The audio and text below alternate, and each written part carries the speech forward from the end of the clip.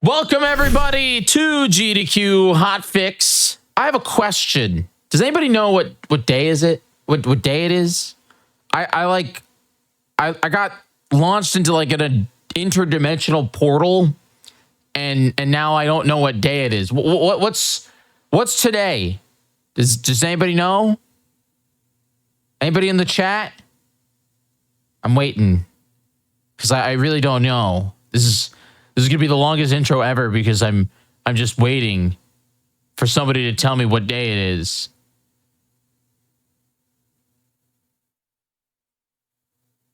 I guess chat doesn't know what day it is. Okay, all right. Well, it is November 16th. That is today's date.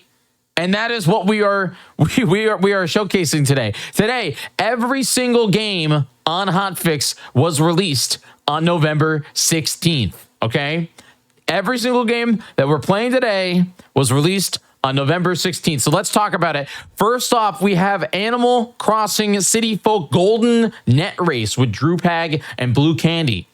Then after that, we have a run of BioShock. We have a run of Super Mario Galaxy, and then we have some Sonic Colors Ultimate, which technically Sonic Colors was released on November 16th, and Sonic Colors Ultimate wasn't, but you guys can all pretend it was, okay? All right, the original game was, all right? The remake, we're playing the remake, okay? All right, that's what we got going on today, November 16th, and I say let's get right into it. Let's get right into this Animal Crossing City Folk Golden Net Race. Blue Candy, Drew, how are you? I'm doing good, Jakey. What's going on? I'm good. I'm rocking. Today's November 16th. Nobody in chat knew that, so clearly we have to educate them on November 16th. We will be doing that with this game and its beauty, its brilliance, and all of the bugs contained within it. Mm-hmm. The bugs. So explain everybody that might not be familiar just with this run, what you two are going to be doing. Okay, I'll start, and then Drew can actually introduce himself. Don't worry, Drew, I got you. Sorry about that. I'm going to go back. I promise. All right, so Golden Net speedrun in this game from a new game save file, meaning we start at a new town. We'll show you the map next to us, and we've got all the bugs listed. We're going to catch every one of those at least one time, and that gives us the Golden Net once we're done. And yes, we can time travel, rather. Otherwise, Jiggy, it wouldn't be November 16th anymore when we finish this run for you. So that is the goal. It'll always be November 16th in our heart. Yeah, very simple in nature, and the beauty in it is just trying to optimize it as few date travels as possible, and also setting up our town to efficiently get bugs to spawn, because some of them are really rare, and we'll certainly come to find that out in the race. So how does that make you feel, Drew? Pretty good, Andy. I think you covered a lot well. But yeah, I mean, this is my favorite speed game. This is my favorite speed run. And on the surface, it seems pretty simple, just catch 64 bugs and go from there. But as we'll find pretty soon, there's a lot of depth to it that you might not think. So I'm excited to get into it. Yeah. So, I mean, Drew, why don't you just tell the chat just a little bit about you as well. And then Blue Candy, if you want to do that little spiel before we get started too, that'd be really great. Just so they know. Yeah. So I'm Drew. I speedrun Animal Crossing games pretty much exclusively. I started 3.5 years ago or so, and as I mentioned, this is my favorite game, my favorite run. So I'm excited to share it with everyone. I don't blame you. I found Drew speedrunning this 3 years ago, and I couldn't help it. This is a fantastic speed game, and it's one of the three that I main essentially as a Nintendo speedrunner. But I'm also a meteorologist, so I do that on the side, and thankfully there's weather to talk about in this game, which makes me super happy. So yeah, I'm excited to show this off again. We did actually do a hotfix race of this last year, and it was brilliant. If you didn't see it, right on the same channel, it is on Games Done Quick's YouTube channel as well. So we'll see if this one is just as close, or if Drew or I are gonna blast each other out of the water. It's all down to luck in the end, and there's only so much we can do to optimize it, but should make for a great showcase. We're gonna show you some different routes as well, how to tackle setting up all of the different bugs we can catch. Cool. All right. Whenever you're ready, we can start us off. All right, I gotta reset. I'm in some faux town right now. I gotta make sure I get the real thing up. So we're gonna just do one map each, pretty much, unless it's so absolutely terrible for trying to optimize the run. But we're just gonna go in with it, and yeah, I am ready. Are you ready, Drew? Yep, I'm all set. All right, Jiggy, you can give us a countdown. All right. We are starting the Great Bug Off in 5, 4, 3, 2, 1. Go. Yay. Good luck. Thank you. Yeah, you too. We absolutely need the luck from everybody in chat. Mhm. All right, chat, post your favorite bug right now. Favorite bug from Animal Crossing. Yes, I have the chat up so I can read. Only on the occasion though. I can't spend too much time looking at it because there are lots of things to look at on the screen at any given time. Mhm. I don't know. I was always a big beetle guy. Like when I saw a beetle on the tree, I was just like, it's time, you know? Big bug, big money. I agree with that. Big bug, big money. So we've got the map coming up here. This is going to be main difference between us, really. Randomly generated at the beginning. And like Andy said, we're starting from a fresh town, so we kind of got to take what we get and go with it. I've got an interesting map here, to say the least. Mine is mid. Yeah, I'm happy enough with it. Could be better, could be worse. I guess it's fun. But man, my chores are going to be slow. So we refreshed both of our maps next to our webcams. You'll see the current town layout that we have. And both of us are currently studying it, memorizing it, because we need to know where everything is. And at the start of the run, there'll be 3 villagers outside and 3 villagers inside every time. Tom Nook will ask us to do chores for 3 of them, randomly between the 3. So which ones he chooses can make a big difference. Just a couple of minutes, really.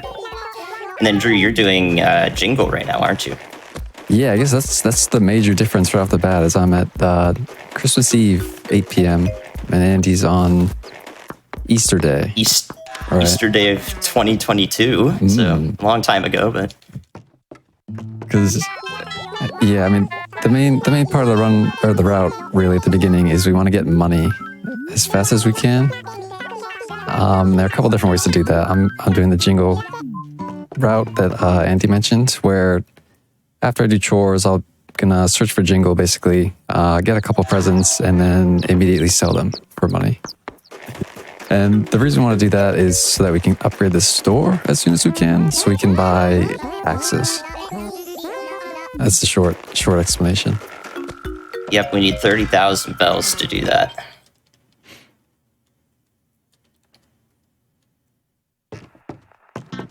I almost forgot I can't go in the house to buy it until I talk to Pelly. Yeah. Basic things. Oh, no, go ahead.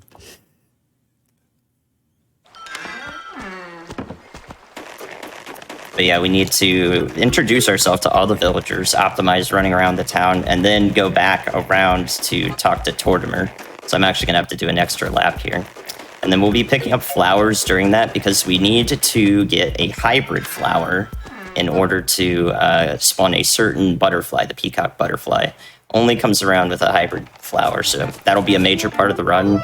And then the other thing that's kind of locked behind RNG as to whether we can spawn bugs or not is the palm tree, spawned by planting a coconut. And of course, this is in Japanese. So go ahead.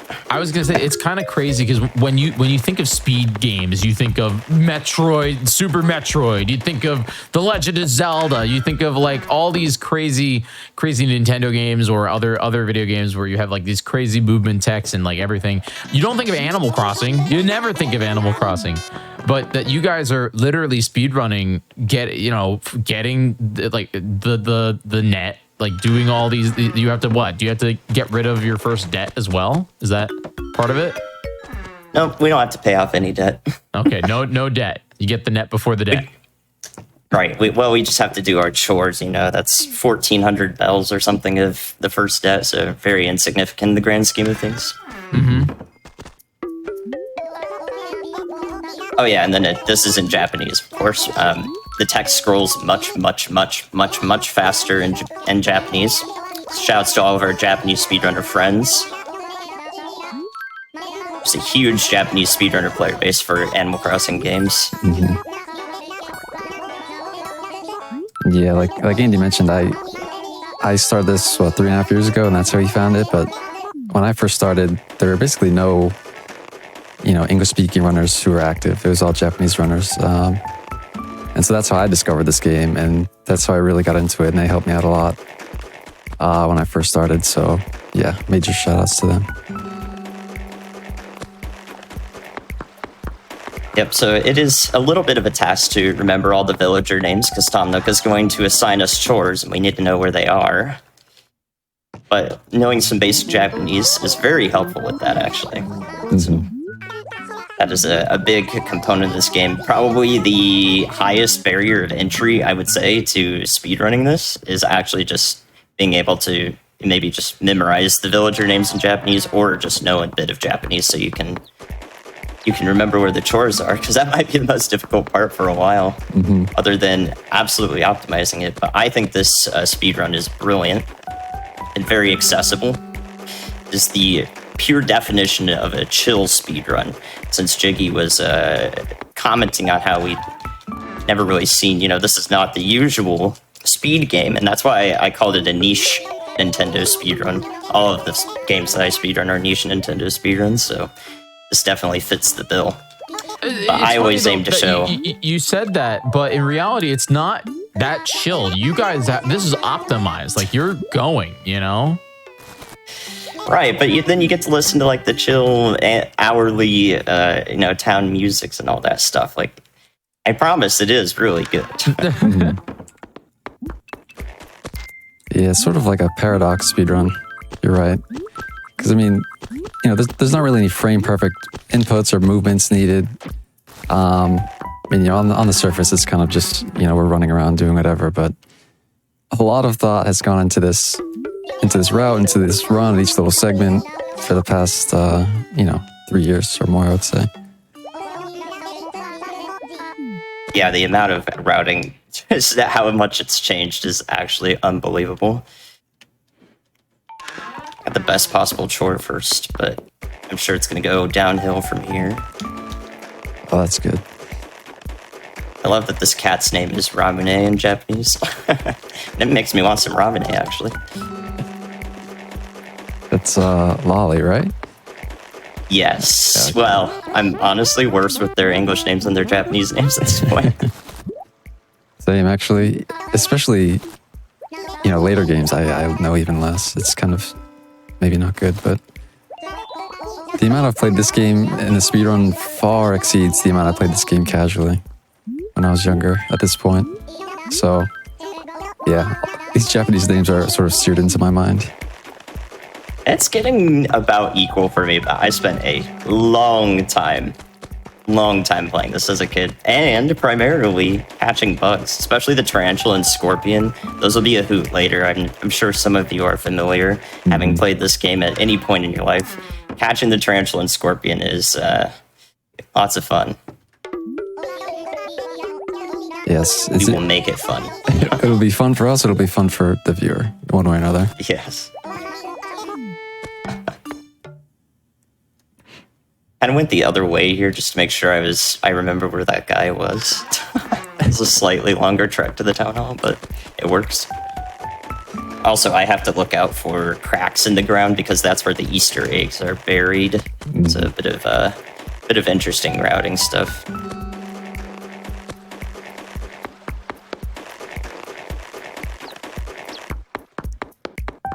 See, I'm sending my letter right now. Is that what you're doing? That's literally just clicked it on Peli.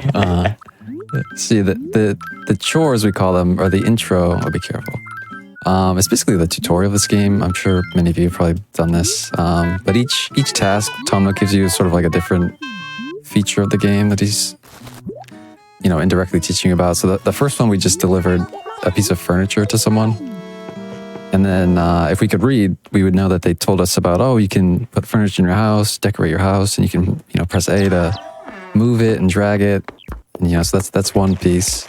And right there, we just sent a letter. So that is, teaching the player how to send letters and how you can communicate with your villagers that way or send letters to other players. And then coming up is the carpet delivery, which will teach us about carpets, which we may not have known until then. How to place them in your house. Mm-hmm. Got to learn about the carpets, Yeah.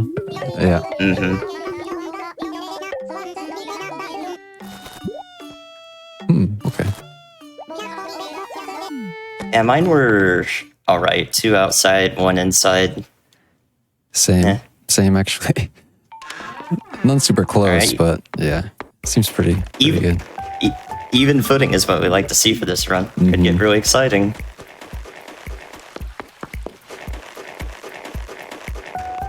Assuming this is, yeah. I like to double check during the races, just in case. I just went for it. Guns blaze. Brave. Yeah, very. But Nook didn't say I needed to send a letter again, so I think I got it right.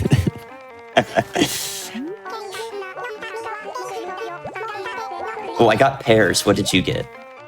Oh, I will have to get back to you on that. I'm talking to Vesta right now. In her textile Didn't even house. take note of your... People's favorite thing is like your town fruit. How do you not even take note of that?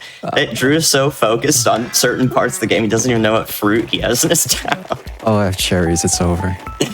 Oh, those look like scorpions. It's a scorpion in tail the wrong fruit. lighting. Yeah. Yeah, it's so annoying. That is pretty funny. I'll let you deal with that. Yeah. Yeah, I mean, at this point, I've done this so many times, right? A lot of stuff is sort of a blur. I guess the fruit selection is one of them, but it does come Favorite into town play. fruit chat? Let's hear your favorite town fruit chat. I was always an orange guy. I got really excited when I saw oranges, and then I found out that oranges are like everyone's least favorite to get. Oh, really? I kind of like oranges. My favorite color. Yeah, it's my favorite color. I know my name has a different color in it. That doesn't matter. My favorite color. When I was a kid, my first Animal Crossing game was the original on GameCube. And I didn't really play that game. I really sunk my teeth into Wild World. And I remember I had oranges and my friend had pears. And my friend, we ended up getting pears. I ended up getting pears on my island from them, and they just sold for more. And so I just instantly thought, wow, oranges suck. So I just assumed oranges were terrible from then on. That's fair. Oh my gosh, I picked up so many flowers, Drew. I always do this to myself. Really? I mean, I guess you'd rather have too many than not enough, right? Yeah, I also went in the town hall. Classic. Actual classic. Oh, Instead of writing on the bulletin board. Yeah. That's too classic. I'm sorry. I was focused on the flowers. RNG manipulation. Any mistake we make today, guys, we'll just call it RNG manip. Just frame delay tactics. See, I just wrote on the board. I've got a bit of a journey back to the shop. But yeah, this is the final chore here. So we're gonna start playing the game, sort of. Yeah, sort of. There is a bit of a long startup, I guess. We're not gonna. Yeah, I know. We haven't caught a bug yet in our catch-all bug speedrun. It's a little bit surprising.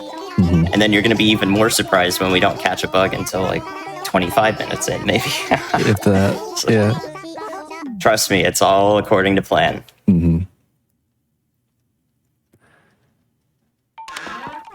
Okay, so I'm free from Tom Nook, and now I need to search for Jingle, who will be somewhere outside here on Christmas Eve. So hopefully I find him quick, and hopefully I find him near a building. That would be ideal. We'll see. There's nothing quite like selling your things and getting 992 bells. Come on, man. No. I just need 1,000. That's ridiculous. Because shovel costs 500, the net costs 500, so gonna have to go to... Extra flour? I mean, I didn't want to part ways. That's fair. Plus, I have white pansies too. It's your favorite, I know. Oh, I do love those, or at least the blue pansies output potential. I got baited by this dog. That's not Jingle. That's someone else. So Drew is gonna find 2 presents from Jingle. He has to change an accessory or something about him so Jingle doesn't recognize him. And then I have to dig up 3 eggs that give me stickers. And those stickers will exchange for Easter furniture. And those 2 and 3 numbers, those will equate to just what we need for 30,000 bells exchanged with Tom Nook. That way he upgrades his shop in 8 days. So I invite you, Chad, to guess how many eggs it's going to take me to get 3 stickers. There are 10 stickers and 30 eggs buried. It's 1 in 3 chance per thing. See if anyone can guess the number correct. How many eggs? I will go 6. I'm feeling average luck. Jiggy, guess. Ooh, I'm thinking 5. You know? 5? Yeah. Okay, I dug up 5. Let's see if you're right. Yeah. Let's see if you're gonna get another one. Or if you need 0 another for 1. 1 for 2. Not 5. 4. Not Guaranteed. 5. 2 for 5. Just need 1 more. Yeah, I did find Jingle. I got lucky that he was in the town hall acre, and so I was able to do the so-called Jingle loop, where you talk to him, go in a building, change your accessory, and then go back out, and then it basically allows you to get 2 presents from him without him warping sometimes, which is ideal, basically. I'm up to 7. No. Yeah, 7. Oh, Pitfall. Classic. Yeah, that is classic and rare. I'm sorry, there's only one of those. Oh. So this shows how the Jingle method can be superior, but we really want to show you the route differences first and foremost. All right, that's fine. I'll go 8. Now I have to run all the way back, though. Okay. We won't be too far apart. I had a slight lead on the chores. Yeah, just finished up the first day. And I bought and sold to get to 30K. Now I need to go plus 7. 8. I think it's 8. I thought it was 8 too, and then apparently it's 7. This might be an update in the recent months. Oh, should I try it out? I'll go to the 24th instead of the 25th. No, I can't do that. It's too risky. I gotta do what I know. At your own risk. I'm what's the word? Not liable for any damages or otherwise. Oh, this is actual sabotage making me reconsider things. Live in the race? I was not expecting. This is not scripted at all. So. I'm sorry. You could check the records. I just went plus 7. So if it doesn't work, that's on me. Fair enough. But yeah, I went plus 7, then plus 2, because it takes 1 day where the store is under construction, basically, before it upgrades. Over here. Oh, and I'm going to try a technique called the Rossetti skip. Good luck. I believe in you. Oh, I failed it. I'm sorry. Oh, bummer. So here's a question. Maybe you already asked, or you've already said this, but why do you need to upgrade the store? Out of curiosity. Yeah, so we need axes, basically is the bottom line. And in this game, axes aren't available in the store until you upgrade it at least once. So both of us are probably only going to upgrade it once. There's an option to upgrade it twice in some situations, but once is enough. And is that just to clear out the trees so that more bugs have room to spawn? Is that the bit? That's exactly it. Yeah. So we're going to be basically controlling where the trees are.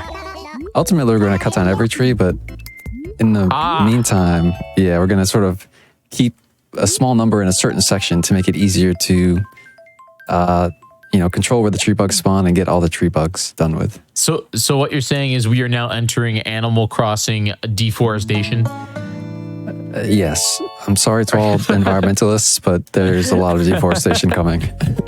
Yes, a lot. And Drew probably will do it like a little bit at a time. I plan on chopping them all down at the same time. So it will be very cathartic for those who need that. It does offer that service. And that's another part of the chill speedrun. Despite what Jiggy is saying, it's very stressed right now, but actually this is super chill until we get to the tarantula and scorpion. Then I would be says stressed. As he frantically enters numbers to move forward in time. I'm losing precious milliseconds. Yeah, I know. So Drew's actually using a USB keyboard. You are right, Drew. Or are you trying to level the game? That's right. Yeah, I'm sorry. I didn't know. I'm going for No, it. you're good. You're good. Yeah. So the USB number pad, like Andy said, allows you to put in numbers for certain menus. One of them is the date change menu, which does help. It makes it faster, really. It might seem like a small thing, but it can add up. And it is easier too, just typing versus using the pointer sometimes. So yeah, at this point, I always use this thing. It's kind of nice. Definitely have to talk to her. So one of the biggest problem bugs in this game, in this run, is the flea. And in order for the flea to show up, you actually have to talk to the villagers. Otherwise, they haven't passed their introductory phase and thus cannot... they can't spawn a flea, essentially, because they don't know you yet. So they have to know you in order to spawn a flea, and it is just extraordinarily annoying to try to get that thing. Mm-hmm.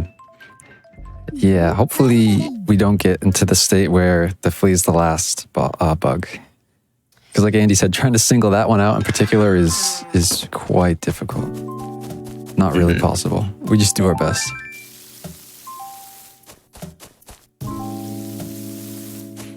Ooh, we love Nook Mart here. I love Nook Mart.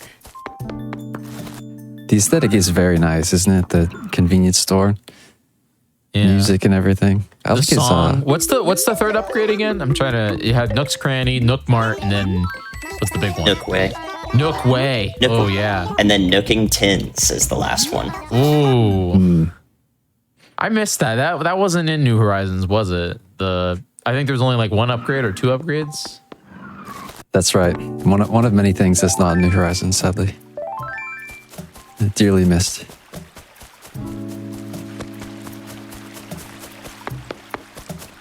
So I just got a net, which is good for my golden net speed run.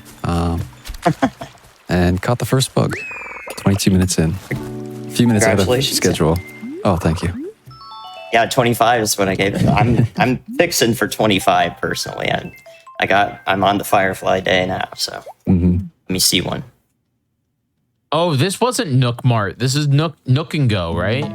Yeah, Did I yes, mess up? it is You didn't correct me. You guys got to correct me. It just sounded good, you know? I kind of liked it, yeah. Maybe it was like a regional thing.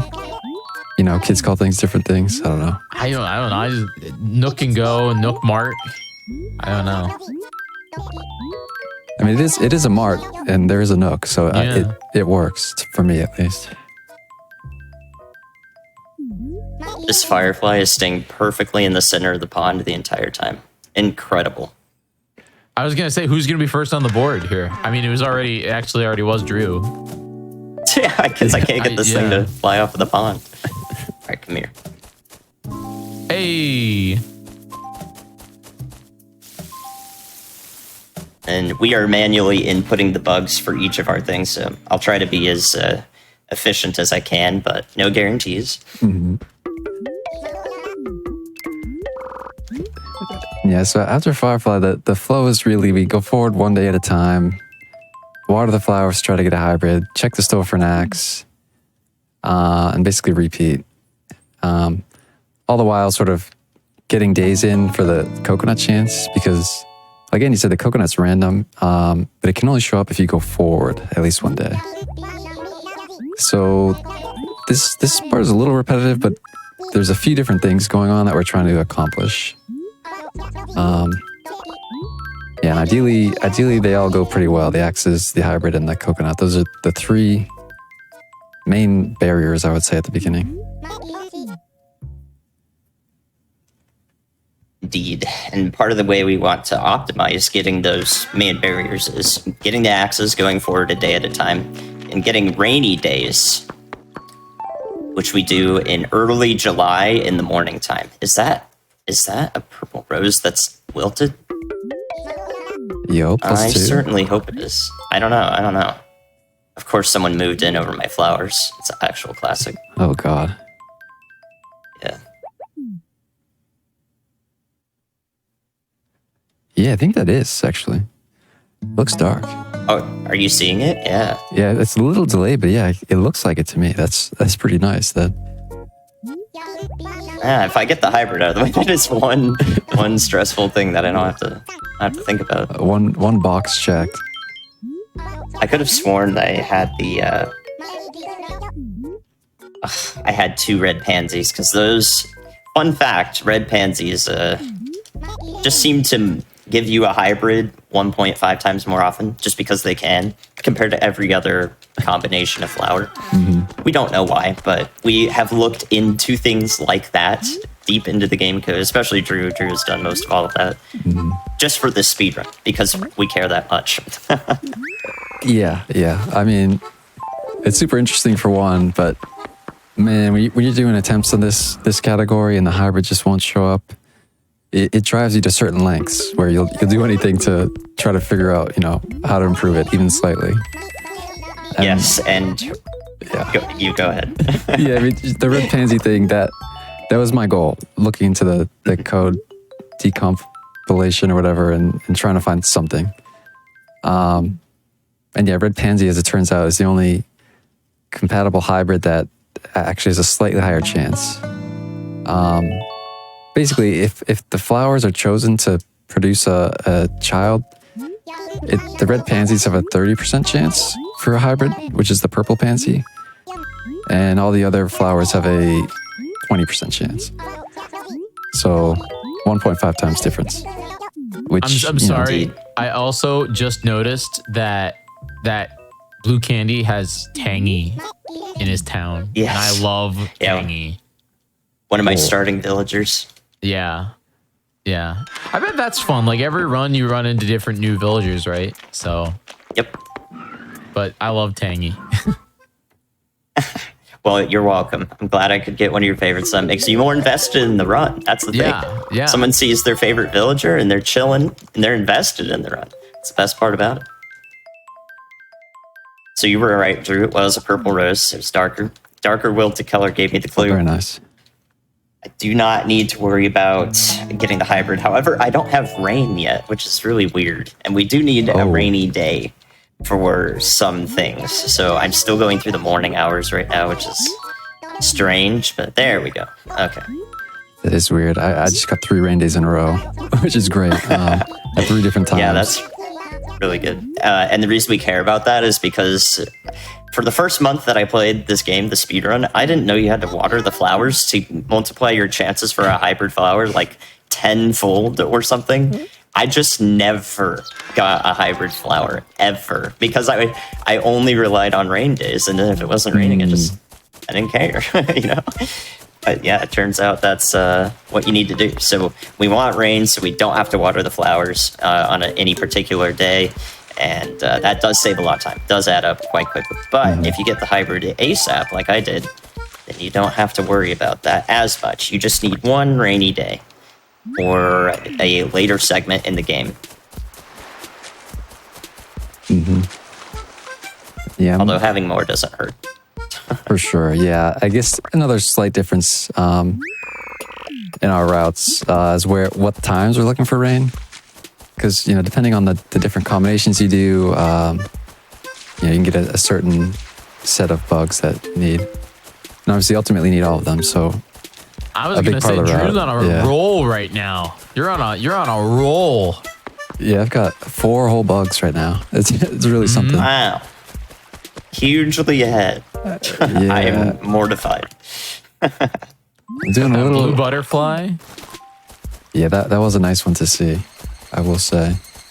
I'm Oh, the- yeah, doing a little detour. I'm trying to see if I have a coconut. It looks like probably not, oh, you're already going for that? because I did get 3 rain days in a row. Okay, And- yeah, it's brilliant. Yeah, so one thing I noticed doing runs is that if you see a certain weather at a certain date and time, the weather will always be the same at that date and time, even if you go back to it. So, in theory, if I had a coconut, I could go back to my 3 rain days and just repeat those, basically to make the hybrid faster, because it's faster than watering. Unfortunately, I don't have a coconut yet, so I don't really want to risk going backwards, because Well, it's that's one okay. less chance. Yeah. I'm not running away from it. I'm not running away from you because I only have 1 axe.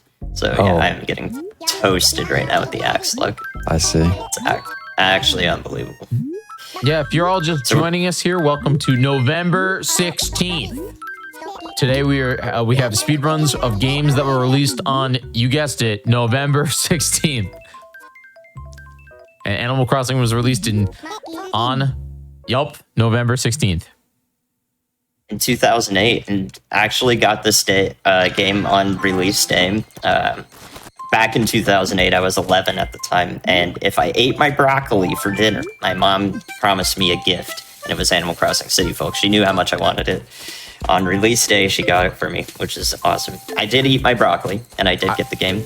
I was gonna say, like, this is a learning lesson. Now everyone knows that if you eat broccoli, you get Animal Crossing City Folk. Yes, it was certainly a dish of broccoli that I will forever remember. November 16th, very special day. Good old November 16th.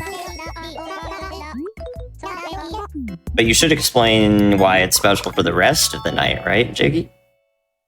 Or the rest of the day for what you're doing. We have all kinds of different games that we're going to be showcasing today.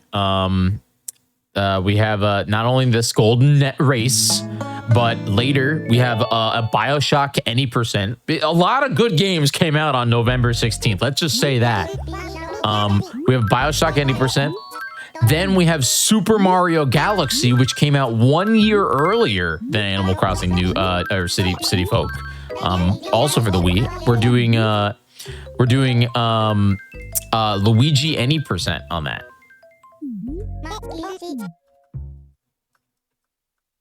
And then we're wrapping up the day with Sonic Colors Ultimate.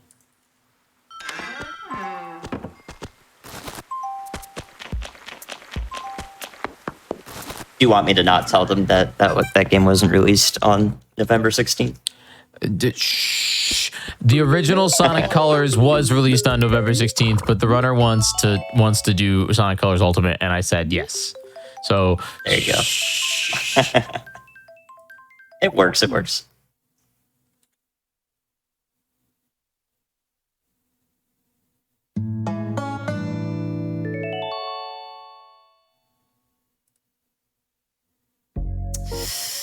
These axes are toasting me. It's a 3 out of 7 chance to get one on any particular day. And I'm just...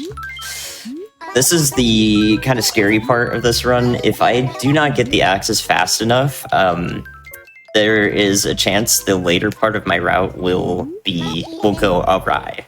And what happens there is later on we go forward 3 times in big leaps. And if you've ever time traveled in Animal Crossing, in Wild World and on, you know about the Rafflesia flower.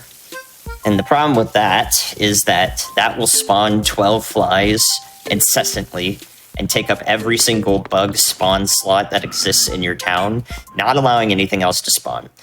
And thankfully, I do know how to get rid of it quickly enough. You don't have to pick every weed in the town, just everyone in the acre and slightly surrounding it. Like, enough, essentially. Ooh, Pascal is here. Very interesting. Oh, What's that? I think that's a lanternfly.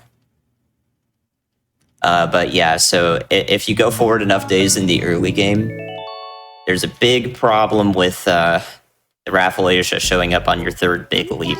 So I'm hoping that doesn't happen, and I could get these axes fast enough, but that could start becoming a concern for me very quickly if I don't get enough axes. So the marker that we're shooting for here is we want 8 or 9 axes minimum, essentially. Usually 10 axes on average will clear out the entire town. So I still only have 2. Oh. This is really bad. Yeah, I think I'm 2 for 10 right now. So very much below average. I think I'm 4 for 11, which is probably about average. Maybe a little worse, but nah. So like Drew said, if you're just getting here, the 3 big blocks we're trying to get right now so that we can have access to and catch one of every bug in the game to get the golden net. The 3 big blocks that are getting enough axes, we need to control the forest in the town, which is chopping it all down, so that we can get certain types of bugs to spawn much more often in certain date ranges. So that's the first big one. The second one is the flower I have in my mouth. That's a hybrid flower. We need that for the peacock butterfly in particular. Can't get that bug, that butterfly, without the hybrid flower. And only certain types of hybrids work for that as well. Purple, black, or blue. And then the last one we need is the coconut to start planting palm trees. And once we have all 3 of those things that we don't start with, essentially, then we will be able to catch every bug. We'll have access to every bug. From there, it's about optimizing our dates that we pick, dates and times, and as well as the town layout and how we are essentially, what's the word for it? Just manipulating our town, just destroying everything that we don't want that could spawn bugs that cause us to spend much more time scaring them away. Yes. So it's a beautiful matrix of things to memorize. Absolutely. Yeah, we're basically a massive terraforming operation for the sole purpose of catching bugs at the expense of everyone else in the town. But, you know, you gotta do what you gotta do. That guy, and I got one other weird dude. Oh, yeah, the lanternfly. So. Sorry, I forgot to mark my bugs again. I know I'm at 3. Very, gotta make sure we stay up to up to speed here. It's 6 to 3, yeah. Some people might say I have twice as many, but I wouldn't. Oh, dang. I was gonna say technically Drew's ahead right now, but I don't know. I still believe in you, Blue Candy. You have Tangy at your side, you know. Thank you. I just scared away an oak silk moth, which is terrible, but yeah, if I had that, I would be very happy, but I didn't see it because I was coming up from I was going from top to bottom. Can't see the bugs in time, and that is the most skittish bug in the game, pretty much. So not happy about that one, but I went up because I saw a saw stag and then decided not to catch it. Oh. And then turns out the oak silk was on my usual commute over to Tom Nook's. A true classic. Yeah, it happens. It's so hard trying to balance, doing everything fast versus being cautious to, not scare the bugs.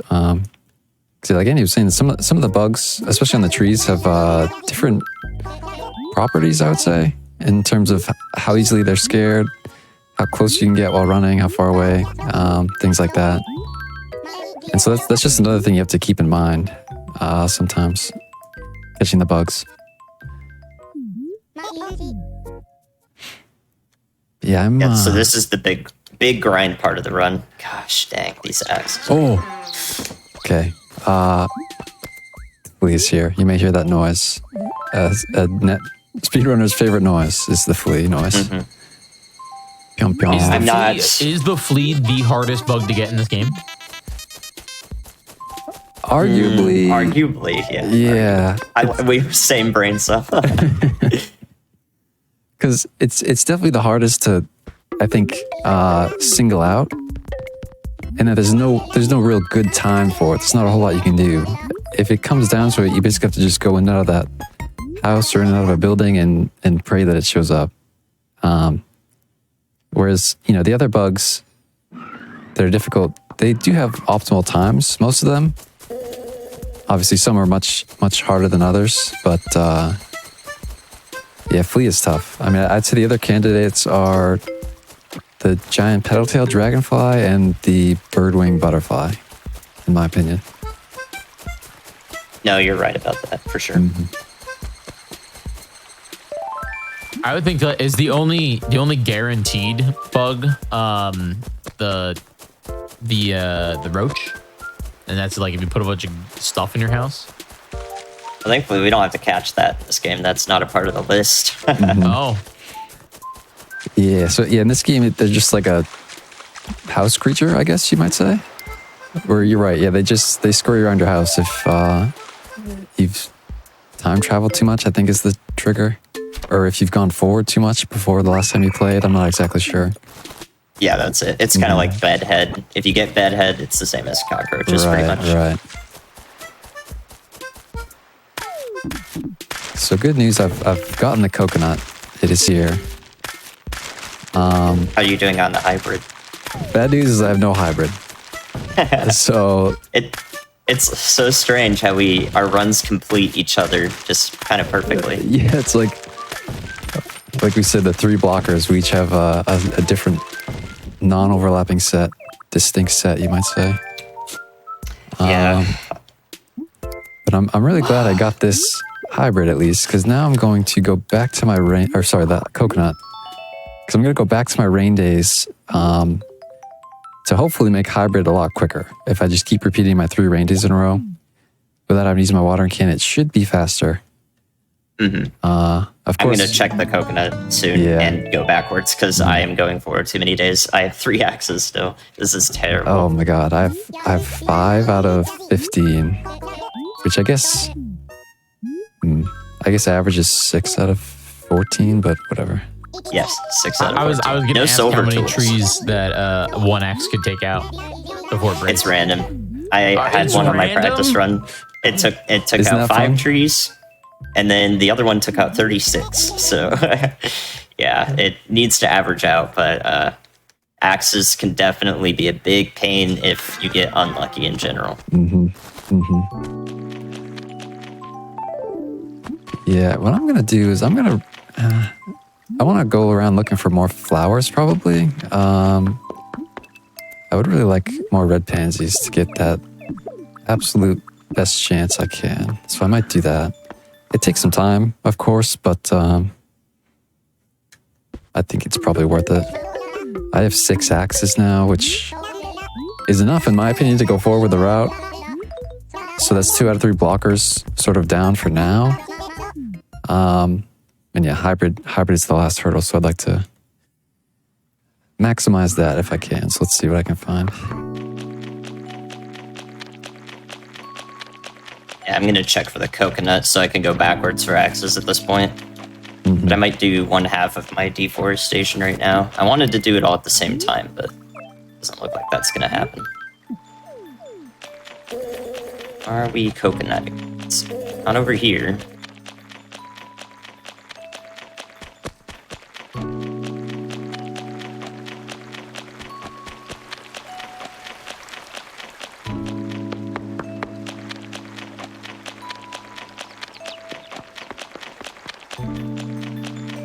Tactical save and quit. I have that super long,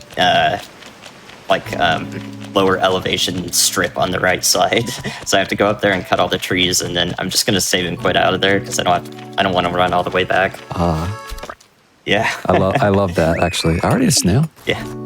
Anyway, yeah, I mean, that's like the small things. Like, you might be like, oh, who cares, you know? But it's like, yeah, it's a small time save that I really like, and it adds up in the end, I think.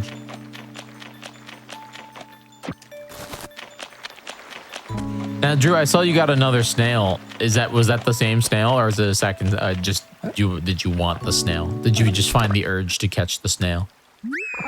Yeah, it's some primal instinct to catch the snail there. Even though I did already have one.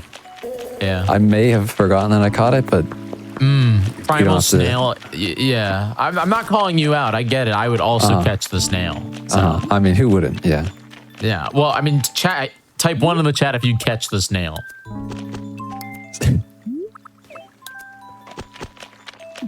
Nice. Emperor butterfly is really good to have. Oh, nice. Yeah, you got the emperor. A little scared. Interesting. Is there another? Okay. Okay, good to know that everybody in chat would catch the snail. Okay. You have a thank lot you. of supporters there, Drew. That's very validating. I appreciate that. Yeah. We snail lovers stand together. Yes, you have a flea. You don't need to worry about how many you want to catch. You can just get a whole garden of them if you want. That's true. One flea is worth 1,000 snails, as they say. Oh, Drew, you also have Ruby in your man. Good villagers. Good villagers. Yeah. I think isn't that bunny named Ruby? Don't I have Ruby too? Do you also have? Do you? Do you both have Ruby? The red-eyed It's white possible. Red bunny? eyes. Yeah. Oh no. I have the other bunny. All right, Blue Candy's about to get Yes. bead. Nice. So the trick with bees is as long as you run far away enough. To me, it seems like they have an invulnerability timer. Like as long as you run far away enough, the general timing for them will stay the same, and you'll pretty much always get them. But if you don't run far away enough from them, you'll never catch it with the same method. It took me a while to figure that out, but that's why I ran so far away. But you could go sideways, you could go pretty much any direction, and your net will practically catch them every time as long as you time it right when they are on the screen, right when they enter the screen from any direction.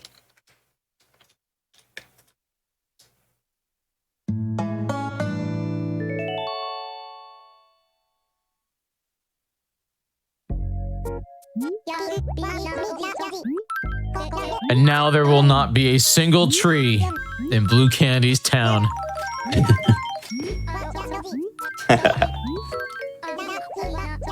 It's funny, you would think you would need trees for the bugs. Oh, you do. We will be saving a lucky few. But we'll be setting them up in an optimal way, essentially, as best we can to maximize tree bug spawns. I'm sorry, Blue Candy. You just scared away A that bug. fruit beetle. Yeah, That fruit beetle is as common as they come, so I think that's my third one. I scared one. Yeah. Now the problem is if you get too into your head and you're like, oh, I probably already got that because it's so common, then yeah, you might forget. That definitely didn't happen to me in my PB. Yeah. Oh. Well, that's the thing is when you're doing the tracker, you're filling it out. That could be the issue where you mark it because you think you have it, But and then you lose 3 minutes in your personal best. Oh, dear. No. A true classic. It happens. It happens. Yeah, it happened to me in my Wild World Golden Net PB. The yellow butterfly. I caught two common butterflies by accident. Cost me a few minutes, so that was nice. That's exactly what mine was too. I marked the common butterfly because I caught the yellow and I thought I needed a yellow again. Oh man, yeah. Yeah. If I didn't do that, I would only be 3 minutes behind your record. I'd have like a 139. Yeah. Still pretty amazing time though. 144. 142. Oh wow. Okay. Yeah, Drew and I have the first and second best times in this category, respectively, because we both we have that equal level of love for the game. Yeah. Love, dedication, and just deep knowledge of the route. I would say those three things go a long way. Again, it's so interesting to me because you might not think of bees. You might It's not okay. think I of plan on. and you lost the Yeah. blue candy. Bad Lots luck of- right now. Lots of bummers going around right now. What I was gonna say is, again, you might not feel like Animal Crossing is like a speed game, but it is a lot of fun to watch. Yeah, very, very different. Again, but I don't know. Obviously, I enjoy it. This is basically the only game series I run.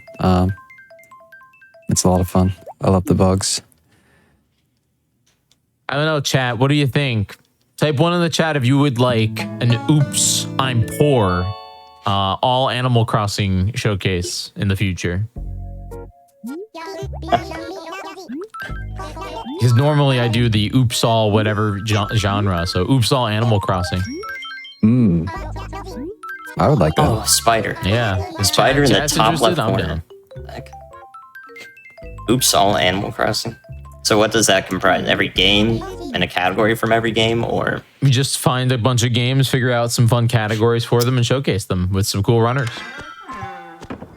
Okay, all right.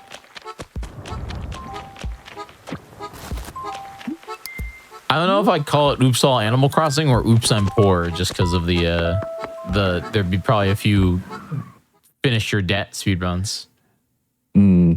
Yeah, that is a common category. The all debts run, paying off Yeah. all your debts to unlock, which can be interesting depending on the game. There's certain other games have glitches that help out with that. Okay, but how would you speedrun web fishing? That's my question. You can't really speedrun web fishing. That is a great question. I would have to play it first to give you a better answer, but that game does look pretty great. I'm still missing. I think I'm missing 2 freshwater fish and 1 saltwater, but it's complete RNG with that one.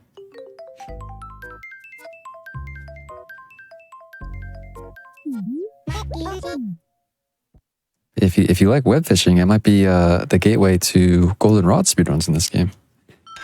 And other Yeah. Animal Crossing games. Yeah, similar to the bugs. You know, you just got to catch all the fish. Oh, there's a purple rose finally. That's good. I would think that Rose. fishing would be even harder than nets because of the fact that you can't see what you're catching. You would be spot on there. It is considerably. Well, I guess it's more straightforward, but it's certainly more difficult. Whereas it's really out of your control what it is, and you can only control the fish shadow sizes to a certain point. And a lot of it's just, fishing up like arowana, for example, I would say is the hardest fish in the game because it's the same size as like the black bass and the carp, which are super common. And so you end up just catching a bunch of those, same sizes until you finally get what you want. And that's not the only fish like that, but yeah, it's fun. It's different, but it's still fun. Yeah, with web fishing, there is no shadow. It's just complete RNG. Oh wow, that's even more gacha-like, huh? Yeah. Oh, yeah. It's a lot of fun, though. I won't lie. Type 1 in the chat if you guys have been playing some web fishing. Not an Animal Crossing game, but it's in the same animals who like to fish genre. Same ballpark for sure.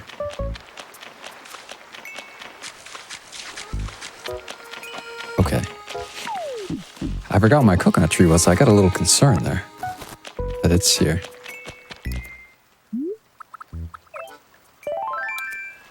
And if you don't know what web fishing is, I hope this is okay, but I will give it a shout out. Definitely go on Steam and check it out because it's a little indie game that is just a lot of fun.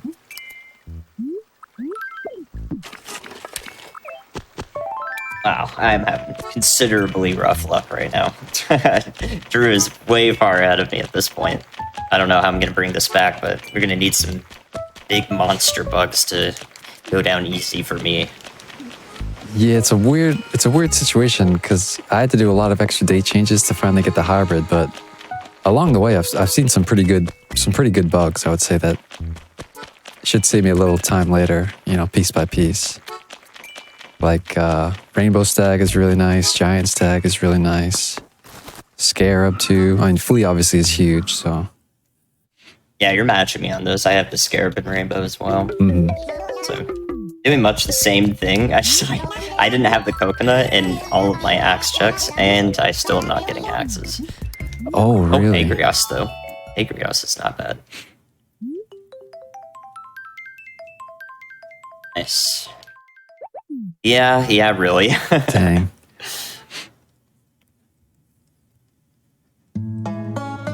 Yeah, I think I'm at 8 axes now. I don't know how many days. At this point, 50 something minutes in, probably like 20 or so.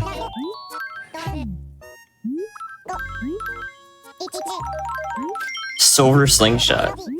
Whoa. Rare item. Yeah, I'll buy it just for you. That's why Andy was referring to the axe chains being about 3 and 7, because there's 7 possible tools, regular tools that can show up, and three spots in the Nookway shop. But there's a small chance for the silver tools to show up, which is where that other unknown percent comes in. Yeah, maybe on September day, and I turn up some Joan. Oops, I was supposed to say no to our explanation. Wow, 55 minutes, yeah.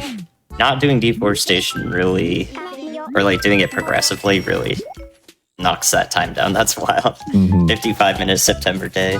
I used to dream of those times back in the But my PB has a 49-minute September day, which is really ridiculous. I got like the best possible luck there. So it's going to be a tough one to beat if I ever do go back to it. But I love this speedrun, so very possible that I will.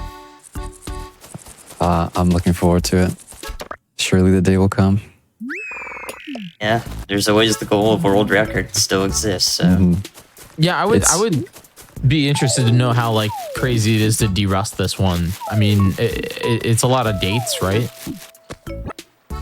Yeah, but like if you know the route, you've done it enough, it kind of comes naturally. So I did my derust run a couple of days ago, because the last time I actually played this was last GDQ Hotfix that we ran it at, which was last year, last November. And my derust run was a 2 hour and 5 minute time, which is 25 minutes better than my race was last year. So if it all comes back to you naturally, like, yeah, everything can just kind of go right or well enough, and you'll see a time like that. I am definitely not on pace for that time, I can tell you that much, unless I get extremely lucky. Yeah, you never know. I mean, this is a run. Obviously, we're doing everything we can to optimize every bug we can, but there's a lot of RNG, a lot of variance, especially in a one-off run where we don't control the map. We don't, reset if like, oh, the axes are so terrible, like what's the point? But it's also, pretty interesting, because we got to adapt, right, to whatever the game throws at us, good or bad. Yep, it's all about iterative adaptation.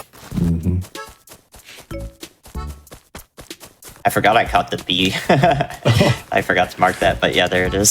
Sorry. Definitely forgot about that one. Okay, I gotta check for a coconut now. If I don't have that, yeah, I'm really worried about the Rafflesia, I'm not gonna lie. Is that?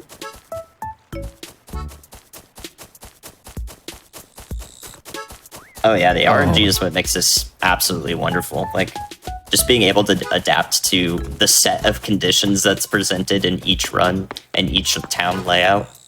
It's very satisfying. Yeah, I got another flea. I'm sorry. You're taking all of my luck? I didn't want to say it, but I did. I'm sorry.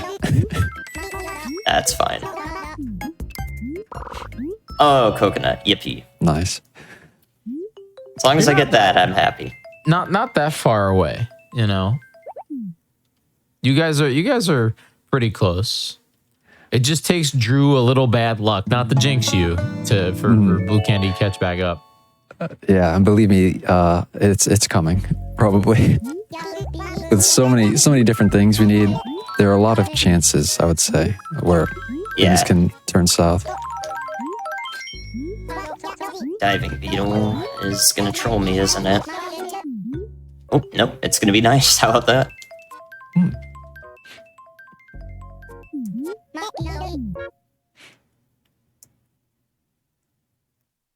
Oh, my silver slingshot. Forget about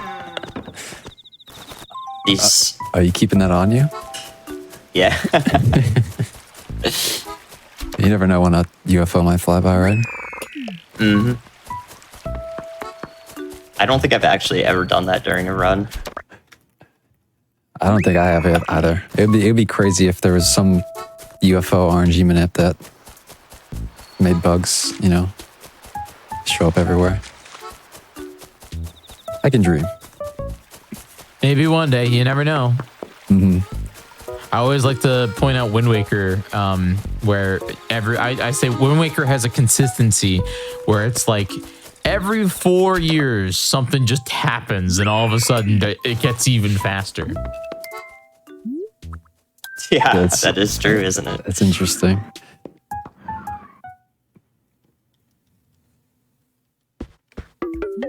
More deforestation.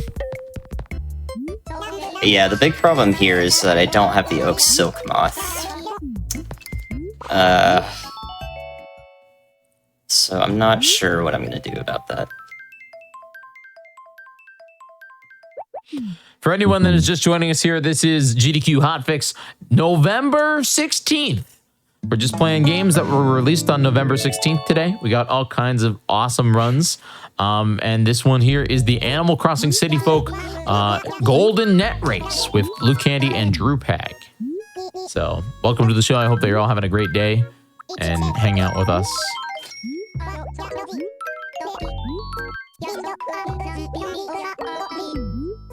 Aminbo. Got the pond skater. Nice. Having both water bugs done is kind of nice, but the Raha Brook is a butterfly that can only spawn over water as well, so a little bit of a weird situation, but that means that later there's going to be a butterfly segment that I do later, trying to get every butterfly that I'm missing, and not having to check the water as much is really helpful with that. Oh, dang. I'm getting stung by bees, but there's a banded dragonfly. Oh. Oh boy. Priorities. Wait, That's B number 2 for Blue Candy. where did it go? All right, chat, get your votes in. How many times will Blue Candy get stung by bees during this run? We're at 2. I'll let the guessing commence. I think it's gone. Dang, I couldn't find it. I also just want to say for everybody in the chat, we do currently have a hype train going on. A hype train in the chat. Your subs, your Prime gifts, your Prime Gaming subs, your give subs, your bits, your cheers, all those things that you do here on the channel go to supporting GDQ Hotfix. So if you enjoy shows like this one, watching all these incredible speedruns, consider subscribing, and let's try to get that hype train to, I don't know, I think 3 is a good one. Can we get it to 3?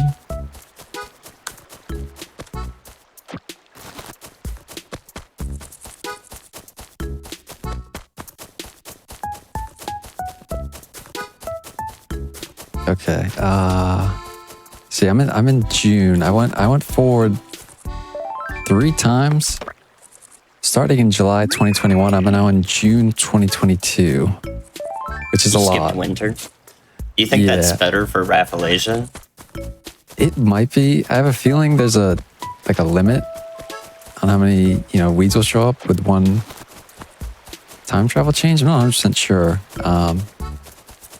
But recently, I've also been trying winter after the trees. But in this case, I have so many axes that I might be able to do winter early. And yeah, like these small route options, they might sound like insignificant, but there's just a bunch of these very small changes you can make that have sort of longer term effects on like the rest of the run. And I don't know, it's pretty interesting to think about. Yeah, currently I'm planning to not time travel forward anymore from here. So I'm currently going around collecting all my flowers getting rid of some that I don't want, and then I'm gonna put all the flowers in one spot, basically, to control where the flower bugs can show up. That's the current goal.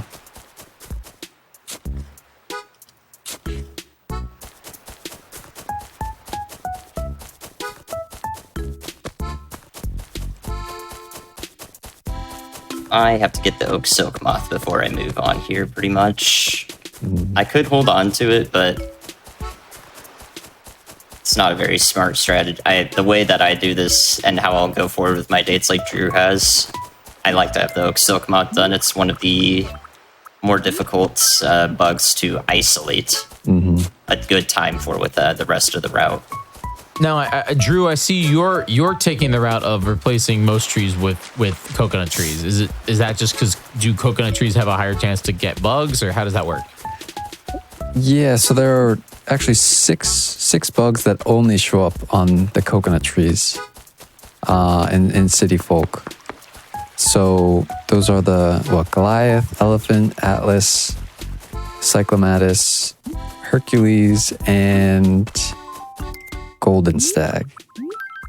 So yeah, we're gonna end up with basically a mix of regular and coconut trees at a ratio basically that will hopefully allow us to get both quickly at the same time. That was B number 3. Oh dear. I got big top again. Drew hasn't been stung a single time here, Blue Candy. Well, yeah. How many axes have you used? I haven't used any yet. I'm accumulating virtue over here. I'm done with June now. Yeah, we had a few questions here from the chat. The first one was just like, what are the hardest bugs to get in this category? I know you guys already mentioned fleas, but is there any others? Yeah, the birdwing butterfly, giant petal tail, and then tarantula and scorpion can be difficult. But the birdwing and the giant petal tail are the worst offenders besides the flea. And then the other question was, what is both of your favorite sets of furniture, like furniture sets in this game? Do you have one? That's a good question. I always like the modern series, actually. Modern is good. I liked exotic when I was a kid. That was the first house room that I decorated with, was the exotic set. But from the newer games, there's one that I can't think of that I really like. I think it got introduced in New Leaf. Oh, a flea. Let's go. Oh, nice. Tangy. I like Froggy Chair. That's it. That's the only one I like. And that's not even a set. It's its own set. It's a She went inside? She just went inside with the flea. I have never seen that in my life. Andy, don't tell me that.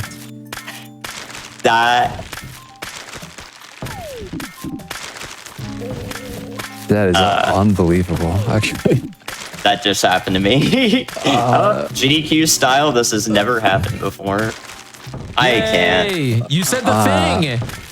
I did. I can't believe I had to say it, but I actually did.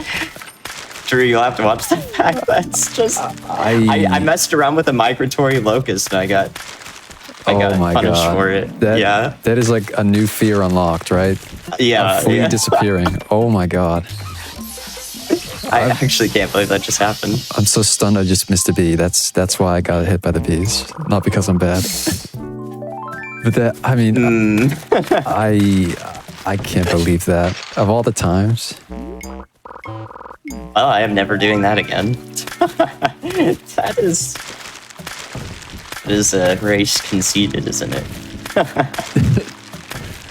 I mean, oh man, it's fair. Like I've seen a flea and an orchid mantis before, and there's certain things like, the flea will stay there. The flea won't despawn if you run away.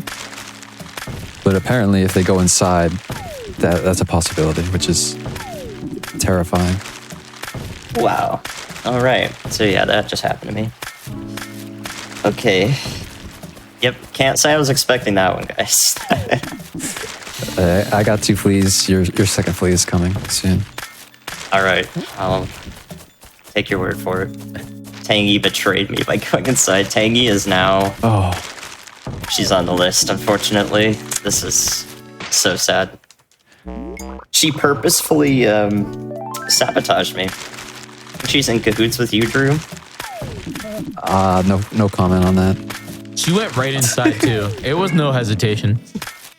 She's just standing there with it. I'm just like, nah. That's ruthless. Nah. Then again, we are cutting down the entire village, so she might not appreciate that. Yeah, I did do a It is fair amount of true. deforestation. Yeah, Already. you did completely ruin the aesthetic of your town by removing every tree. That should mean she gets fleas more often, though, obviously. True.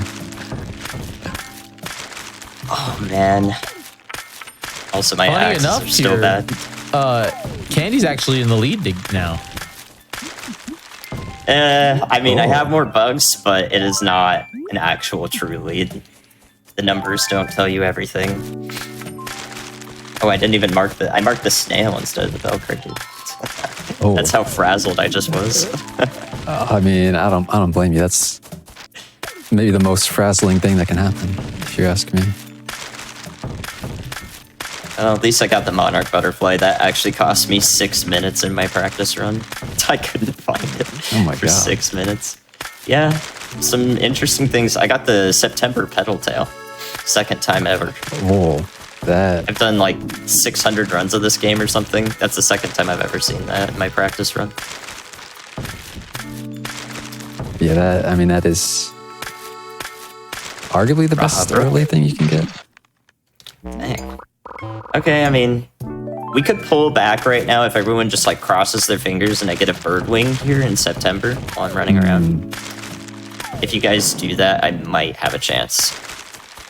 And a flea. I need both those things. Grasshopper. Almond trees are what I need to do here. And red dragonfly. Dang. How was your dragonfly, Drew? Did it treat you well? I've deferred the dragonfly to a later date. I did not find one because yeah, Joan was like right next to my house, so I was like, I'll just come back. Okay. Yeah, I haven't found Joan yet, actually. I don't know where she's at. Everything here except the red dragonfly, so... kind of like to find her.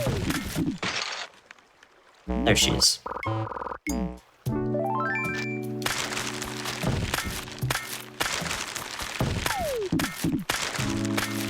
I can't believe we're stonking right now.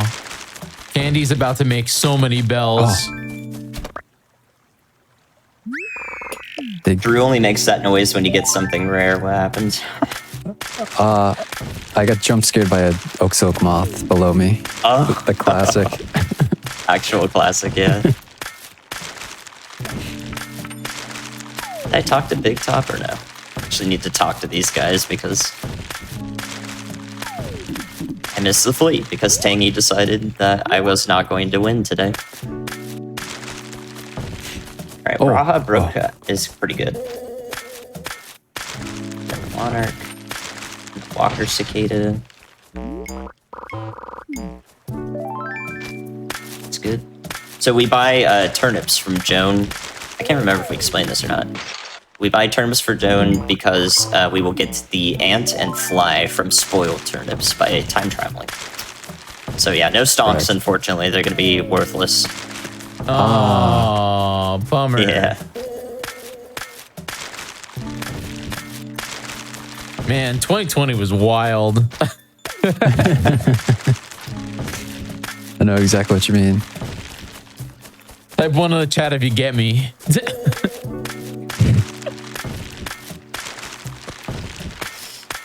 Oh man, what date are you deferring to the red dragonfly? You're just going to do it isolated later? Because I might have to do that. It's Yeah, well, so 4 p.m. is really good for it if that's all you need. In September, right. but yeah. I didn't even get a monarch either, so I might just do daytime and see how it goes. like 358 or something. Get advanced with it. Is the Monarch really 9 to 4? Or 7 to 4? No, it's 4 to 4, isn't it? On 1 month, it's like 4 a.m. It's something weird like that. Yeah, I'm pretty sure it can show up at 4 p.m. September. It's just like a not as good of a chance, you know? This is a weird one to be missing. Very interesting run so far. Yeah. The butterfly luck is pretty good for me, though. That's good. We got Agrius and Raja. Yeah, but I missed the banded dragonflies. I was getting stung by bees. Oh, God. This run is silly. There's all sorts of weirdness happening. Yeah. I mean, that's the beauty of it, though, right? Every run, you know, the order of the bugs you get is never the same. Different stuff shows up at different times. And so, you know, again, you just got to adapt and do your best, really. That is what I'm doing, considering the Orchid Mantis just showed up, too. Oh. That's a big one. Orchid Mantis is a silent killer, I would say, in this game. Absolutely. And there's quite a few of those, really, that you wouldn't expect, right? Another Ra? Oh my goodness, this is... this is strange. Very weird setup. I'm happy with this, though. I'm still not losing time to my PB in this segment. I had a rough time with September morning, I think, but basically the rest of the run was perfect in most ways. So I don't mind spending more time here because there's all those rare things that I could find on the drive-by, essentially. Yeah.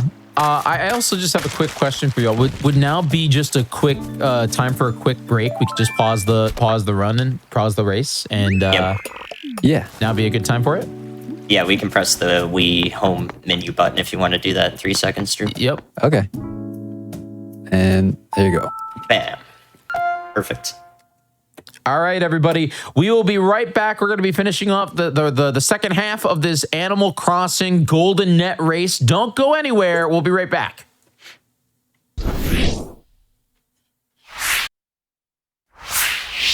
Welcome back, everybody, to November 16th here on GDQ Hotfix. All right, we want to get right back into it here. Animal Crossing City Folk, Golden Net with Drew and Blue Candy.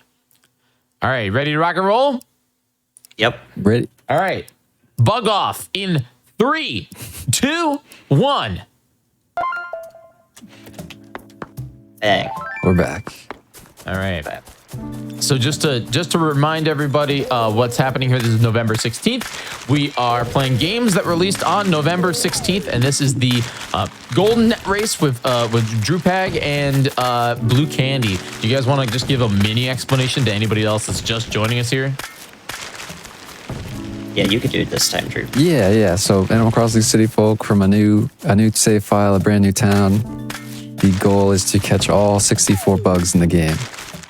There are quite a few hurdles we need to clear along the way to do that. Right now, we're both sort of in the process of manipulating our town to reduce the number of trees to a point that it will be much easier to catch all the tree bugs that we need.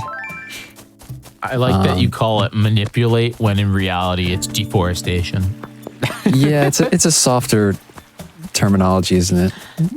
Yeah, we're just gonna, we're just gonna coerce the town. We're just gonna make sure the town's okay with this. We're fine.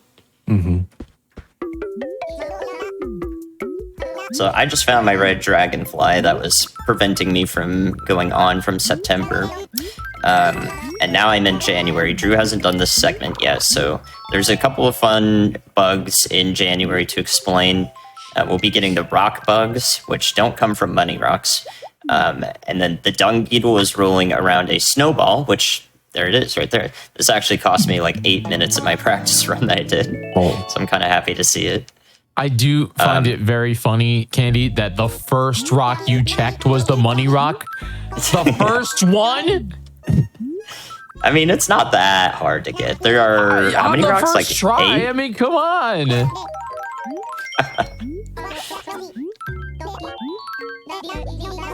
There's the pill bug. All right, so the other thing we need, I couldn't even explain the dung beetle fast enough before I found it. 2 rock bugs, and then the bagworm comes down from trees that you shake. or chop. And then there's also the mole cricket, which we need to be able to listen for because it's underground. We have to dig up the right square or the right hole for it to pop out and then catch it. So a couple of interesting, fun bugs in January.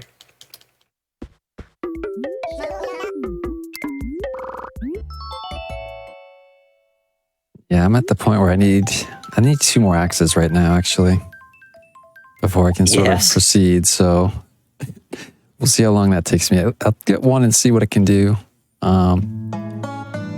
I've got probably 80% of the trees down, so one might be okay.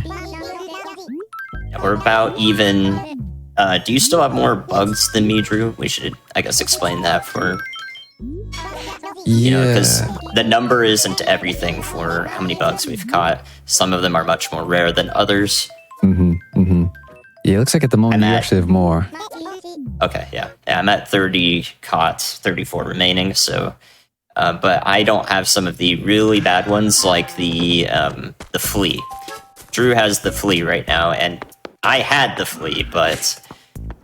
And he trolled you. Villager went inside. And he really got you. Yeah. Got my mole cricket, second dig, so... Let's see if you can get it first try, Drew. I'll hold you to that. The pressure's on with the audio in one ear. I think I can do it. You gotta believe, at least. And get ready to increase that counter for bees. Yeah, there they are.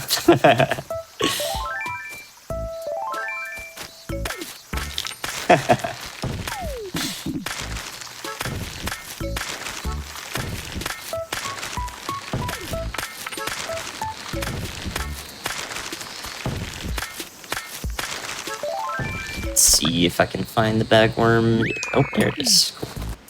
So now I only have the centipede remaining, which is the rarer of the two rock bugs. But there's a weird thing with rocks in this game that I found. Usually the same rocks will spawn a bug. So if this one spawns a bug like that, then it will almost always spawn a bug every time I hit it. And there isn't one already roaming around that I haven't managed to despawn yet. So a little bit of weird behavior with rocks, but it makes it easier to circle around and remember which ones I need to go for, because the centipede can be pretty bad, and that'll be what I go for a while now.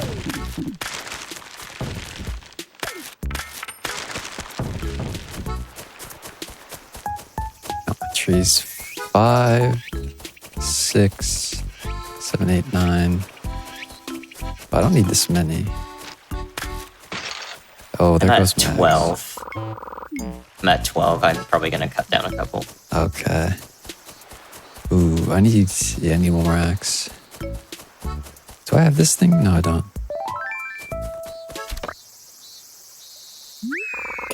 Oh, also something that is really useful in this run is, you see I'm digging up stumps and then planting the coconuts in those stump areas. That's because we know that exact location will always grow a tree, so we don't have to worry about them wilting or dying, essentially. Yep, and the only thing bad that can happen there, I guess, is if it's too close to one of those signposts. Those signposts denote where villagers can move in. And if they move in, you know, when a signpost that's close to a tree, it will delete the tree. So basically, we just have to be careful planting the first coconut to make sure it's not near one of those to avoid an incident. Indeed. I'm actually picking a couple weeds because I'm a little scared. Yeah. The Rafflesia flower will prevent me from catching any more bugs at all, except for the fly, once it spawns in. So we really need that to not happen. And I've gone forward quite a few days because my axe luck has been pitiful. And it also took me a while to find the coconut, which washes up. You have a chance to see it wash up every day that you go forward. So it will stay there once it spawns in. So we're not worried about that, but sometimes it just will not show up for a while. I only have 2 bug rocks that I found, which is kind of weird. And they're both giving me pill bugs. Classic. Yeah, I was looking at the numbers the other day. It's like a 3-to-1 ratio. Pillbug to centipede. 3-to-1 isn't as bad as I thought, honestly. Yeah, so like it doesn't sound like much, but you know, there's usually what, 6 rocks in each town? Yeah, I thought it was like 6 or 8 or something. Yeah, and you know, not every rock has a bug, so centipede can be difficult and annoying, unfortunately.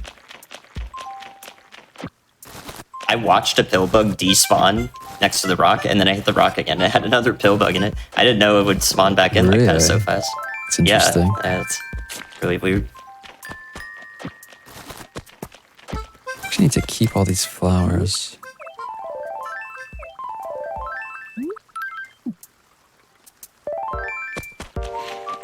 Dude. I'm a roly-poly master right now. Shoutouts Roly Poly Oly. Does anybody know that show? I know you've talked about it before. Hey. Classic bug show. Don't go in the water. Oh my goodness. Ooh. 5? Indeed, and that one done. Alright, here's the moment of truth for me. What happened? I scared a walking stick from a mile away. That was bad. What? That's, Yeah, in your route, the walking stick is really important. Yeah, I did a safety extra brain check for 7 a.m., which is where I'm at. You know, to get the stick. Fortunately, I scared it, but surely it'll show up quickly again. I didn't find the violin beetle in September daytime. I just realized that. So there's a backup for that now, which is June daytime, which is where I'm going. If I have the Rafflesia, I'm going to have to spend like 10 minutes on that. So, oh, and it's also raining. That's interesting. Axe check moment. Hey, we take those. Also, one of my fleet checks moved out, which is great. Oh. This is really going well for me. Oh boy, I do need more axes, so I'm okay with this, but I can only go backwards right now. If I don't have the Rafflesia, which I might, I'm not sure yet. Probably not, but I'd actually give it a 50-50 right now. If I go forward one more day from where I am right now, then I will get the Rafflesia, like guaranteed. Yeah. So it's very dangerous. Like the route is very precise, and that like the number of time travels we can do is it's a haphazard, but it's really interesting how it always comes down to the wire like that. So yeah, I'm a fan. Yeah, for sure. And it's just the product of, again, a seemingly innocent, innocuous speed game that, you know, we've done what we can to really, really push it. And that's a perfect example. Yep. Yep.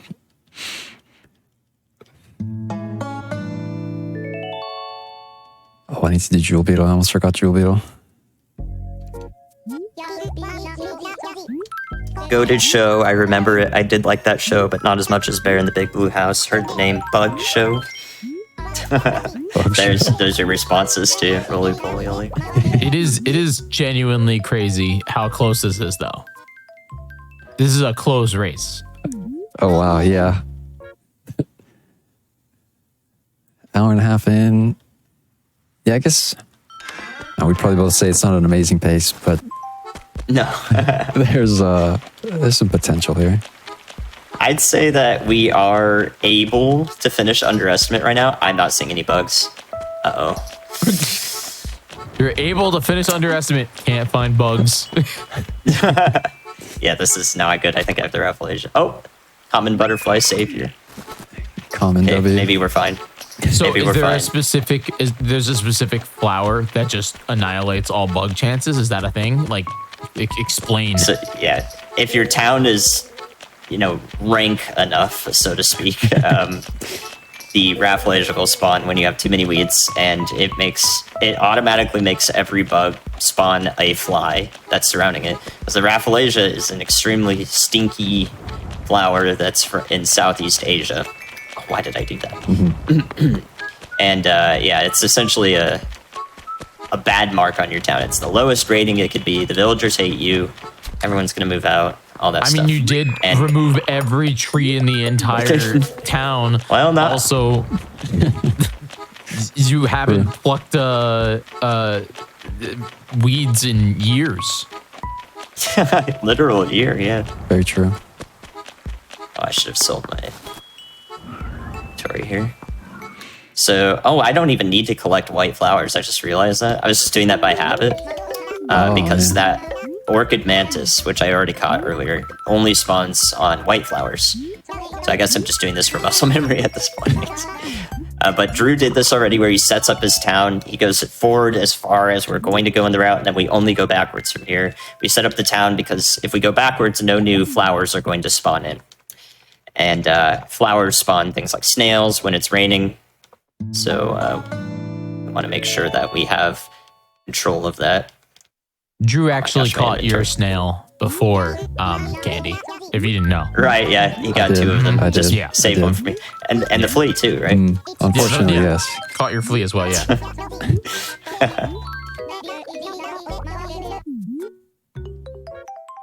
Those 2.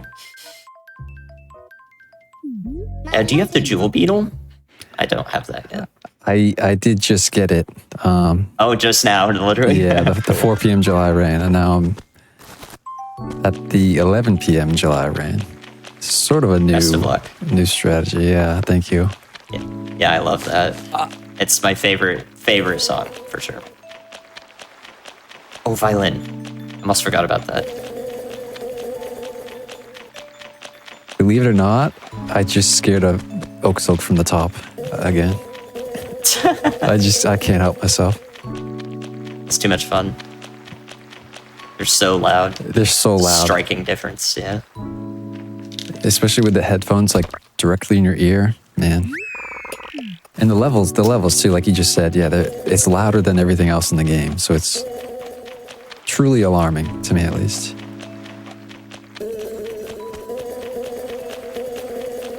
But yeah, you sort of see this is the end product of like everything we've done at the beginning. I have all my trees in a line here. I have about 10 of them, and the coconut trees.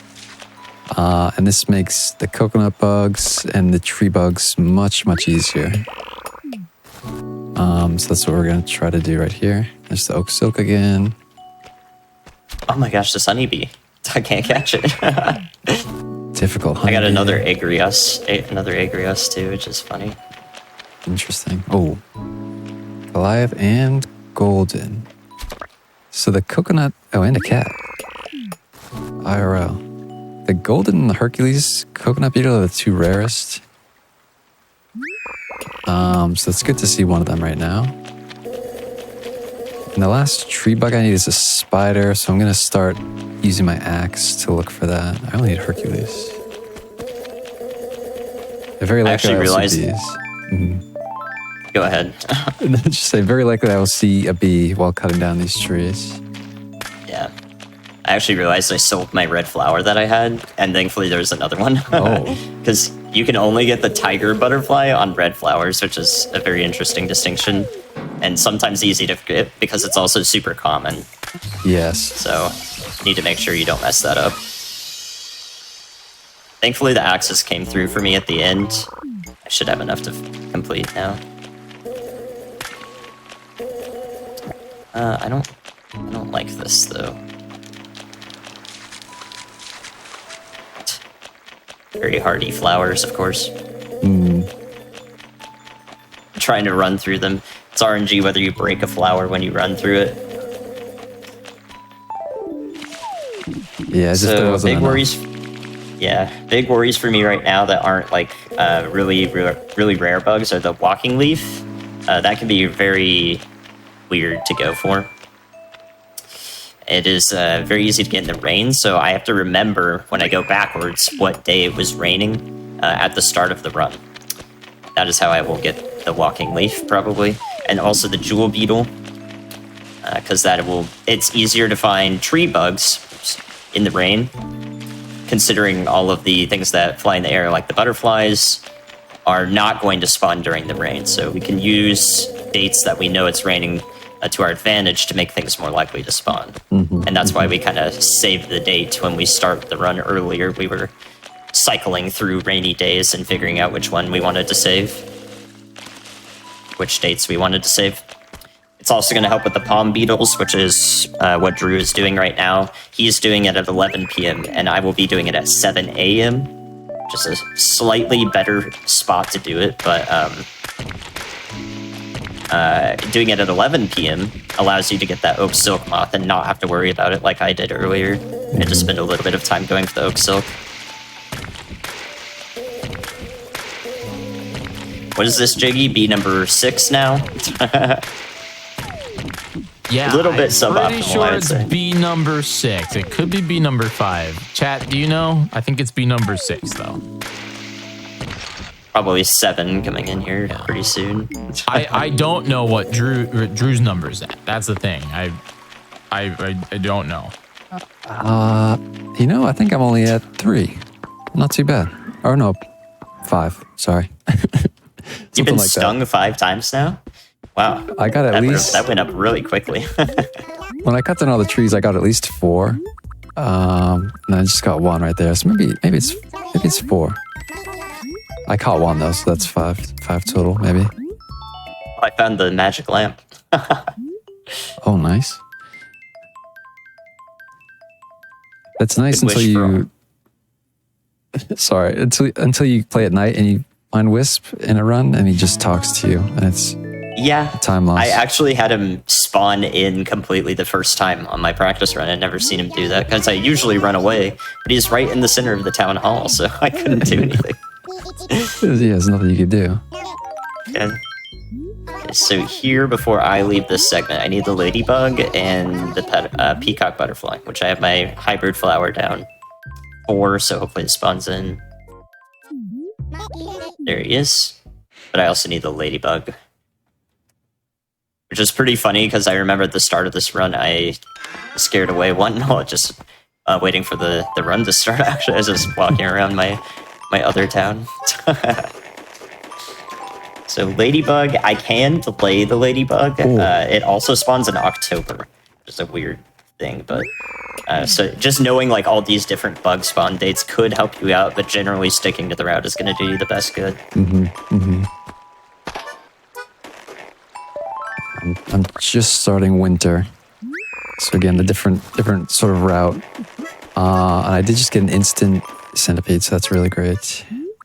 Great, So- great. Yeah. Is this the part of the run where we're gonna start seeing basically like the RNG kind of hit, where we're gonna start seeing repeat bugs and all that? Is that what you're worried about? Yeah, it's getting to a point now, at least now that I'm done with the trees, that the number of easy bugs is rapidly declining. Or coming on to the big guys. Yeah, for a little while longer we'll be okay, but also gonna put down my turnips here so I get the ant and fly. It's another pair of bugs that I need. But yeah, it's quickly gonna go from one or two more date changes where we catch a set of bugs to like needing one more thing. Like I need the birdwing butterfly. You can see in the top right of my bug tracker, that one isn't highlighted. Big wings. It is the hardest butterfly to get. If I randomly get it here, it would be brilliant. Did get the fly before the ant, Rare. which is really weird. Yeah. Okay, well, how many swings is it gonna take? I keep getting jump scared. Just ran on top of a dung beetle. That's okay. There we go.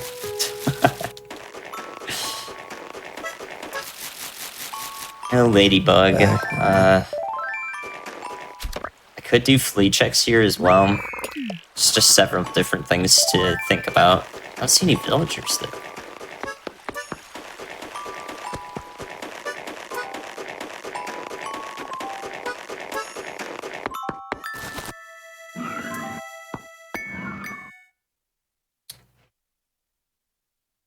Yep, just the ladybug for me here, but there is a chance I could spawn the birdwing butterfly as well. So that would be like the best thing that could happen right now. So get the ant out of the way. We can be done with the turnips, which is nice.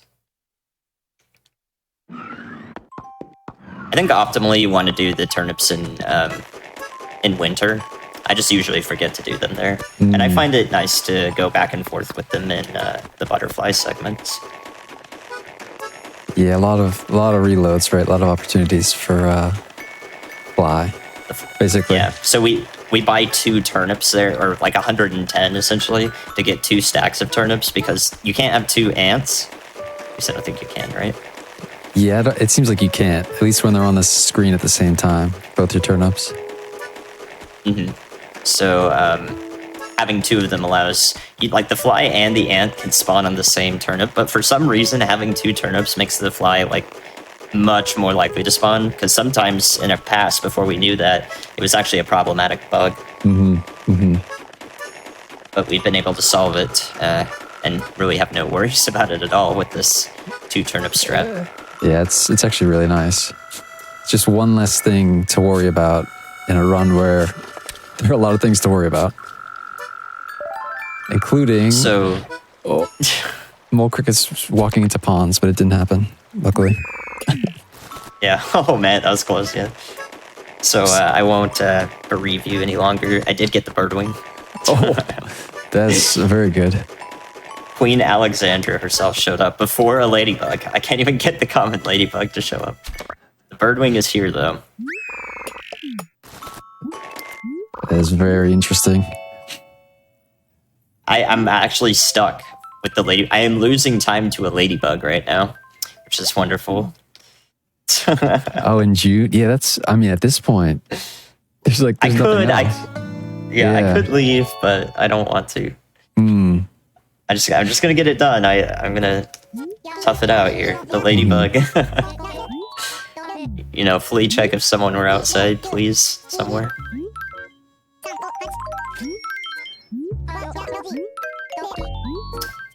Oh my goodness, this is redonkulous at this point, I would say. Birdwing is really, really good, though. Yeah, like we were talking about earlier, a couple times we brought it up. That's one of the monster bugs. The problem is it's so rare. The problem with it being rare is that there's a lot of other things that spawn when it spawns. It's not a thing that we can really isolate. Yeah, I'd say you're looking really good with the flower bugs are basically done. And that's, I would say it's really huge. You know, checking off like categories of bugs. Like usually we get rid of the tree bugs first and then we can get rid of all the trees. And then, you know, if you can get the flower bugs out of the way, you get rid of all the flowers. And then, you know, it progressively helps you with the later bugs. My last flower bug will be a snail. I mean, that's very interesting. Oh my goodness, this is just not happening right now. This is so weird. But yeah, this I will actually be able to... Oh, wait, I can't. I was going to say I could skip a date change, like an entire section of a date that I would go to, but the banded dragonfly is the thing that's stopping me from doing that now. And I could have caught it earlier, but I got stung by bees and it flew away and probably despawned. Or I could find it. Okay, is it like... Is Ladybug one of those things that, like, the second half of June, it's much less likely, or what? Not that I know of. You don't think so? Okay, just making sure, because like I'm on June 21st, and normally I go to June 5th, but yeah, I think I was concerned. Yeah, I think all the spawn data for June is the same. It's just Ladybug's a weird one where if it wants to be a problem, it can be in June. Welcome to that. They don't like the salty air next to the sea, I'm thinking. Habitat change might be in order. Yep.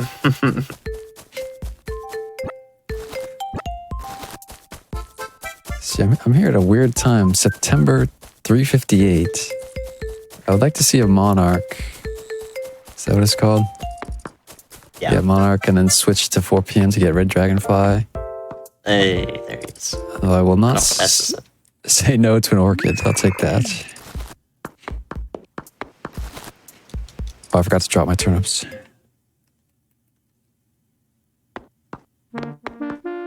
Next up, I have to remember my rainy day, which I definitely know what it is. Thankfully, I have a split for this. I have my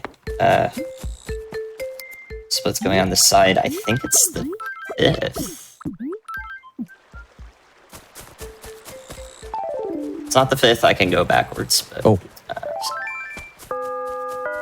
Oh.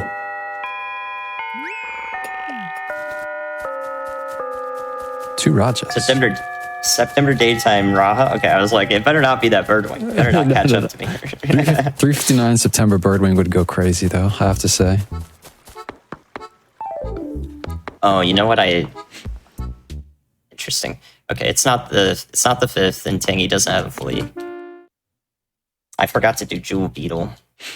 I kind of want to do that before I end the Walking Leaf. I kind of want to do that before I do my palm trees here, because during the palm tree segment, I want to get all the bugs that spawn via regular trees, non-palm trees, and then cut those down so palm beetles are more likely to spawn in if I'm still missing some.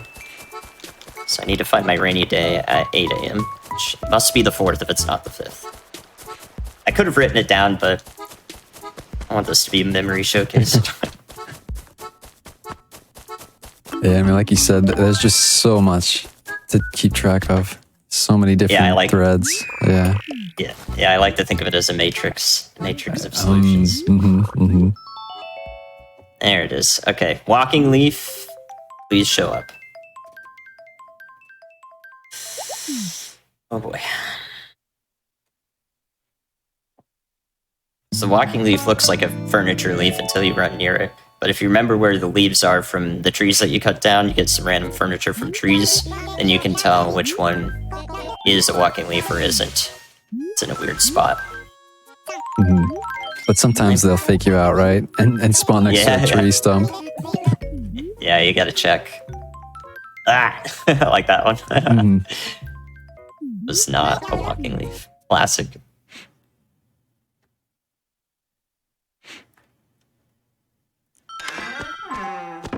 Alright, Jewel Beetle. Snail. Hey, snail. Hey. Yeah, depending on this Jewel Beetle, I might have to wait on the Walking Leaf because these tree bugs are much more common than leaves are, and I might not be able to spawn one in with all the cicadas. Yeah, so I have to be wary of that. Also, just get these saw stacks out of the way, which is pretty interesting. How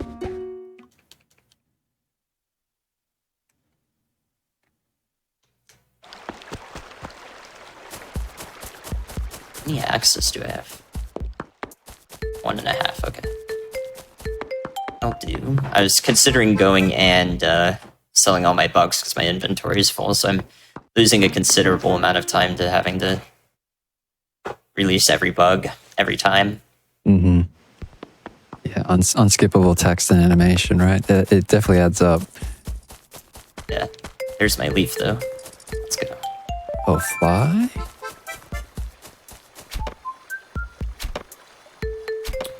Alright, just a Jewel Beetle for me now.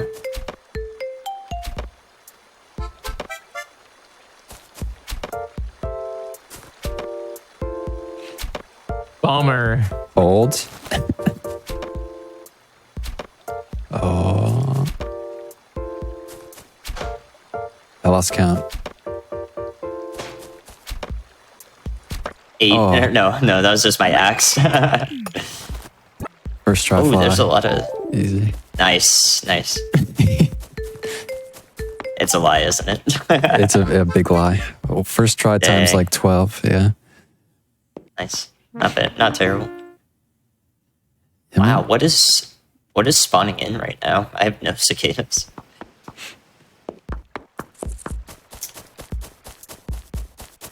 Snail. Okay.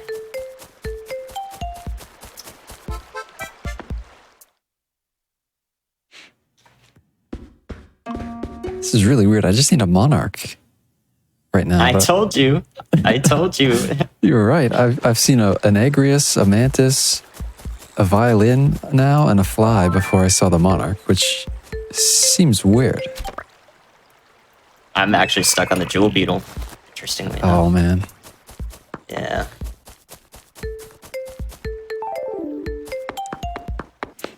Kind of happy that the walking leaf showed up though. That's a big one. I'd actually rather have that than the jewel beetle because it's more straightforward, but it would cause me an extra date change later. For sure. Yeah. Go for the walking leaf, and that's pretty much it.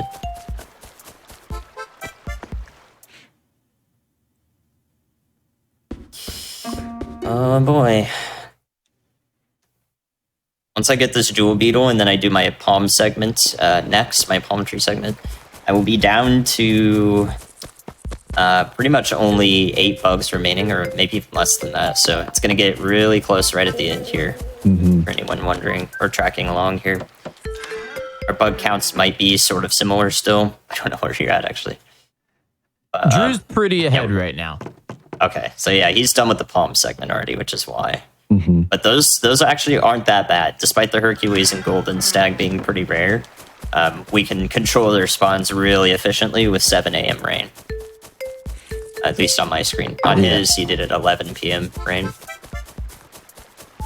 This jewel beetle is... I've seen 3 Agarists before Monarch. This seems incorrect. 3? Yeah, that's yeah. That's a little hefty. For anyone that is just joining us here, this is our November 16th showcase. We're playing all kinds of games that were released on November 16th. This is Animal Crossing City Folk Gold and Net Race. The idea is that both Candy and Drew are battling it out to see who can catch all the bugs in the game first.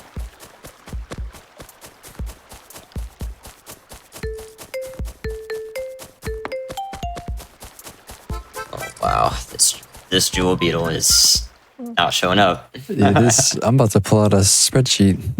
Let me see this.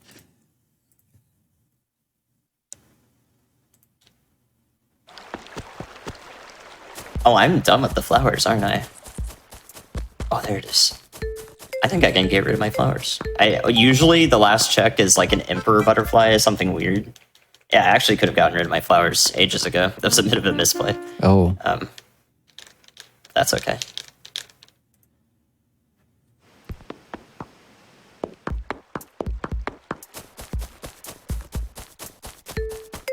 We are jewel beetled up, so all is well.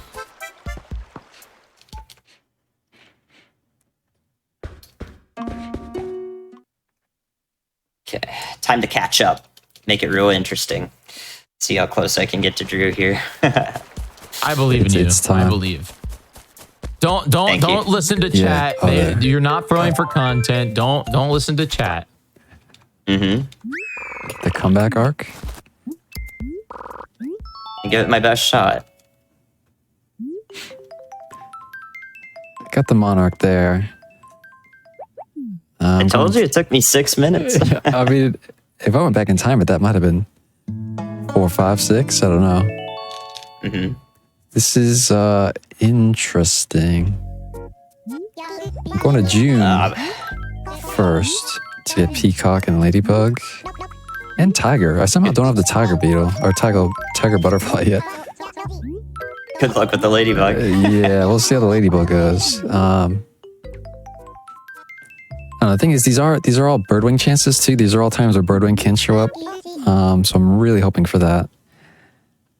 Birdwing and Giant Petal Tail are my 2 major hurdles. So yeah, we'll see. This time is not a thing to these bugs, I would say. Yeah, we could. There's little doubt that both of us could actually just spend 30 minutes running around for a giant petal tail dragonfly and never find it. It is a ruffian. What was your first palm beetle? My first one, I'm not sure actually. Mine is a Hercules. That's really good. Actually, I got an elephant early. It was weird. Oh, yeah, yeah. I forgot to get ladybug. Oops. I just got instant tiger, petal, and peacock. I was like, oh, I'm done. Not exactly. Did you exit out? Yeah, I just saved. Maybe at this point. Save and continue. Oh yeah, if I had caught it. Actually, I don't know if that's the thing in this game. But anyway, I'm gonna go back to June because there are slightly better times for the ladybug by itself, but I really want the birdwing chances right now. So I'll do this. Let's need the giant and the spider. I think I have multiple spiders right now, which is pretty funny. Oh yeah, I triggered the second shop upgrade by selling so many bugs. So now every time I go into the store, he tells me they were going to be closed the next day to upgrade, but I'm only going backwards in time, so it never happens. Yeah. A little sad. Extra text. Yeah. A little bit, actually. Now I got money. Over 100K. You're rich. I hardly been selling anything. Normally I sell my inventories, but not this time. Would you believe me if I just got a double Agris?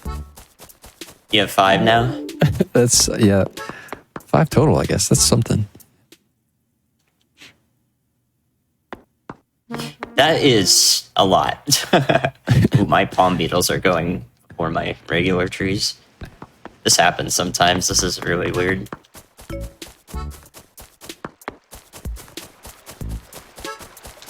Just need that giant stag.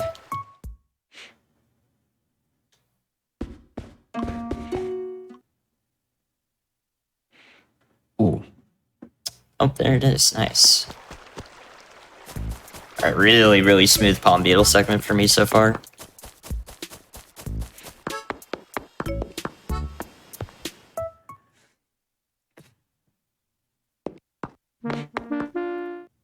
Yeah, I'm at the point now where it's map reloading time.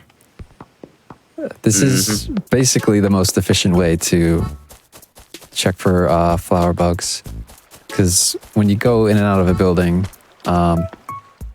everything resets basically, and new bugs are spawned every time you exit. And so I've got my little two entrances, exits to go out of, just going back and forth, you know, seeing what's there. There's my ladybug.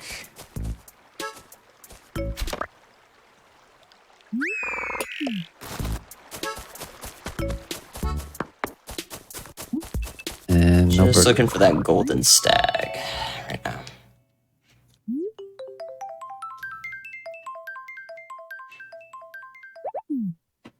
Oh my goodness. 2 of every bug.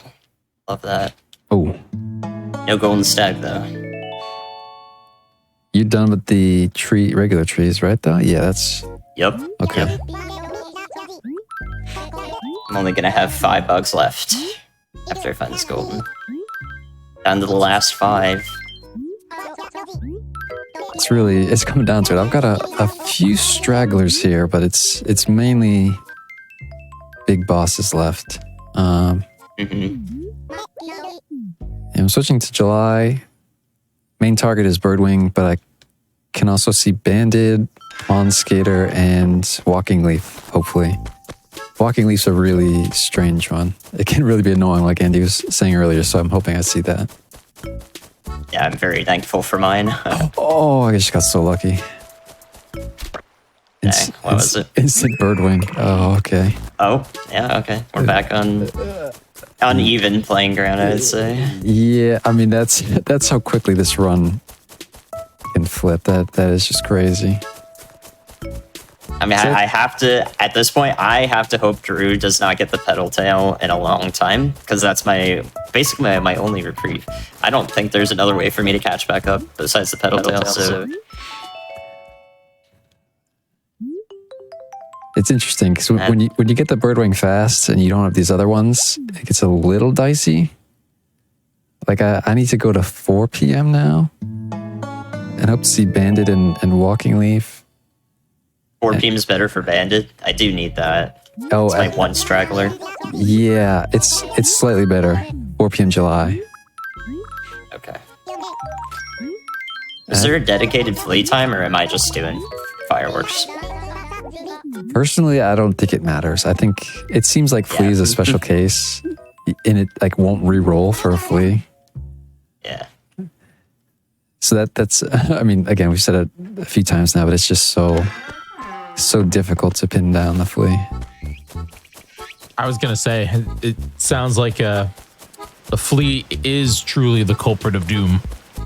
Mm-hmm. At the end of the day, yeah, it really is. I just had an alarming discovery of a tree that's still here. That is, It happens. that is interesting. And I dropped my axe somewhere. I'm not sure where. Wow, this is... The golden is now trolling me. Yeah, unfortunate. I'm up to like 4 Hercules and 4 of everything else. 5 Hercules. Oh my god. Yeah. I think- Hercules... Oh, there it is. Sorry. Hercules have the same spawn rate as a golden stag, so... Oh no.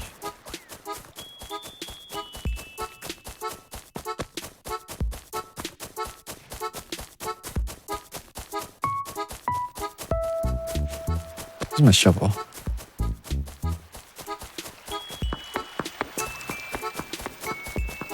My last axe might not make it here. Not great for the arachnid segment if it does happen, but... Only gonna have 1 tree? Wow, Savant. Let's go. Unbelievable.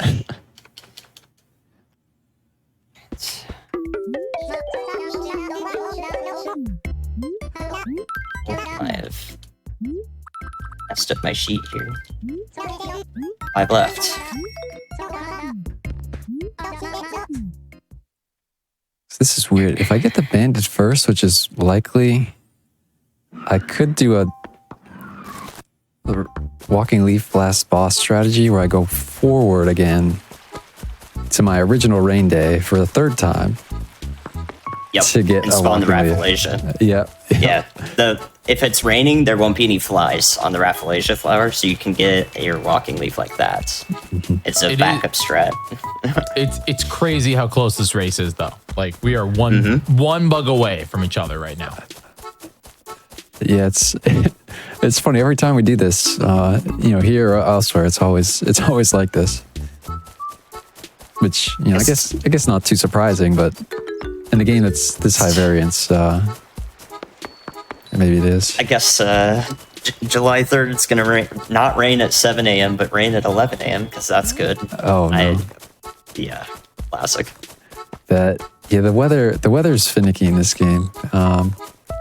Because like in the GameCube game, for example, if it's raining when the day changes over, it's going to be raining that whole day. But in this game, the weather has a chance to change every hour on the new hour, which is And interesting. there are times of day. Yeah, there are times of day that are more frequently raining.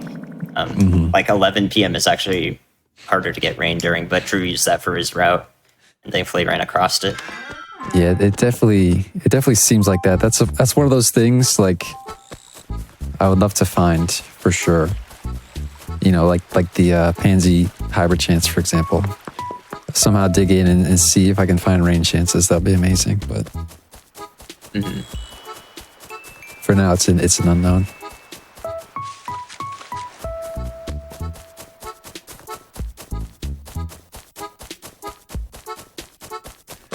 Yeah, this.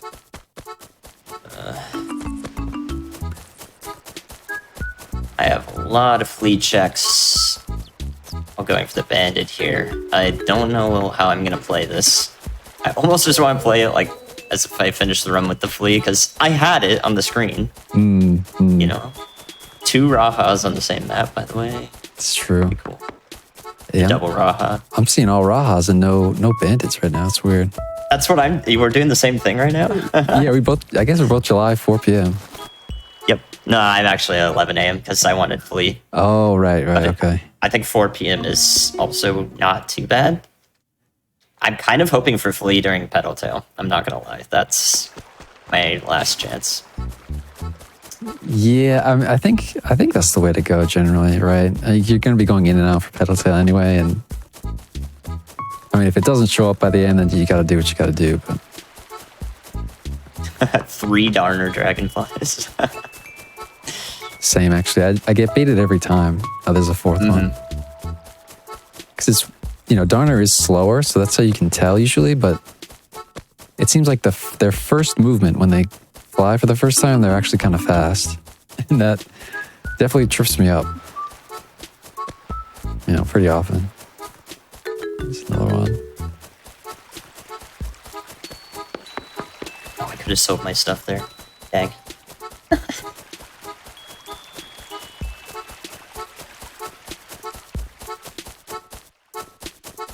Darner. Oh, pitfall second time. Jump scare. You never expect it 2 hours into the run. No, definitely not. Because the pitfalls only spawn when you go forward in time. And like right now, my eyes are in the air. Right, I'm just looking for the bandit. My eyes aren't on the ground. And also at this point, oh bless you, yeah, I thought that was you. Nope. Oh my goodness, 3 Rajas. Bandits are definitely just as common, if not more common, than Raha Brooks. Come on now. Yeah, I'm pretty sure they're both 2%. So I guess that's one detail. I don't know if we said that in this game at any point there's a maximum of 12 bugs that are spawned in. And so that sort of informs like how many trees we leave up for the rainy 7 a.m. segment and things like that.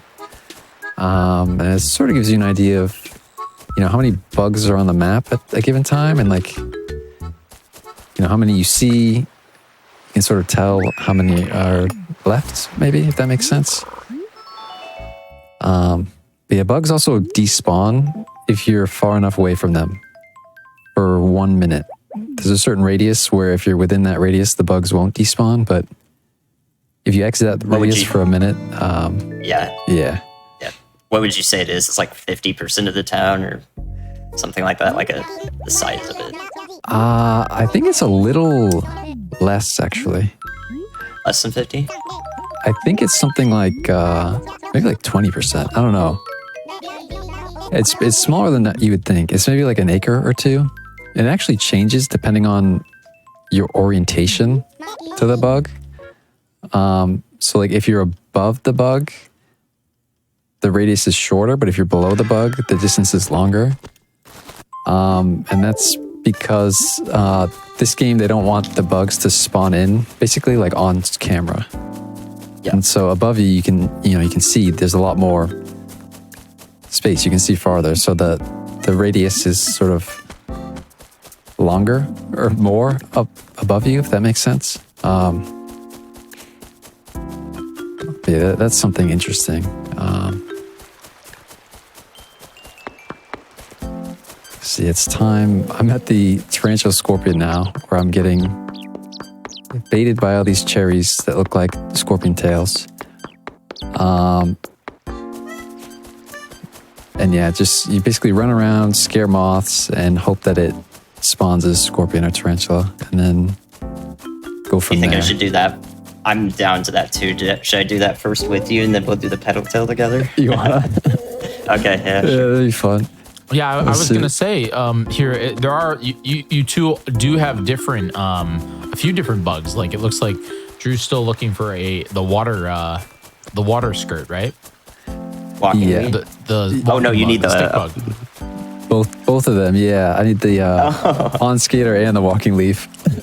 Yeah. So Oh, okay. Yeah. So yeah, a couple stragglers hanging on here. The thing is, Pond Skater can show up during the pedal tail time, so I hope to get that one there. But the walking leaf is going to require another date change, unfortunately, and I'm going to plan to do that last, going forward to my rain day. Okay, we do need some quiet here. Yeah.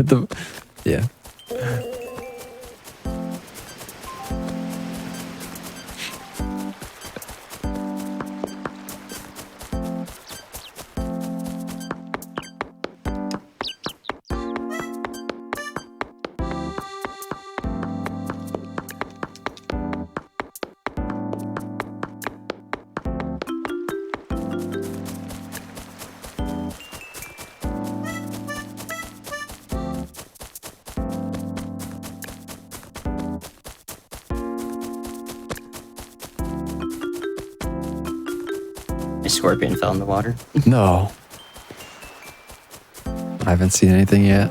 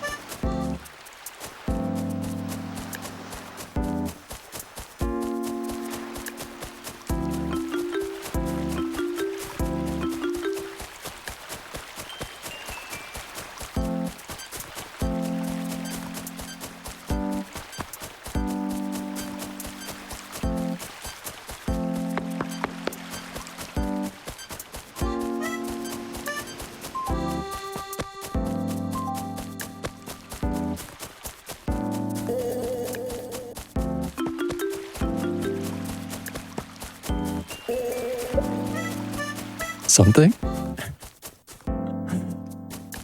Tarantula was like, I'm gonna slide on down this cliffside. Because he wanted to. Oh. That was very weird. What is that, dude? Caught it though? Yeah. Oh, that's good.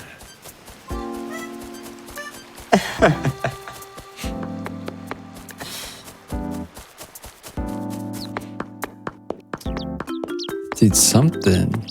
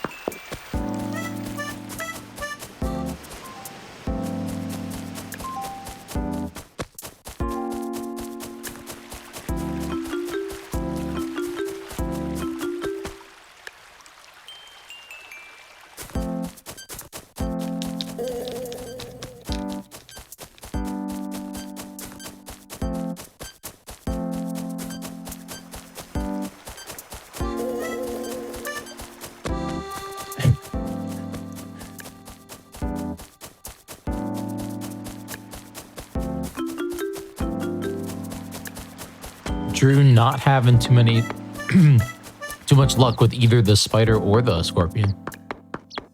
Yeah, it's a little surprising. I mean, these things are rare, but compared to some of the other hard ones like Petaltail and Birdwing, they're usually much easier. A little surprised I haven't seen anything yet, but my map is a little hard to run around. That bottom left segment is really kind of weird. Oh, I hear something. Can hear the pitter patter. If you go very slowly.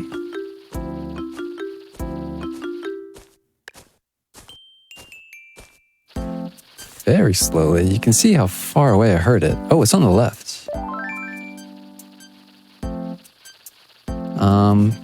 It's reading the sign. I don't mess with the signs. It's very easy to hit the sign.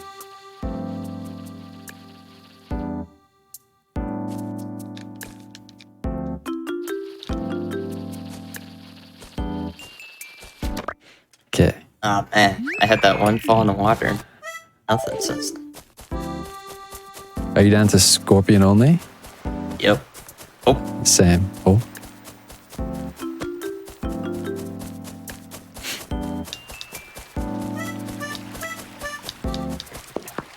I think I hear a tarantula too.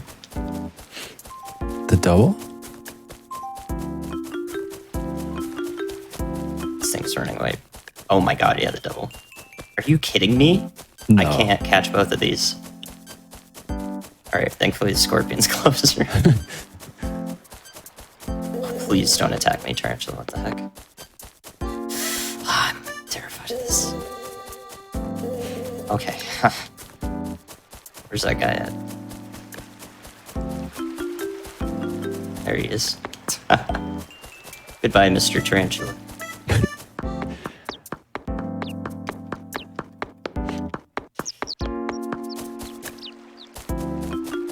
Yeah.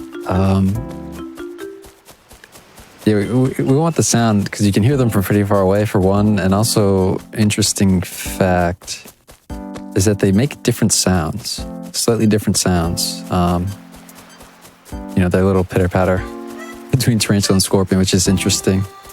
Pretty neat attention to detail, really. I've agitated a scorpion. Cannot go in the water. I'm trying to herd it away. Thank you. I like to go to the side and do this, and then hopefully... Okay. That was a little late, but it worked out. Oh, for both of us, now we don't need quiet anymore. Thank you for that. Hooray! We're now on the hardest bug in the game, arguably, besides the flea, which is the giant puddle tail. August in the afternoon, this thing is stupidly rare and extremely annoying. If we spawn it on the top layer, there's a chance we just lose it forever. It is incredibly dumb and the worst bug ever. I have 4 mosquitoes right next to each other. Yeah. 5. Yeah.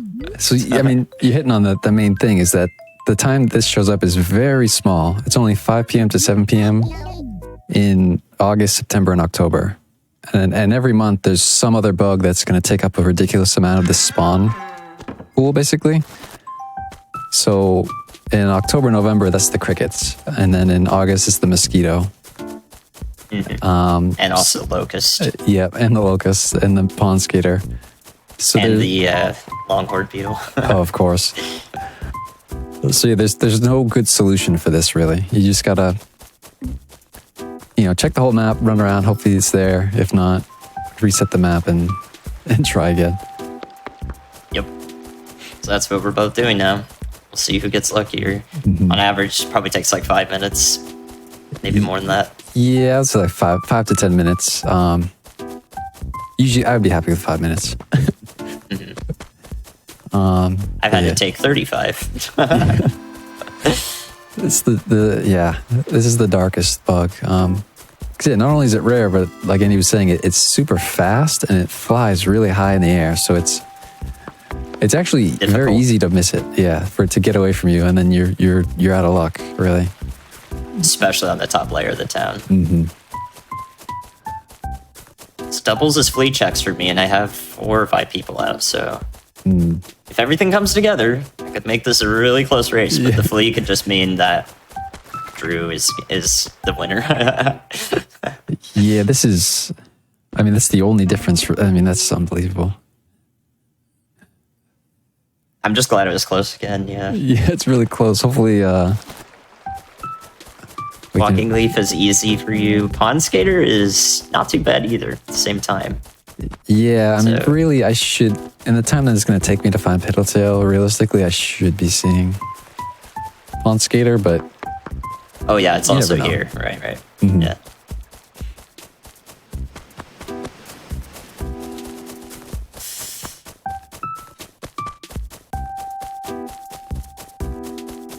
We've now entered the part of the run where they run. At least it's not quick map resets all the time. This is very interesting. this is much more exciting, I would say. Yeah. Me at Do a least. little, you got to do some laps. Yeah, get your steps in, and it's like a hunt, right? You're actively searching for something, whereas I don't know, I consider Birdwing flower resets very passive. Yeah. No, I love the pedal tail. There's the pedal tail. What was it? Expedition in New Leaf. That was my favorite thing ever. Oh, I the- love that. Yeah, the island tour mini game, Yeah. or whatever. Yeah, Yeah, the pedal tail minigame is extremely fun. And it's not even as hard as City Folks pedal tail, I think. I think it's easier. yeah. In that game, they nerfed it. Unfortunately, As they probably should have, but Yeah. yeah, no. I wish it wasn't nerfed. No dice on either the flea or this. I found a pond skater for you though. oh, I would appreciate that. Yeah, I haven't seen one yet. Kill a fish. Oh man. The best possible scenario is that the pedal tail is deciding to land on a sign. That gives you room to move around. But if you immediately scare it, you're gonna have a time and a half. That's what I'll tell you.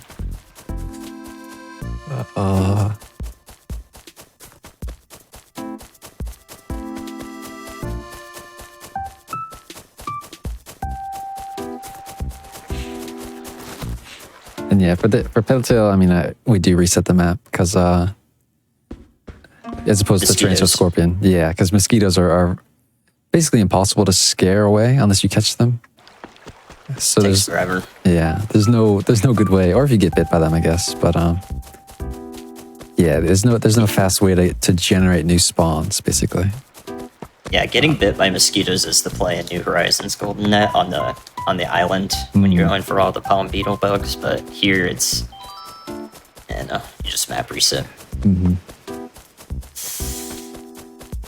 on. Still no flea though. This is so close. If it could just happen, you know? Yeah, I mean, it's this run, these bugs, it just comes down to sort of a binary, does it happen or does it not? Does it happen fast or does it not? It makes all the difference because there's, quite a few of those things.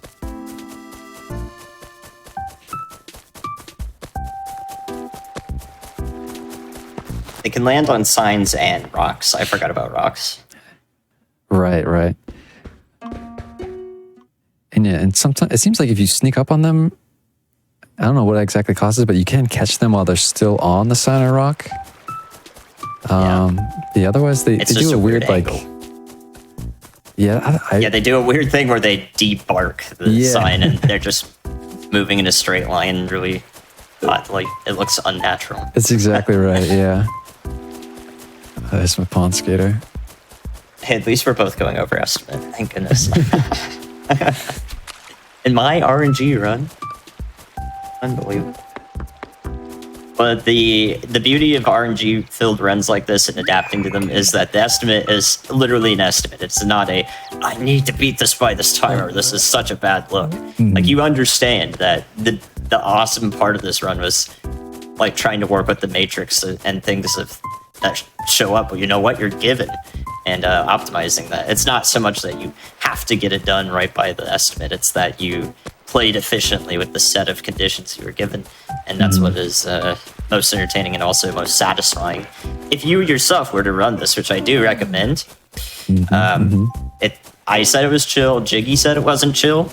Understandable, but like it's once you just learn when all the bugs are, you just run around and people enjoy the city folk calming music, and it's a blast. I will say, it's truly a blast. There are so many people who beg me to run this again.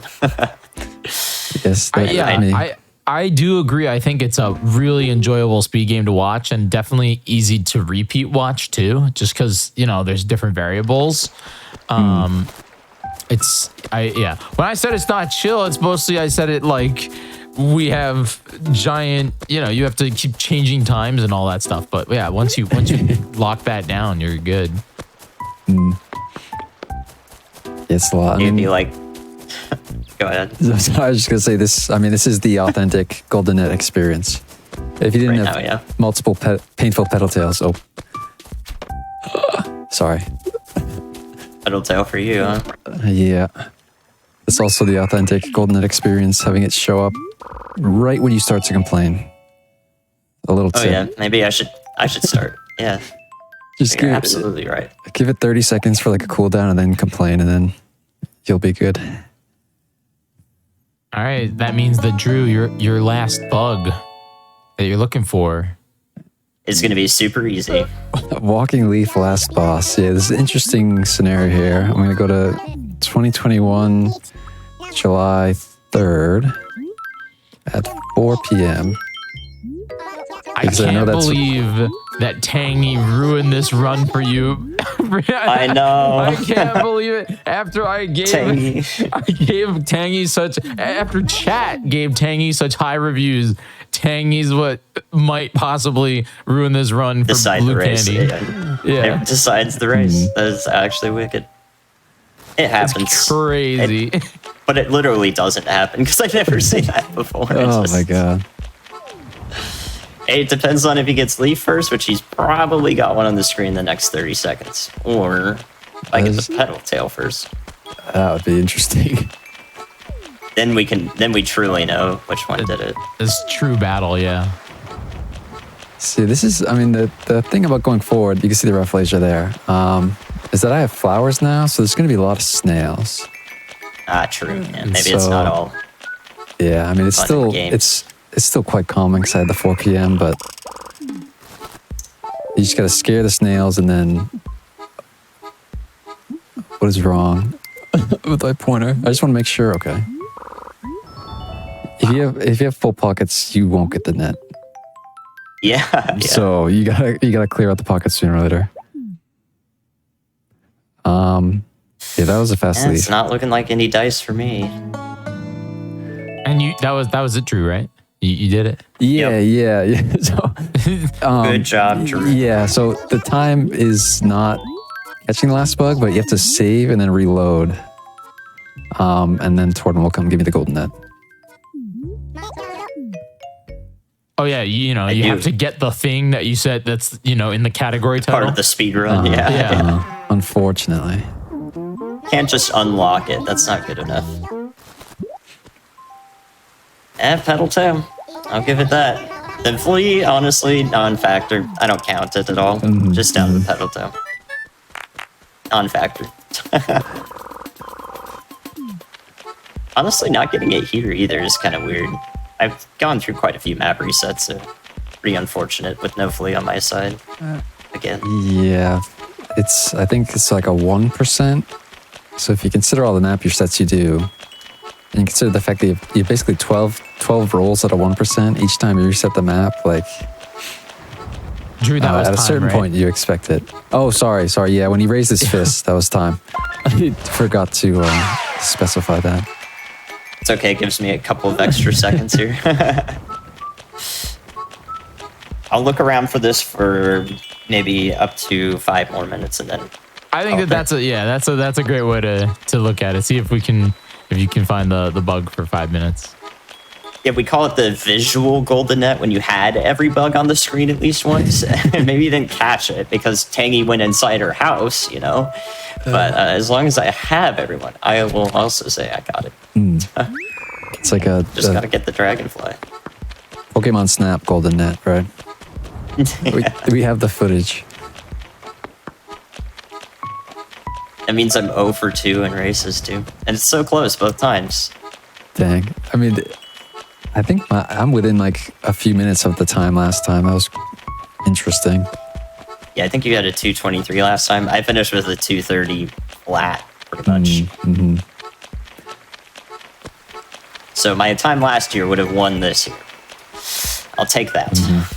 It's interesting. I mean, it's funny. You said that's a crazy time for your practice run. It's funny how the practice runs always go so well, huh?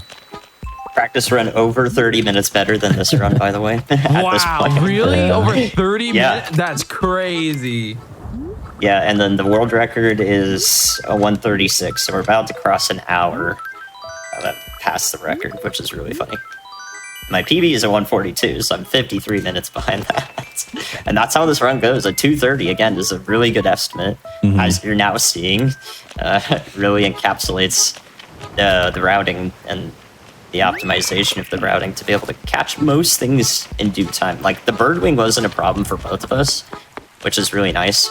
Generally, one Yes. thing is going to not be a problem for both of us, but yeah, that was a really solid one. Also, you didn't have any troubles with the orchid mantis, which is good. I feel like yeah.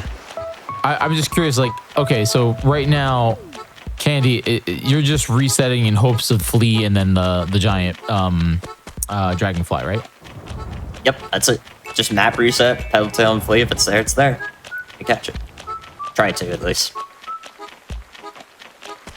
That hair looked like it in the distance on the top of the cliff. Oh my god, the stem, dude. It's the worst. And you see like villagers' ears sometimes. You're like, oh my god, there it is. It's like, oh no, sorry. Nope. Hair stem. I don't think I've had that one before.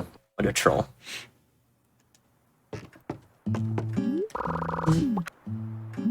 Will it show up? Will it show up? Got 2 more map resets in me. Let's see. Pray for it. Yeah, well, no, actually, just considering the start of this race where I went like 3 for 16 axes, I was really concerned I was just going to get blown out of the water here, but it actually did even out quite a bit, which is really nice. Yeah, So- it was definitely a roller coaster between both of you. You did so good. I'm glad we were able to put on that good of a show. That's awesome. 2 minutes, come on. 2 minutes. Will you pop up? Give me one. Then I can show off my failing net skills as it flies over a cliff forever to never be seen again. Yeah, that is a scary thing that can happen. Not to speak it into existence, but yeah, if it spawns on the top level, it's going to be much higher than the bottom level, and I guess. Yes. Hey, there you Hey. go. All right, And thus, well, flea is the remaining culprit. I have 60 seconds. Lolly's right there. We're going to go in and out of this house 4 times. Come on, Lolly. Come on, Lolly. We need a stinky cat right now. Give it my best shot here. Imagine, though. I mean, that would be Imagine. bittersweet. It'd be pretty sweet, I guess. It would be sweet. I'd love a finished run, but I gave myself 40 more seconds. So it's Tangy. It's Tangy's fault. It is Tangy's Actually, fault. I Tangy. can't believe how Tangy destroyed you. So chance. Nothing like leaving a flea on board. You go. Okay. 2 more. Maybe it would be really wild. I've seen it happen before. Actually, I don't even know if this will load in time. Alright, 1 more. The loading screen takes longer than I thought it would.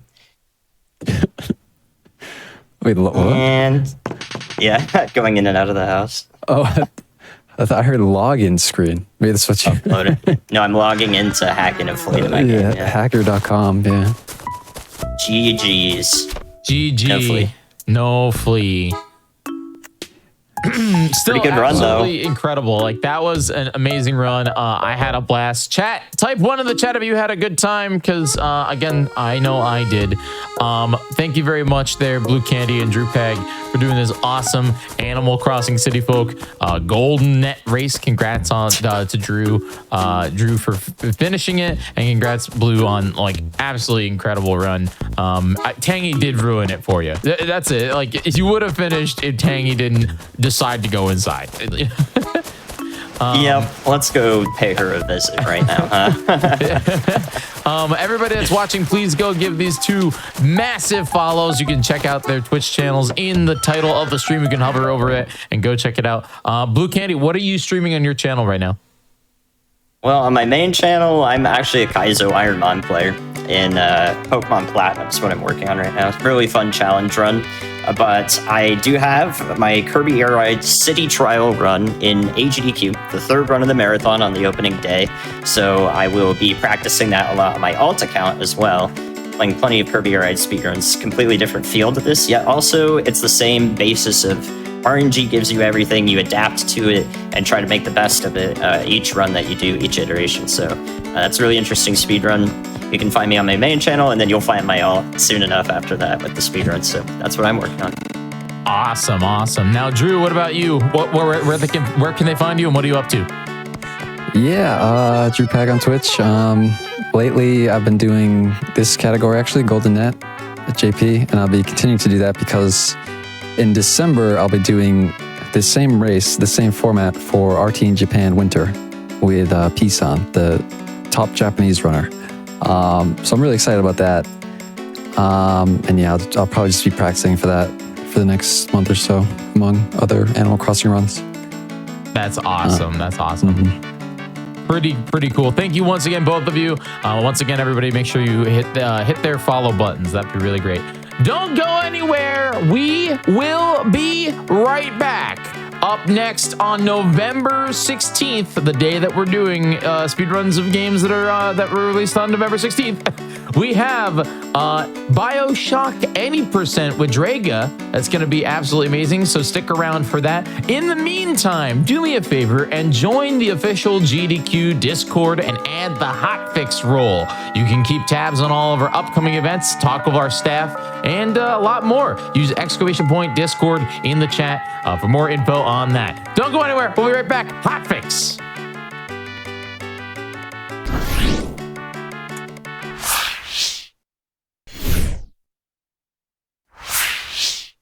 Welcome back, everybody, to GDQ Hotfix. Today is November 16th, and we're celebrating that day by playing games that were released on November 16th.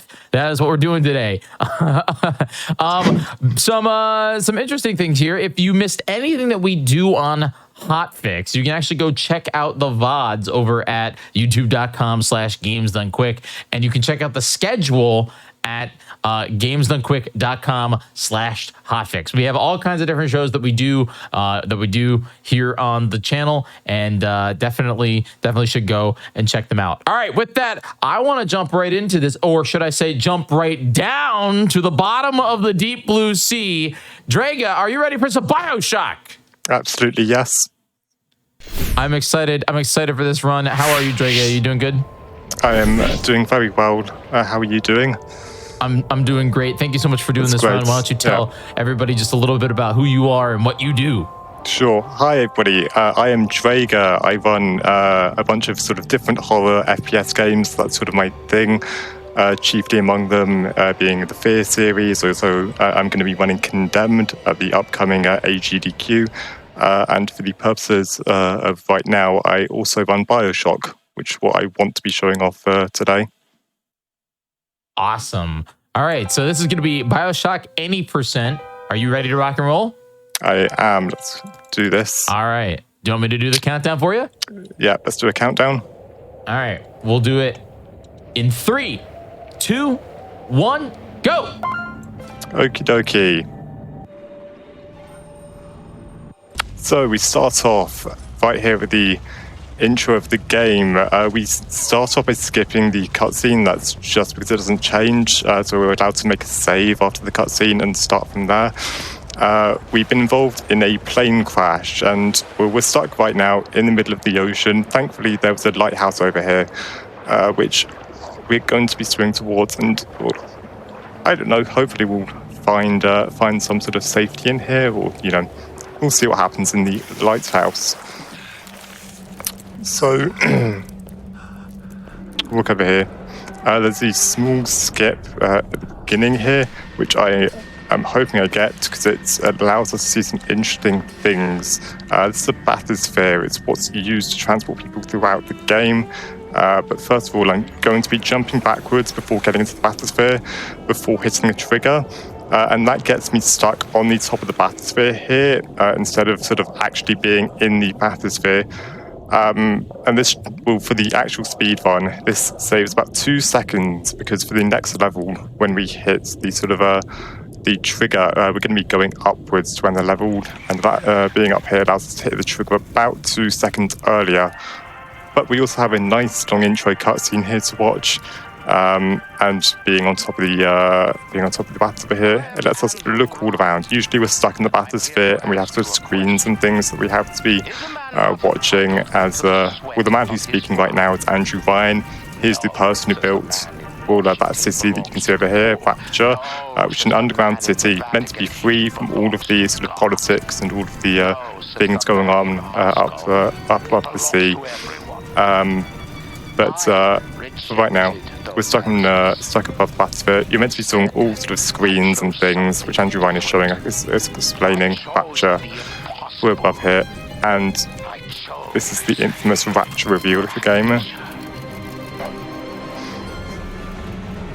So since we're up above here, there's some interesting things we can see. You can see that some of these tunnels just don't extend to like any sort of logical place. Like this tunnel over there doesn't stop, or it doesn't extend into the building over there, because obviously you're not meant to be able to see here usually. That is a Big Daddy over there, the infamous sort of big enemy of the game. We unfortunately won't be seeing a lot of them throughout the speed run, but there you go. That's a rare look at one of the Big Daddies in the speed run. There's there's the whale. You can also sort of see here the whale just stops in mid-place once it's outside of the player's view, which is another thing we can see with the bathysphere skip. But yeah, so this is the intro cutscene. And here, this is the bit where we're going to be going upwards here, and because we did the bathysphere skip, we can hit the end of level trigger just a couple of seconds early.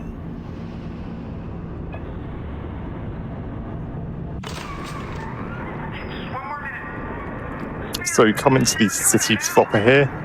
On the radio, we can hear a character called Atlas, who is going to be our main guide throughout the city, or throughout the game rather, guiding us through the city of Rapture. That is a character called Johnny, whom I'm sure will live a full and prosperous life and nothing bad will happen to him. You can see once we sort of entered the level, we've been teleported inside the bathysphere proper. So this is what we were meant to be seeing during the whole intro cutscene before.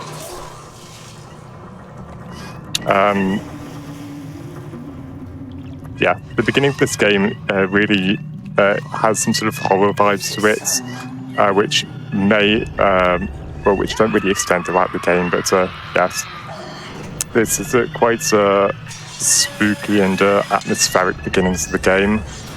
And just a short thing. Yes, I do. I'm sorry. I didn't want to mention it. There was a car alarm going right outside my house. Yeah, I'm sorry. That's not something I can do about that, I don't think.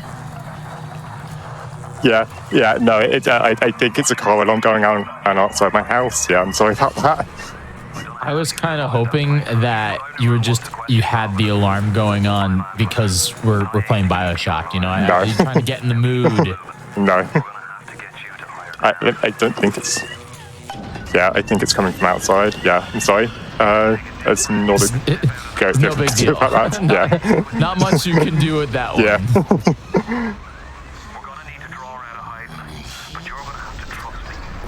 Okay. So we're getting to the run proper here. So that is Lysa, who are the main enemies throughout the game, we need to pick up this wrench. And then we're going to be doing a big skip here once we get to the first plasmid.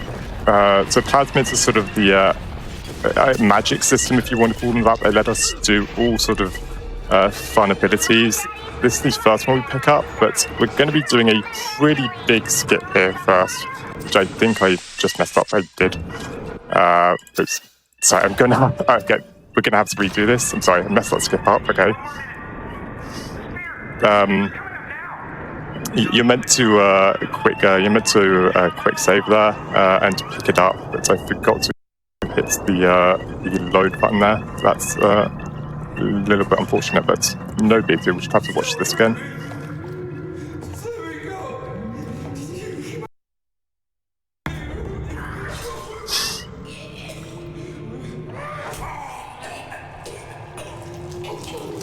Yeah.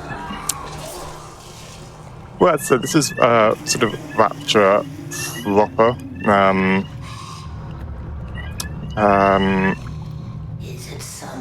It was a city built by Andrew Ryan. As I said, he wants to sort of escape the sort of big public life he wanted, sort of science and everything to flourish underground, free from all of these sort of politics and dealings with things above ground. And well, we can sort of see how that has led us here in this, I suppose, sort of post-apocalyptic feeling here.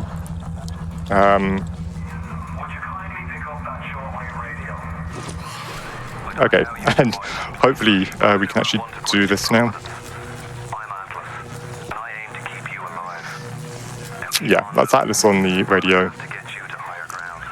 who is for most of the game our guide throughout the city and our sort of main tutorial person.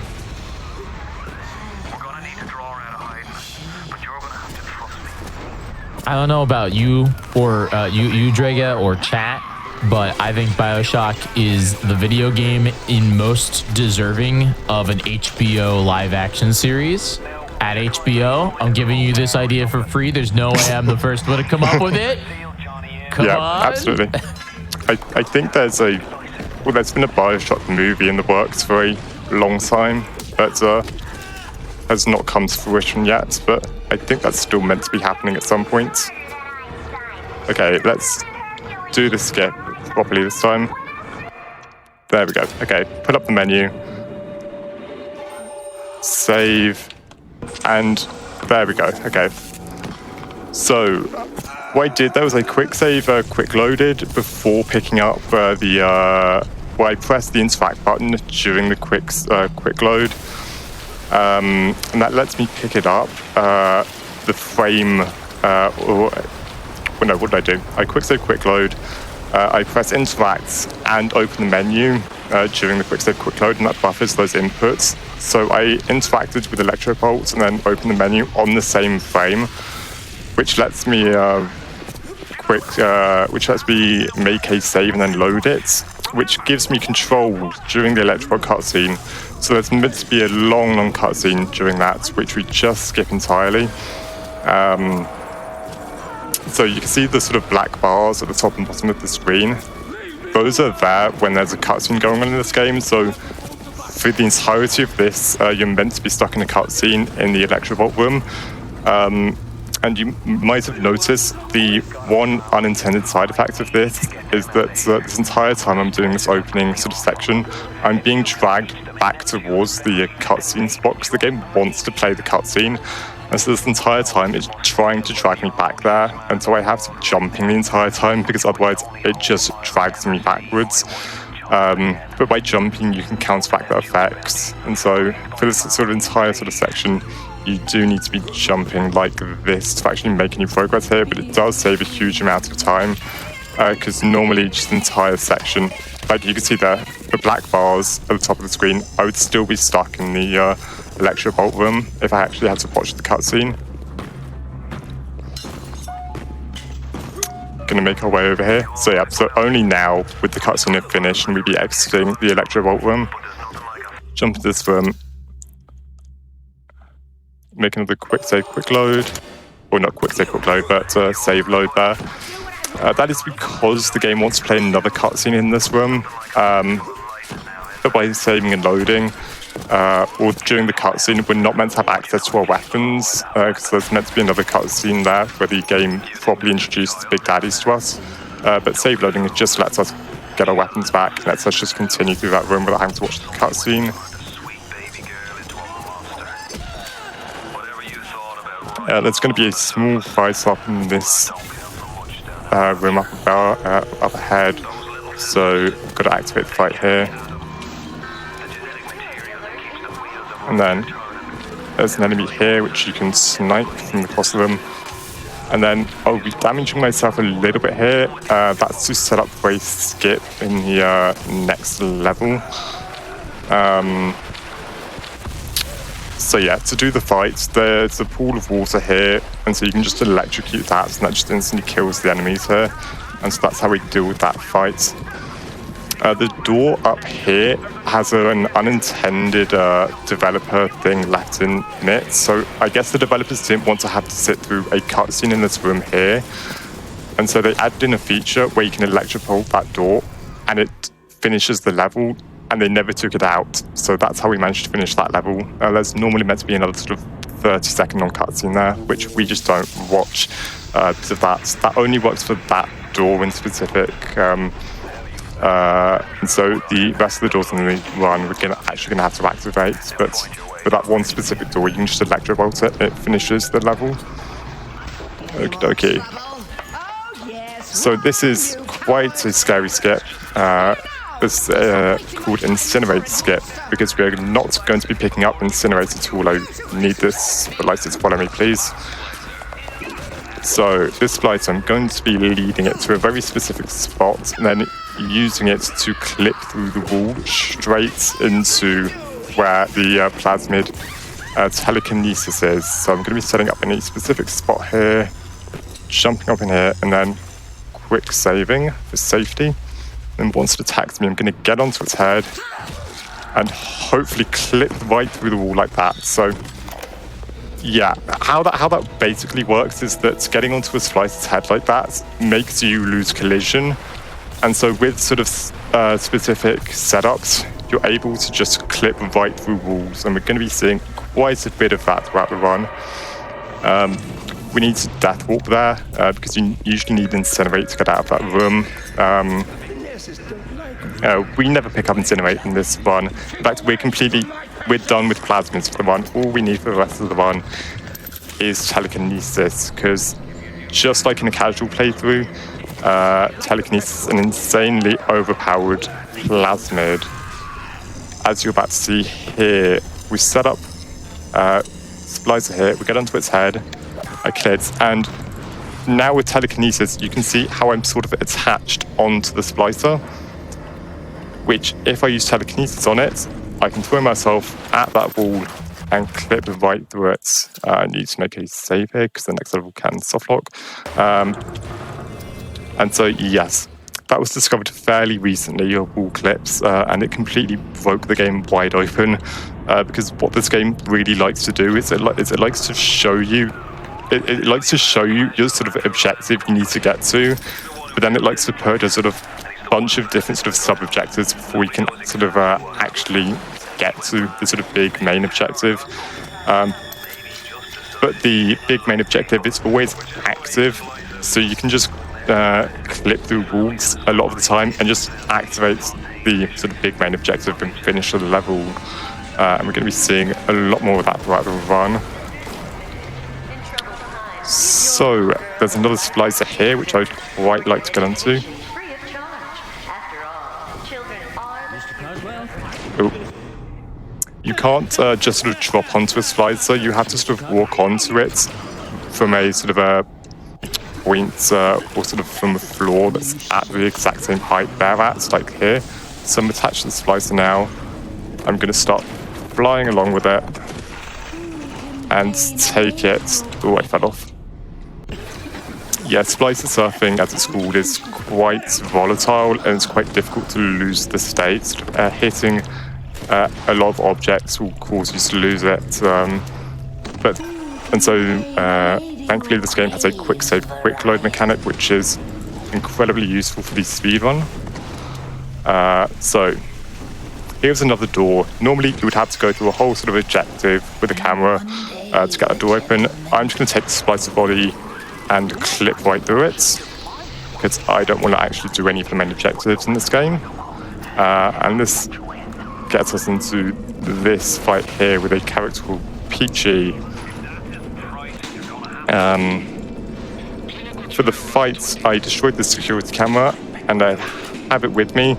And that's because telekinesis, as you might be aware, is very overpowered in this game. Not just in the speedrun, but also for the combat of this game. Because I'm just going to take out Peachy just by throwing that security camera at him. So in the last level, because we never picked up Incinerate, the game expects us to have Incinerate here to use it to melt the ice. We don't have it, so we have to get a little bit creative and use a splicer body here to burn the ice so that we can progress. Like that.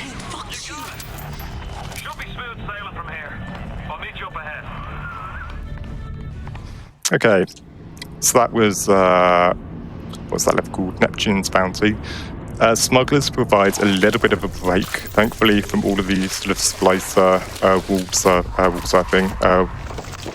wall clipping shenanigans. Although it does sort of have a fairly significant skip in it. I'm going to jump through the water here, slide up that ramp, because being on a high FPS lets us glide up that ramp. Go through here. Give a high five with the gun to that hand over there. Get the lock, and then so there's meant to be nice long cutscene here. I don't want to watch it, so I'm going to quick save here. Buffer the input for the interacting thing, and just walk straight out through the door before it can close for us. And that just skips watching a cutscene here. So in the story, Atlas's family is meant to be, well, it's at least ostensibly in that bathysphere there. And so this whole time we've meant to be going to try and rescue them, and there's meant to be a cutscene here. We don't want to watch that, so we just walk straight out the back door. The reason I'm opening menus at times, that's to do what's called a audio diary skip. So this game has sort of two types of audio that can be playing. It can be either playing audio messages or audio diaries. Whilst audio messages are playing, levels can't finish. You have to wait for them to end normally. So this is, story-specific dialogue and things. But by playing an audio diary, we can skip that. So the game thinks, basically, that the audio message is finished, and it lets us finish the level. That is called a fling. It's with an object, again using telekinesis, where basically on high FPS, using telekinesis on an object, and you stand on top of an object, use telekinesis on it, and on high FPS, the game's collision doesn't know what to do, and so it just throws you straight up into the air like that. And that's going to be that fling I did at the beginning of this level is fairly minor. The one I'm about to do is much, much more significant and skips a whole lot more. He's setting up right about here. Careful not to look up here. And do a fling here. So it doesn't look like I flinged over anything there, but there was a trigger there that is meant to close that door and make us do a whole quest line about the trees in Rapture dying.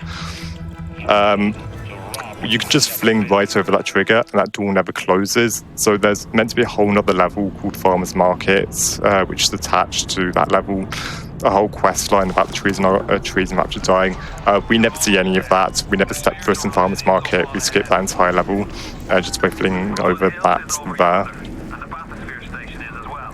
This is Fort Frolic, perhaps. I'm going to say probably the most iconic level in the game because it has Sander Cohen in it. I can't wait to see what sort of shenanigans we're going to be getting up to in Fort Frolic. We fling up onto this railing, jump over here, And hopefully, if I can find it.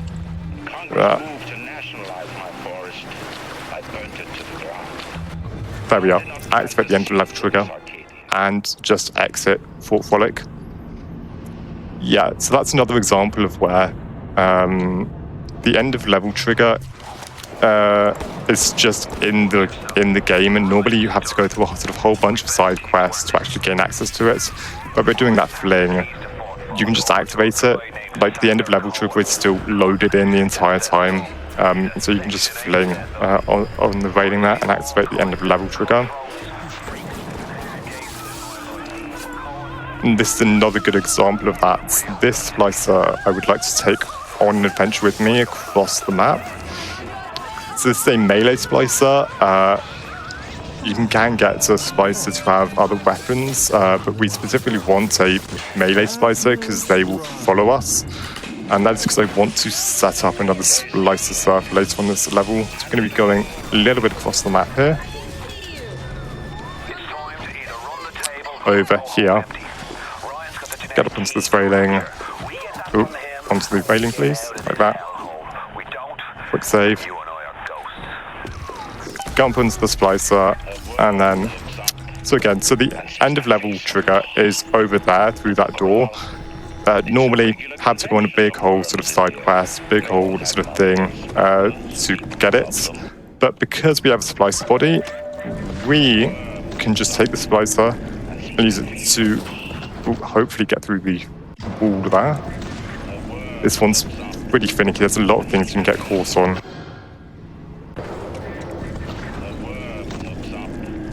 Like that.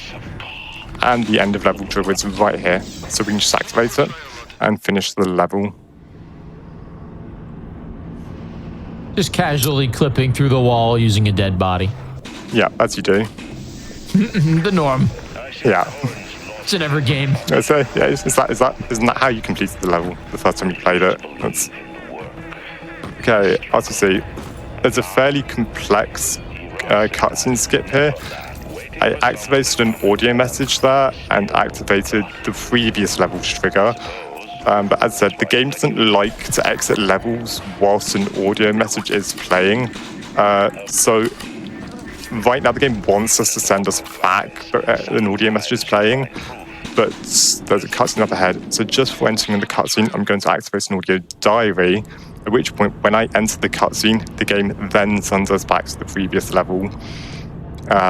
Which it can be a bit confusing, but what that lets us do is skip that entire sort of big, long, climactic cutscene where we're meant to be watching. Well, the sort of whole big reveal of the game, where it turns out that, the infamous "Would You Kindly" cutscene of the game, that's where that's meant to be played. So it's playing in the background right now. But we have control because of that cutscene skip we did. I need this napalm, that's quite important.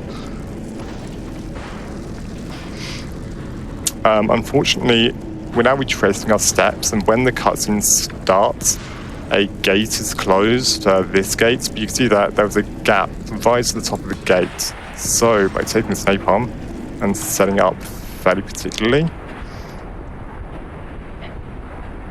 and just use it to fling, hopefully, right through the gap at the top. And then activate the second part of the cutscene. The second part of the cutscene we can also skip this time just by doing a save load net. That's us gain control, as you can see here. The whole "Would You Kindly" cutscene is now playing, but yeah, we don't watch any of that. We can just save load nets, and that gives us control. Would you kindly? Would you kindly get this? Would you kindly find that? Would you kindly find that? Would you kindly get this? Would you kindly head to Ryan's office and kill the son of a Dragon, bitch? what's your thoughts on BioShock 2? I have not played it in a long time. I am friends with someone who speedrun the game, and I've commentated on a couple of marathon runs with him for the run. It's a very cool speedrun. A lot of the same tech from BioShock 1 works in BioShock 2. Yeah, as I said, casually, I haven't played it in a very long time, but it's a very, very cool speedrun. It's just as broken as this game. A lot of cool tech in it, yeah. I know it's a controversial one of the series, if I'm correct. Chat, what are your thoughts on BioShock 2? Yeah, I'd say definitely the black sheep of the games, but I mean, there's only 3, so it's like it's just hard to compete. In reality, as much as the game is good, it's challenging to compete with the first one and then Infinite. You know? Yeah, definitely. So I skipped some more audio messages there. There's another audio message playing right now that I could also skip, but we're on a timer now before we can progress anyway. And so skipping the audio message here doesn't actually save any time. This is the sort of back third of the game that nobody ever remembers about. But we've been rescued by a character, a scientist called Tenenbaum, who is now, with the help of Little Sisters, going to help us take down Fontaine, who it turned out Atlas actually was, if you didn't already know. But it turns out Atlas was actually Fontaine this entire time, Fontaine being the main rival to Andrew Ryan. And so now our main objective is to take down Fontaine. So this level, like Arcadia and Farmers Market, is sort of a twin level with another level called Apollo Square. We don't have anything to do in this level. There is an objective you're meant to do, but well, once again, we're going to be doing some trickery to progress the next level without having to do any of the objectives here. So we're just going to be running straight out of here into Apollo Square.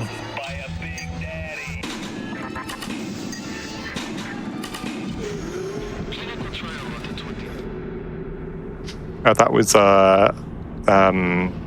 Fontaine has sort of implanted, or I'm not sure exactly what the term is, but he can use certain terms to do certain effects. The most famous one is "Would you kindly," which forces our character Jack to follow any command that follows it. There's another one that I can't remember right now that's normally casually makes you change plasmids randomly, and that's what's going on to our character right now. But it doesn't matter for us.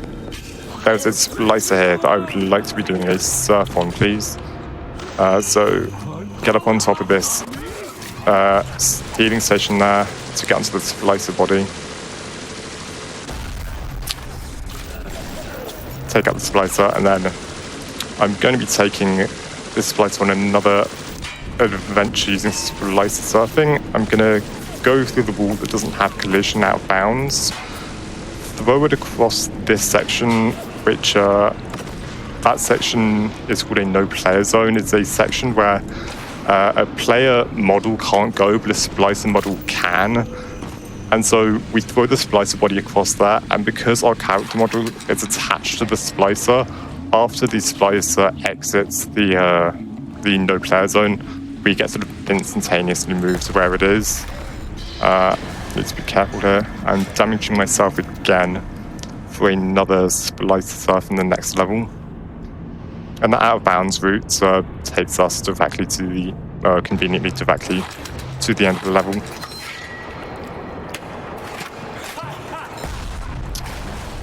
So Fontaine's going to be taunting us here a bit.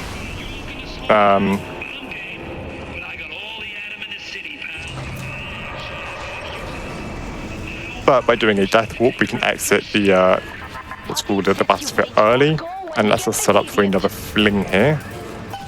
Fling, ooh, not quite. This one's quite finicky. This cylinder does not like to cooperate.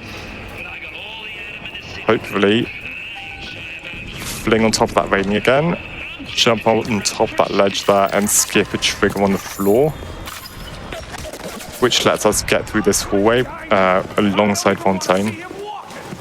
This upcoming skip is called, what is it called? It'll come to me. It's called Last Chance Kid. That is because of the line that Fontaine shouts here, which is Last Chance Kid. Fontaine's escaping through a door, and normally you're meant to be stuck on the floor there and just watching past the door.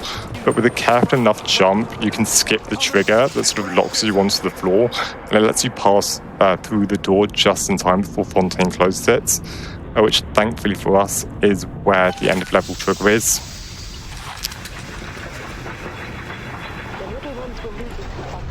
Okay, Proving Grounds time. So Proving Grounds is the bane of all BioShock speedrunners' existence. It is one of the most complicated levels in the speedrun, and is also somewhat prone to soft locking, so hopefully that doesn't happen here. First of all, I need the splicer to cooperate and come over here so I can use it to do a splicer stuff on. Like that, okay. What I think is kind of bonkers is that this game is 16 years old today. Isn't that crazy? It is, yeah. Still absolutely holds up. Still like an absolutely incredible looking game to this day. There we go. Okay. So for the story, we're currently dressed like a Big Daddy. Obviously, we skip all of that in the speedrun. And that's so that we can use little sisters to guide us through this section. I don't want to do any of that, so we're just going to clip through that door to skip the beginning bits. Take this ashtray and set it up there. So this ashtray and this over here is set up perfectly now for us to be able to get onto this splicer's head for another splicer's earth. This is quite a memey bit of the run because the ashtray loves to lose collision. Thankfully it cooperated here. So we can take this splicer. I think I'm still on it. Okay, yeah. And take this splicer on a small adventure across the map here. Like here. That's good, okay. I'm gonna save here because the next bit can soft lock. Use that splicer to clip through the door there. And we're now onto the little sister escort section has 3 sections to it. Doing that, those 2 splicers skips 2 of them. So this is now the final little sister sort of section. At the end of each section, you're meant to be doing a fight where you have to defend little sister. So this is now the final little sister fight we have to do. Take little sister over here. Except we're not actually really going to be doing the fights here. Well, we will kind of be doing it, but we're going to be forcing little sister out of bounds first. And that is by doing a fairly annoying skip here. I'm going to be firing a mine there, quick saving here. And then just as the little sister runs past a particular spot, oh, nearly, I'm going to be firing the mine, and hopefully little sisters should get stuck on the wall like that. So now the little sister has stopped moving. The game thinks that it's at the sort of spot where the fight is meant to take place, and it will continue with it as if the fight's happening. And so the enemies that spawn for the fight are going to be rushing towards the little sister, but because it's sort of up on the wall, hopefully... Yes, good, okay. The little sister is going to get stuck in a splicer here. And so like the enemy, like how the player can get stuck on splicer bodies, the little sister can as well. So it's stuck on the splicer body here, which means that using telekinesis, we can throw it out of bounds. So that's throwing the little sister out of bounds, which despawns it. And so once we complete the fight here, the game sort of doesn't really know what to do. It just assumes that we've completed all the sort of main objectives, which skips some of the walking towards the end, basically. So yes, we have the only required fight here. I'm being very careful not to kill that one melee splicer, because I would like to use it to raise splicer stuff after this. It should be another lead head splicer. Where are you? Come on. There you are. And then after this, another spider splicer. I can hear it. There you are. And then I'm going to be taking this melee splicer, wearing another splicer stuff. Be careful. There we go. Okay. So yeah, so normally you'd have to be following the little sister here as she walks slowly across another little section of the map. You can see in the top right corner there, the game thinks that we completed that objective already. So we can take this splicer and use it to surf a bit across the map here. Use the needle of the little sister to drain Fontaine of his atom. It is the only way to Activate this door. And then fly up above the map once again to this door over here. And then use the splicer body. Oops, come on. To once again clip right through it. And this is the end of the level. In case you're wondering, yes, right from the beginning of the level, you can just clip right through that door. But you have to do the final fight for this elevator to be active. Otherwise, you cannot activate it and you cannot finish the level. So yeah, so we have to go through that sort of slight roundabout route to do the final fight so that we can activate the elevator. Okay. So that's Proving Grounds. That was a relatively smooth one, but yeah, that level can go very, very wrong. It can soft lock, all sorts of things can happen there.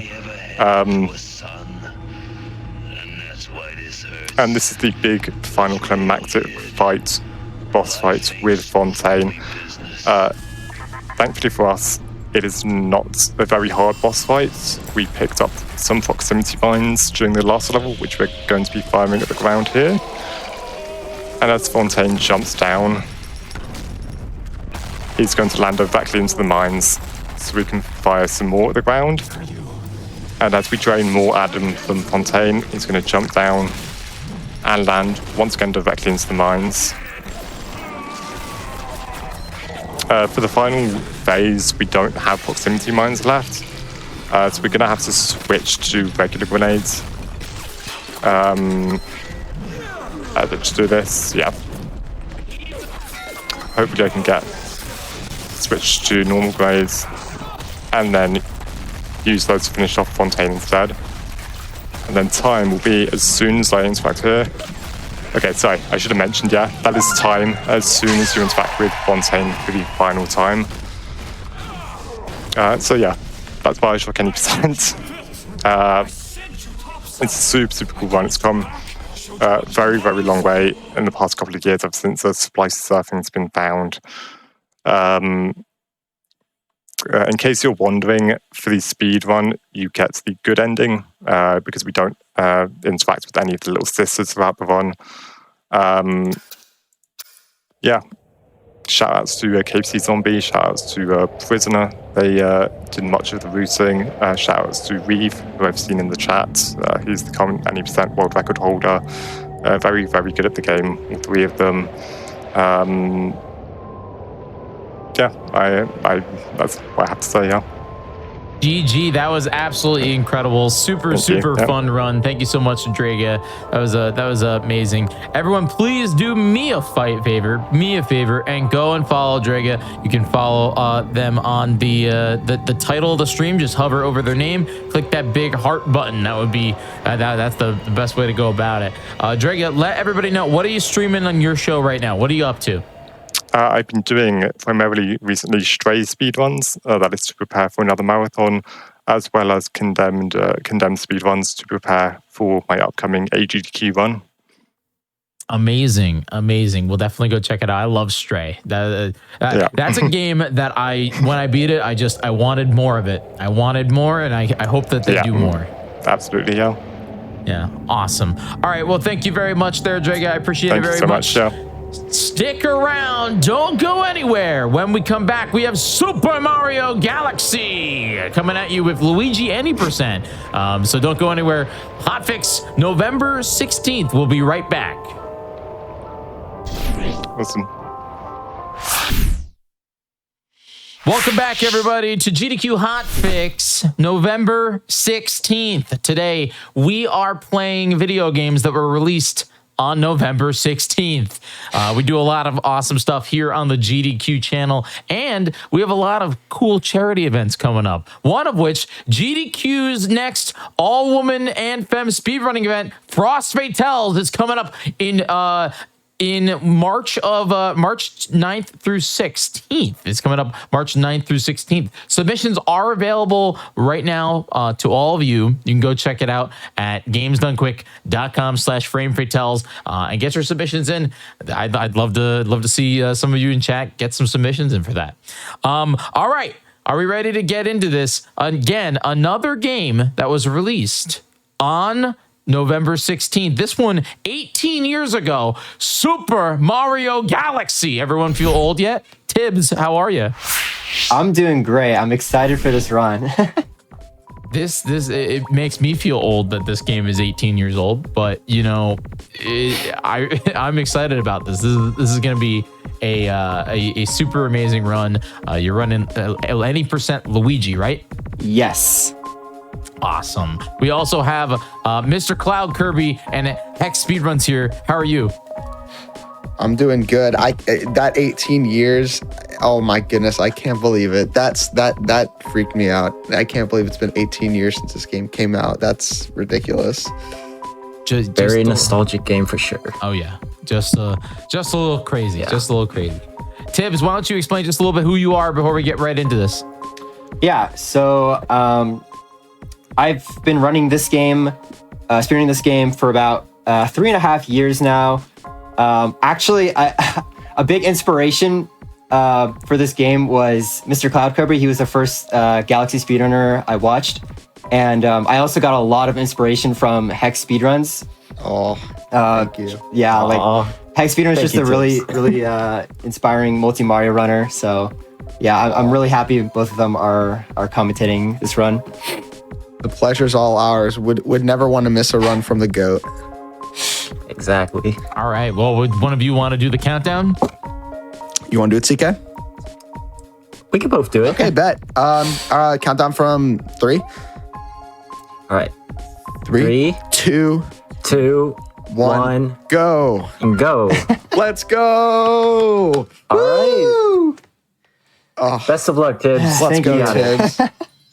All right. So we are now in the game. This is the first level. This is Gateway Galaxy. This is, I guess, like level 0. This is where it's meant to serve as like a tutorial for all the new moves that this game offers. And one thing you'll instantly notice is Tibbs is using 2 cursors. Tibbs is using 2 Joy-Cons. Well, technically 3 Joy-Cons, but Tibbs is controlling both of those pointers at the same time. That is a somewhat recent development. 2P kind of became the mainstream method of playing this game around 3 years ago. And it leads to a lot of cool skips and breaks this game a little bit. We'll see that later on. Yeah, you'll see it like different movements of using 2Ps because 2P gives you an additional jump while you're in midair, or it could be done when you're on the ground as well. You'll see a lot of those throughout the run. Whoa. Just keep them. Sorry. Oh, That was kind of weird. Dude, those bunnies were so third? good. Wait, those bunnies were like very perfect. good bunnies Oh my- coming off from Tibbs. That is a lot harder than it looks. On 3D All-Stars, which is the version Tibbs is playing on, it was the Switch release with Mario 64, Mario Sunshine, and Galaxy. That's the version because it is faster. And the bunnies do move a little slower, but nevertheless, hitting those bunnies like Tibbs did, it takes a lot of skill and a lot of coordination. So that is a lot harder than it looks. Yeah, so now, after catching all 3 bunnies, you will meet with Rosalina, and she will give you a spin ability, which is a use of the Luma right there. Yes. And Yeah. That is a big movement tech in this game. The spin helps a lot. You'll see spins paired up with different forms of movement to reach higher places unintentionally. And this game, so one thing about this speedrun is a lot of speedruns are notorious for like having game-breaking glitches or, you know, credit like big skips, sequence breaks. You're not going to get a lot of that from this game, but what you are going to get is really, you know, rubber hit the road movement where, you know, every level is practiced to a point where it just looks so seamless. And one of the great things about this game is you know, people say, oh, it's just long jumps, but that couldn't be further from the truth. I mean, it takes a lot of skill to make a game that's kind of slow like this one move fast, and you're gonna see Tiber do just that. Oops, sorry, my bad. Missed the TP jump. That would have worked. Had a really good mega Yeah. triple there, but basically what Tibbs was trying to do is Tibbs was trying to skip this Luma text right up this here, one more time. which requires a mega triple jump, and unfortunately they missed a 2P jump, which is required to reach to the other planet's gravity. However, Tibbs was not able to get it, so we will have to do the intended route. But basically, it's one of the hard skips to do in the beginning of the run. Big reset Pretty point for reset the run. heavy. And right there, we saw an example of like an attempt at a midair 2P jump. We've seen a lot of those throughout the run. Also, another thing to mention, it's a small, like this game is filled with small little things that save time. Every level you see, while it may look easy on the outside, there's really meticulous and almost like arbitrary stuff that may seem like the runner does, but it actually does save time. Like Tibbs coming out of the launch star. I'll actually wait for Tibbs to hit this. Nice. Yeah, there we go. So Tibbs just skipped the All right. cutscene there. But every time Tibbs goes into one of those launch stars, they're going to wait a second. They almost look like they're going to stop all movement. And then within 7 frames of entering, they are going to flip their direction 180 degrees. And what that allows you to do is every time Luigi lands, he kind of does a little bit like a stutter, kind of stays in place for half a second. If you do what Tibbs did for the launch stars, you won't get that landing animation. So it saves about half a second to a second every time. And we take a lot of launch stars, so it adds up. Yeah, if Tibbs somehow misses it, there's always a alternative way to do it. Just simply press simply press the up and down on the right joystick. And that would also cancel a long animation after landing on the launch star, which is still saves time, but not as much as what Hex just explained, which is insta walk. That's what we call it. So Yeah, so now Tibbs has done the gateway, and so we're going to be moving on to the first dome of the run, Terrace. Now, usually in a attempt sort of fashion, Terrace tends to be reset heavy, but in this run, obviously, we're not going to reset. So there's going to be a lot of opportunities to show off cool movement and cool skips, which coming up is going to be, we're doing Good Egg 1, and after that, we're going to do Good Egg 2, which has the newest skip found, which is called Crystal Float, and it's one of those skips where you just need to see it to believe it. It is one of the most game-breaking glitches that has ever been discovered in this game. It's been theorized for so long, like literally it's been theorized probably for the past 10 years, and it's finally a reality. took a long journey, but shout outs to Purple Sun actually finding a way to escape the gravity using the crystal float near the top of the tower on the first planet, and utilizing that, he was able to skip all the way to the planet with the power star, which saves around 1.5 minutes, which is it's a very really huge. It is what was considered the holy grail of this game, pretty much. Yeah, and also you might notice that the game is in Korean, and the reason being is there's less characters, so the text will just get through the text boxes a lot quicker if you're on Korean text. So that is why every text box is in Korean. Also, the loads on this version are faster, which is again why runners opt to use this version.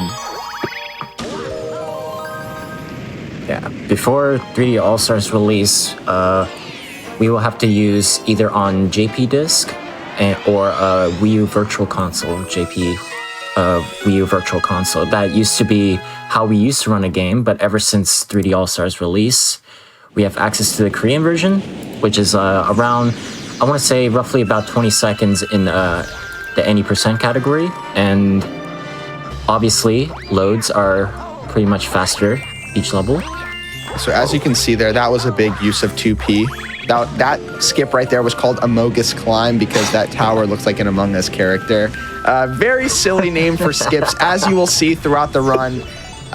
But again, more uses of 2P there. 2P is not just for gaining jumps. You can also freeze enemies and boulders, making that planet not only easier, but Tibbs gets a lot more star bits, which will come into play later because the routing for this game is heavily dependent on star bits.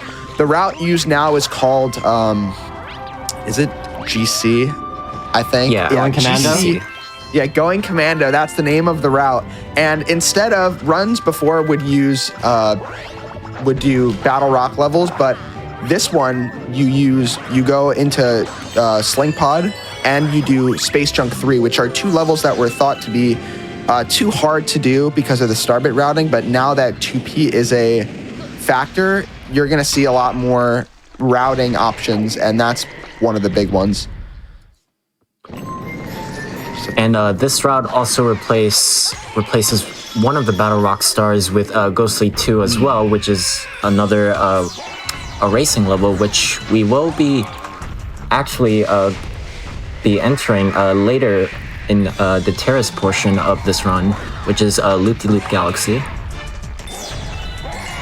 So right now, Tibbs is finishing the Dino Piranha fight.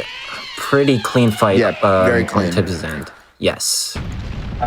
Fun little fact about that fight is that sometimes Dino Piranha's tail can actually get stuck behind the crystal, and in rare instances, it can actually soft lock your game. So yeah, glad that didn't happen. Yeah, it's very, very rare, but it can happen, especially in Melemon 3. That it can also happen in there too.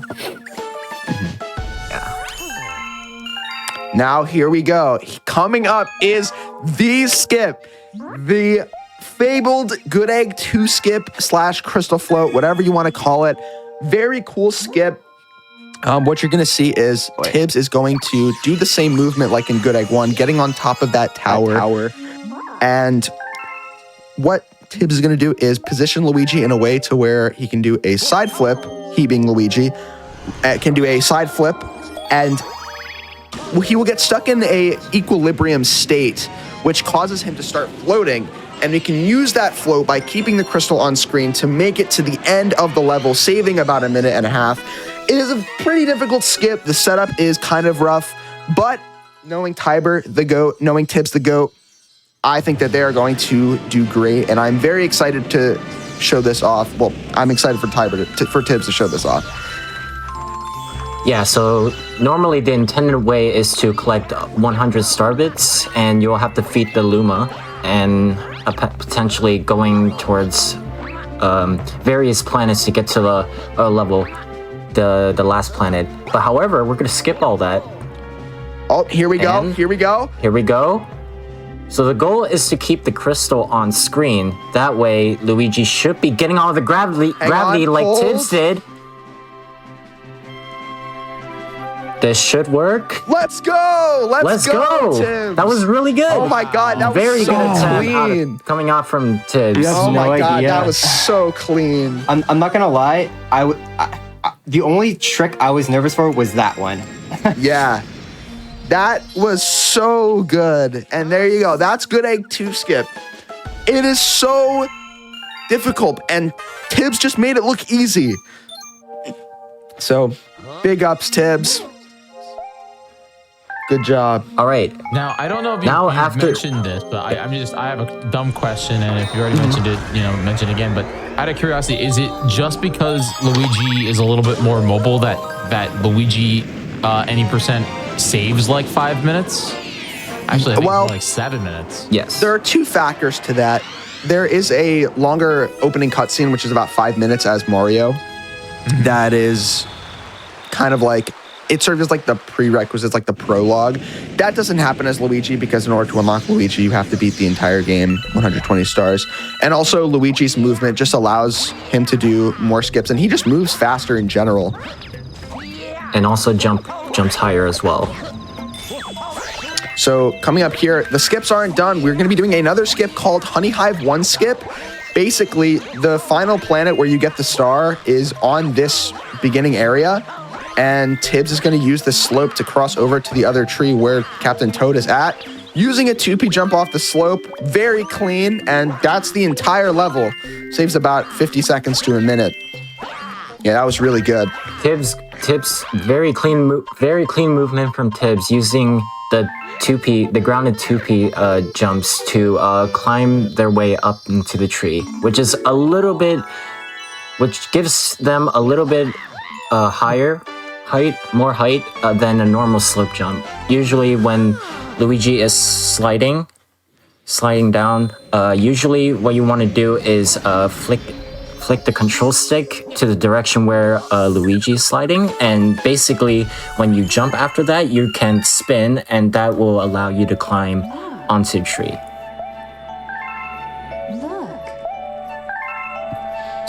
So now we're heading on to Honey Hive 2. We just came across another set of Rosalina text boxes. Now we just head on to this level now.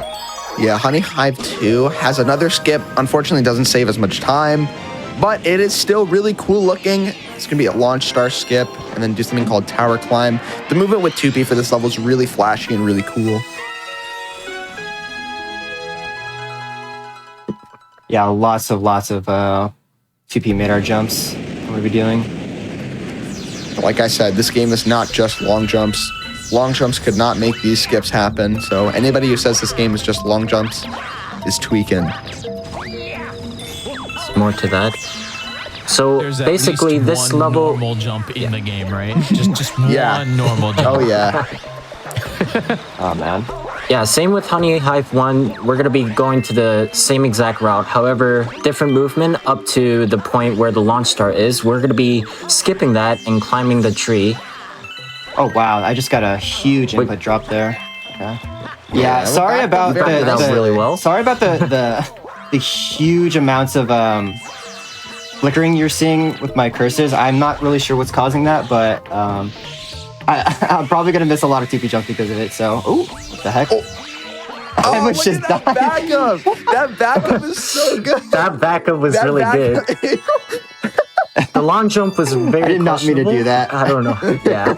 That was so But good. That was really good. Yeah, I have no idea what's causing all the pointer flickering, but I'll try my best to hit as many 2P jumps with it as possible.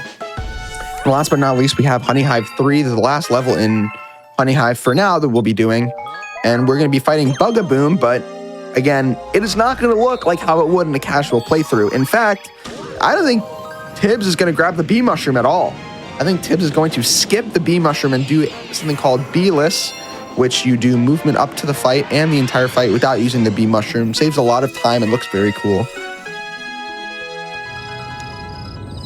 Yeah, this level compared to No Co-Star, basically No Co-Star, the requirement is to use the bee, because it is possible to actually do this without the bee suit for No Co-Star runs. However, it's very precise, and I'm pretty sure getting over to the boss fight without the bee is almost nearly impossible. But with 2P, the additional 2P jumps, mid-air 2P jumps, will allow you to skip the bee mushroom and immediately go straight to the fight, which saves a lot of time as well. Here we go.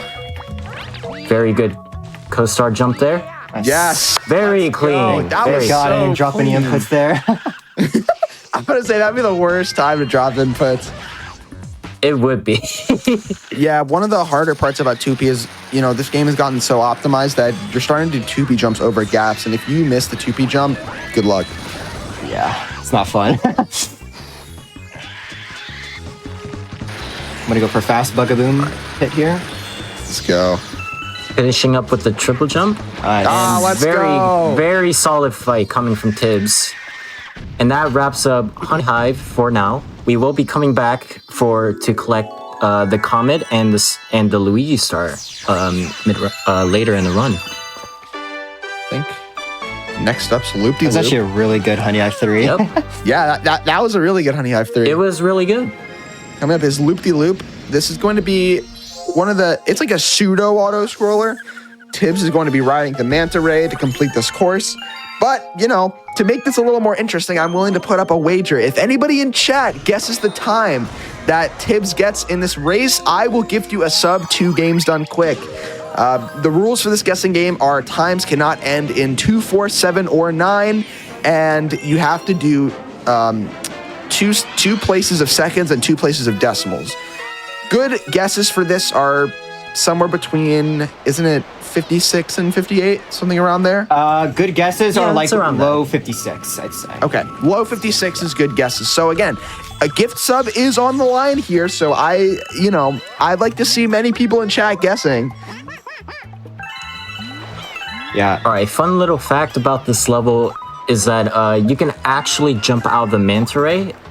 In this version, actually, you only get a 1-frame window to jump out of the Manta Ray. As for the other versions, like on Wii U Virtual Console or on disc, this jump is actually a 3-frame window. However, you can potentially skip the tutorial by intentionally dying from the start. And what it does is that it brings the Manta Ray over to the race once you die the first time. And there are multiple setups on this, but most people or most runners don't go for it is because of the jump frame window in the beginning. I'm gonna go with 56:31. That's my guess. Nice. It's a good guess. Good guess. Seeing a lot of guesses in chat. Yeah.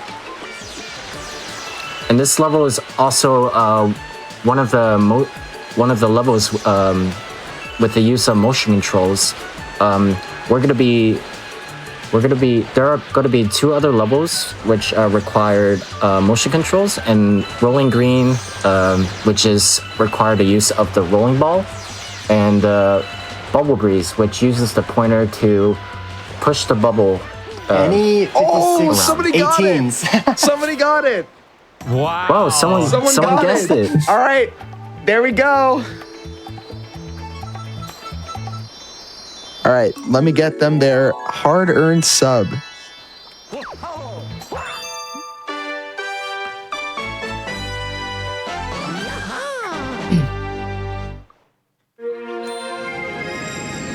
Let's go. I'm so glad someone got it. That's so cool. Yeah. GG. That was great. All right.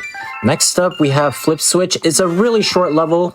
Basically, you just need to turn all the flip switches to yellow, so to make the star appear. So it's a really short, basic level. But of course, we're gonna try to avoid any electrical fences and spiky platforms moving around, and also avoiding the laser coming from the, I'm not sure, I forgot what the enemy is called.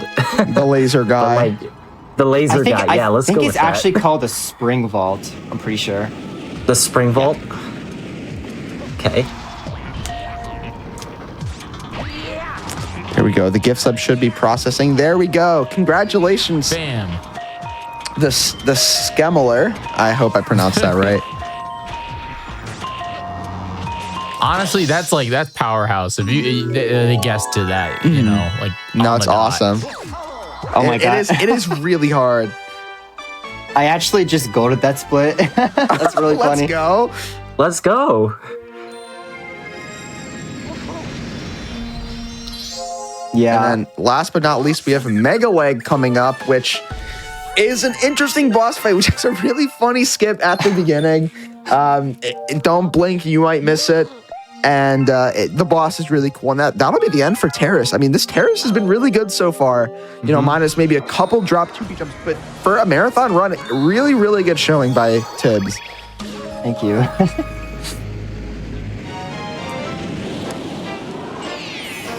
Yeah, so for this level, there's a skip in the beginning, which allows you to backflip 2P jump, which allows you to get sucked onto the gravity where the boss is because of the gravitational pull of the Mega Leg boss. As you can see here, quickly doing a backflip 2P jump after landing on the level, which skips the entire guiding the bullet bill to the cage where you're supposed to take the launch star to the boss planet. We completely skipped all that, so... Oh, there we go. That's it. Literally, if you do a backflip 2P jump, you just win. Also, Luigi doing a little jump there in the cutscene is funny. A little bit of a show-off from Luigi, you know? Always. So now we're just gonna work our way up, climbing through Mega Leg, to where the Grand Star is, and we're gonna guide 2 bullet bills actually. The first one right here, we're gonna try to break open this cage right here. And for the second hit, pretty similar, except we just go over the fence. Try to avoid the bullet bill crashing into the fence. And that's Terrace for you. Yeah, and one little thing I'm gonna do here is I'm actually gonna duplicate all of these star bits that I'm about to grab. So basically what you wanna do is collect the star bits. Did you hear that? You hear the 1-up? That means I duplicated the star bits. So if you grab the star bits just before you collect a star, you just duplicate all the ones you just got. A very cool little thing there. Little thing that, you know, again, if you don't pay attention, you'll miss it, which is really just the mantra of this game. There's such little things that save time, and if you don't notice them, if you don't hear them explained, you'll just never know. Yeah, so Coming out of Terrace, the next dome we'll be entering is Fountain. So, Fountain, the first level we're going to be doing for Fountain is Space Junk 1, which is a galaxy which is loved by a lot of people. Loved by a lot of people? I don't know about that one. You don't like Space Junk? No. Nah, come on. The music. The music is though, the come only on. good thing. But in the speed run, in this 90% run, Space Junk is, in my opinion, like one of the hardest galaxies to do fast. Just because the skip in Space Junk 1, it is Tibbs I know is going to make it look easy, but it is a rough skip if you don't know what you're doing and if you're not really precise. And then Space Junk 3 is just one of the hardest levels in the run. But you'll see that when we get there. Okay, so Tibbs, I'm curious here. Do you have 2 Joy-Cons just like taped to each other? So what you're doing? Really? Yeah. Really? Yeah, well, kinda. So basically, here, I'll show it for the camera. So you see, like, those Velcros right there? There's 2 pieces of Velcro, and I just stuck them together. And so that's how I'm able to use 2P in this game. So here we go. This is Pool Stars. Oh, go ahead. I was just gonna say, if there's any 3D printers in the chat, now's the time to 3D print a vertical Joy-Con 2-player 1 controller bit for Tibbs, and then also for Pokemon Let's Go speedrunners. It's actually really funny you mentioned that. Someone in our friend group actually started 3D printing 2P Joy-Con holders and has been shipping them out to Galaxy runners. Yep. So I think that's really funny that you said that. I should be getting mine next week. There you go. Yeah, shout outs to Neil. Still That's waiting my goat. Yeah. Tell them to hit up all of the Let's Go speedrunners next. Will do.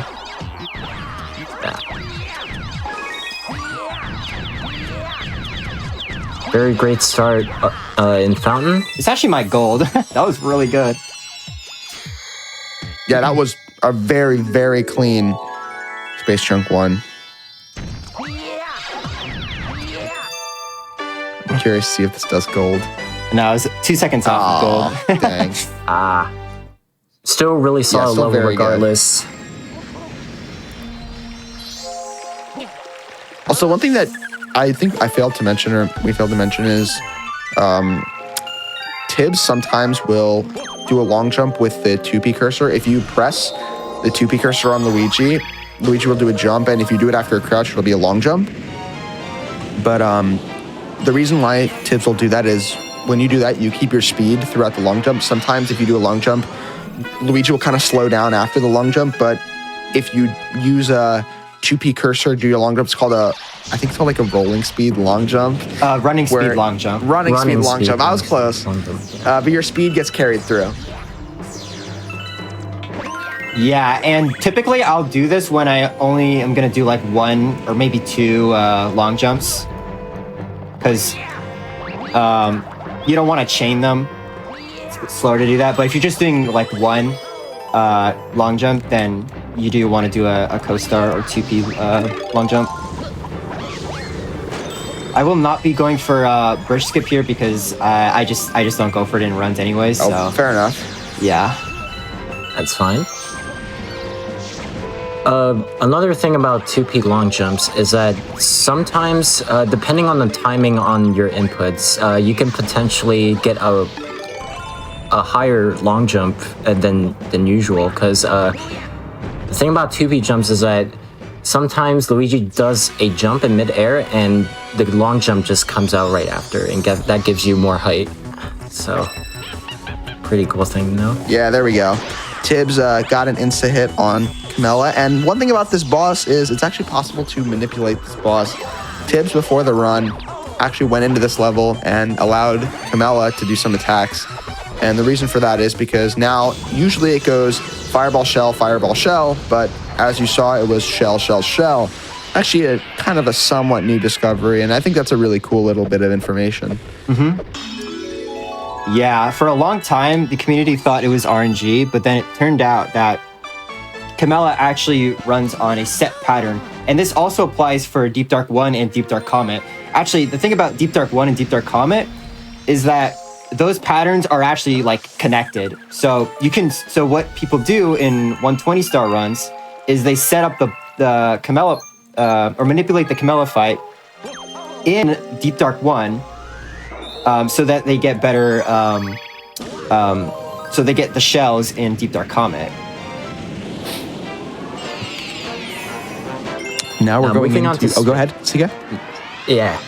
So moving on to Space Chunk 3, we're going to be using a lot of sling pods, actually, which we are going to use to fight Tarantox for the boss in this level. And sometimes sling pods in this game can be really bad because it uses the pointer a lot, and sometimes pointers don't really work that well. Yeah, this boss, honestly, this level is hard really just because of the boss. The boss is, in my opinion, very like one of the hardest parts of the run, just because, again, those sling pods can be unreliable. But, you know, again, Tibbs is going to make it look easy. Also, what I just did there was I just clipped through the glass because the launch star hitbox is so big.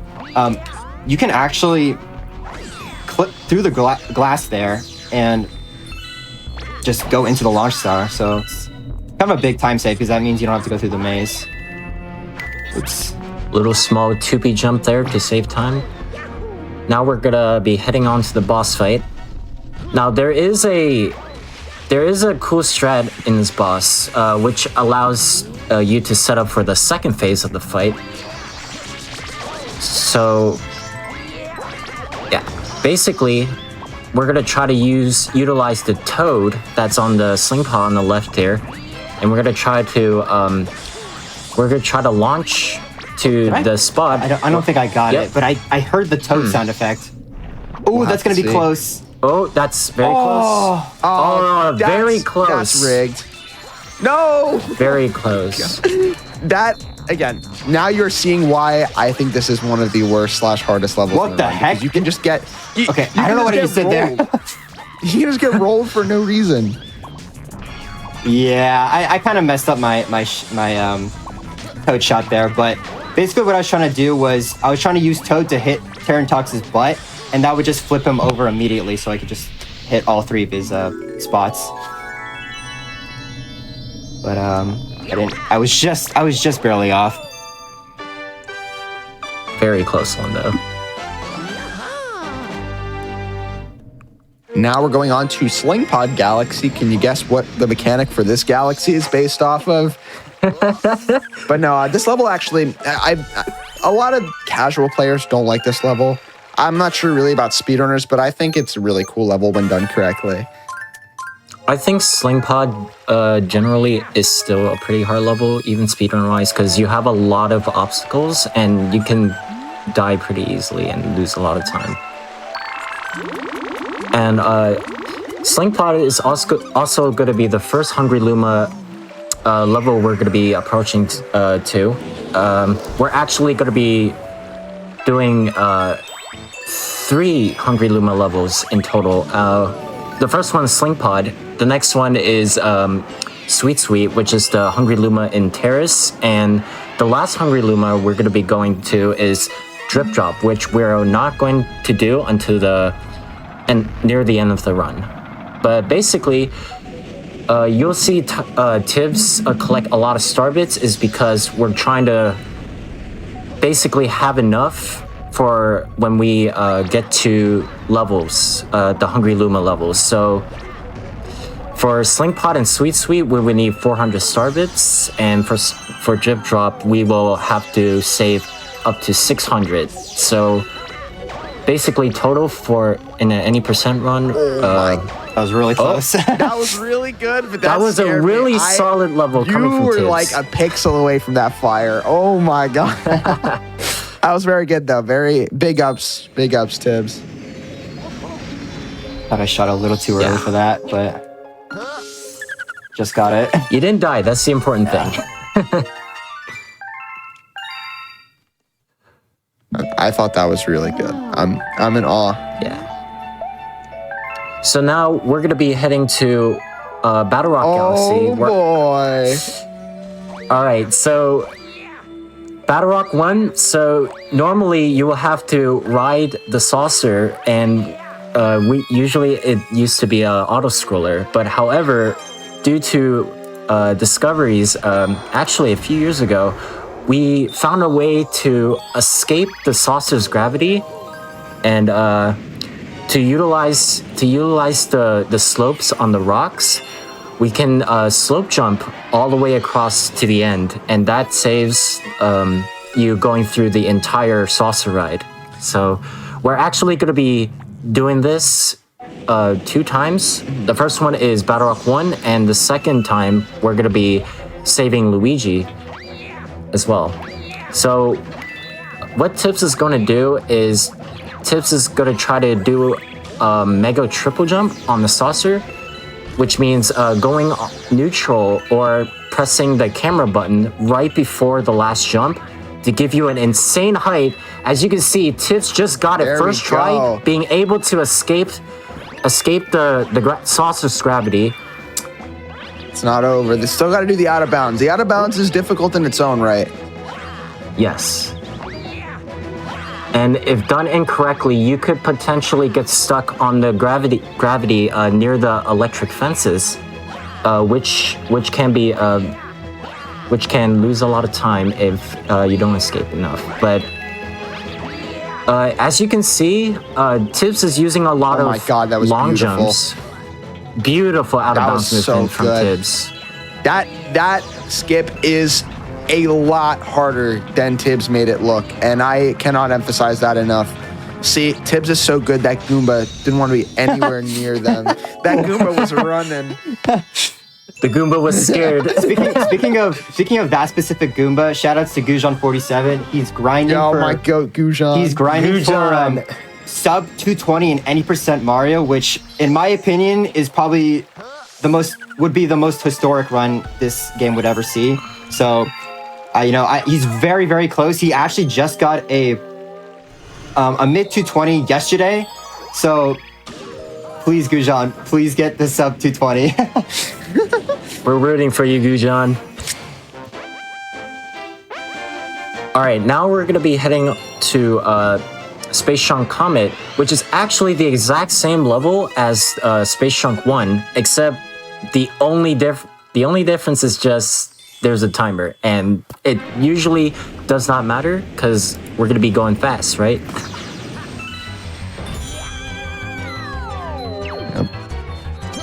So for those of you who weren't here for Space Chunk 1, congratulations, you get to see it again.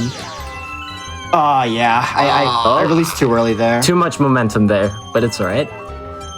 Oof. Too early. Yeah. Basically, we want Luigi to face more to the left, so we can use Luigi's backwards momentum to get across the Pulsar planets right there to skip the launch star at the next section. Oh, I don't know why I spun there. I think I just shook my Joy-Cons too much. Yeah, this part's really scary because if you die, you get sent all the way back. It's not fun.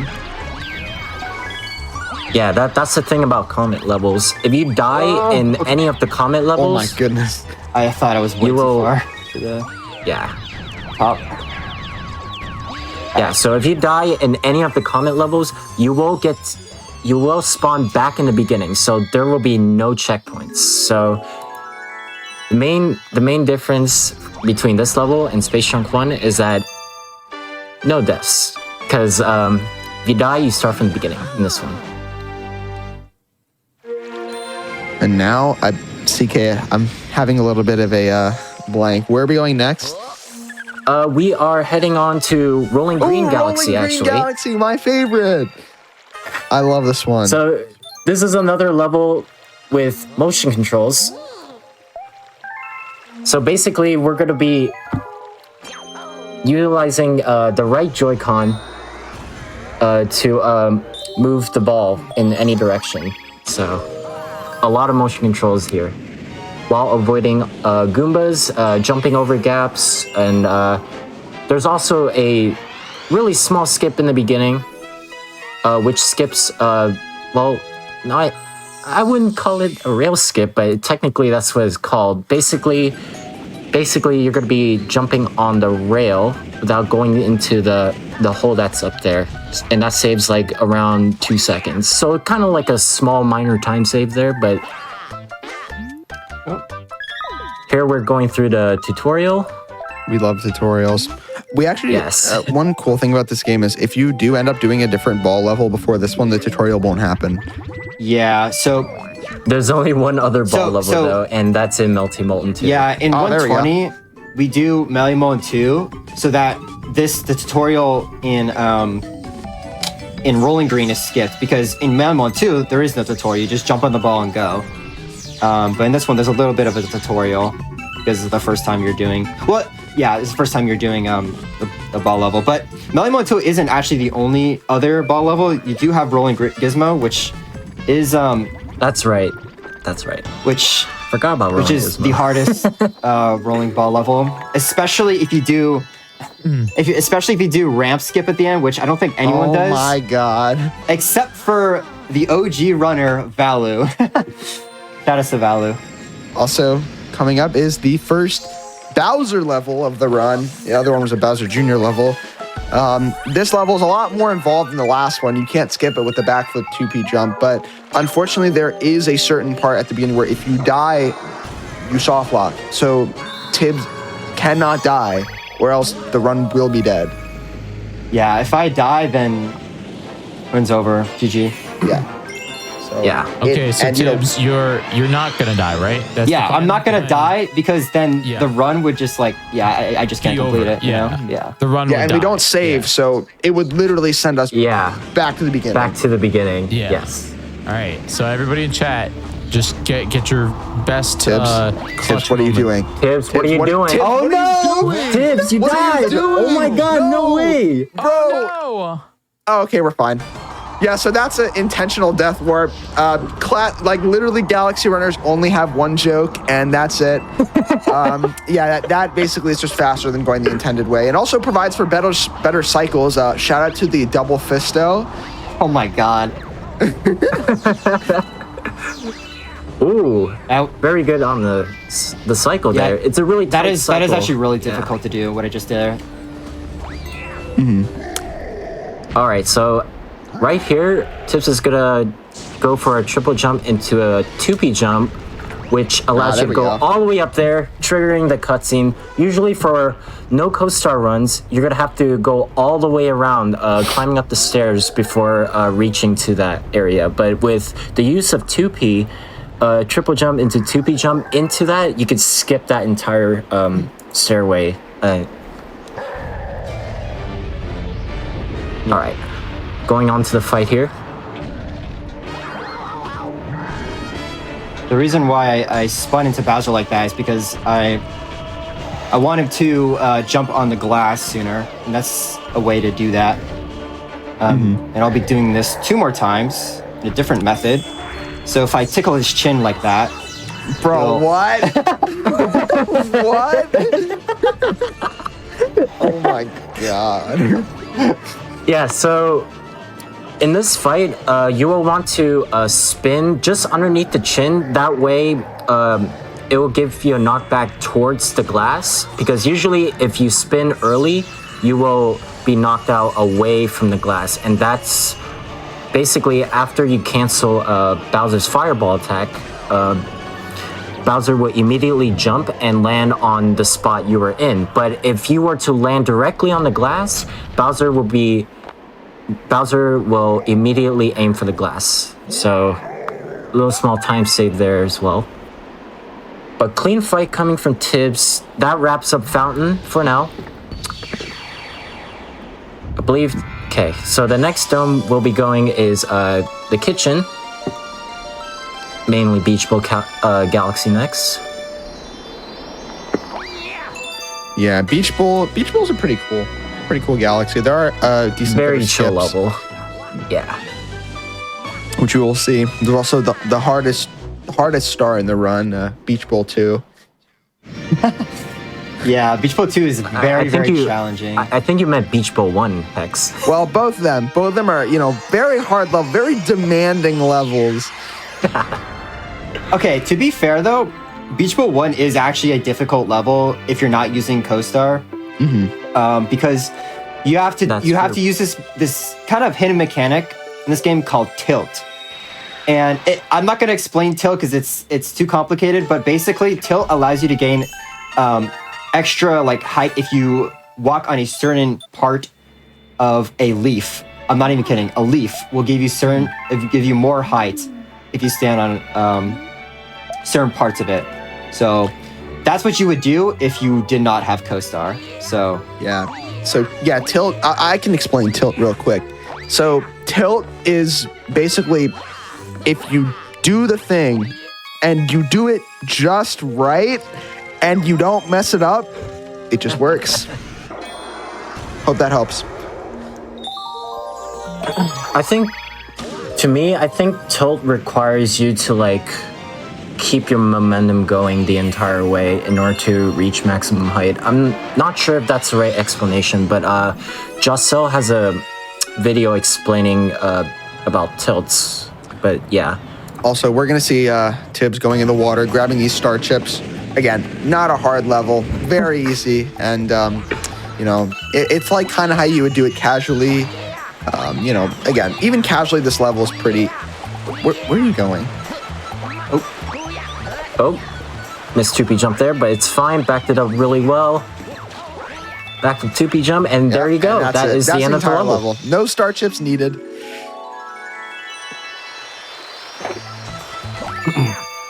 Great start into kitchen. We love kitchen. Tibbs is cooking. Cooking. Hot on the stove. Turn the heat up.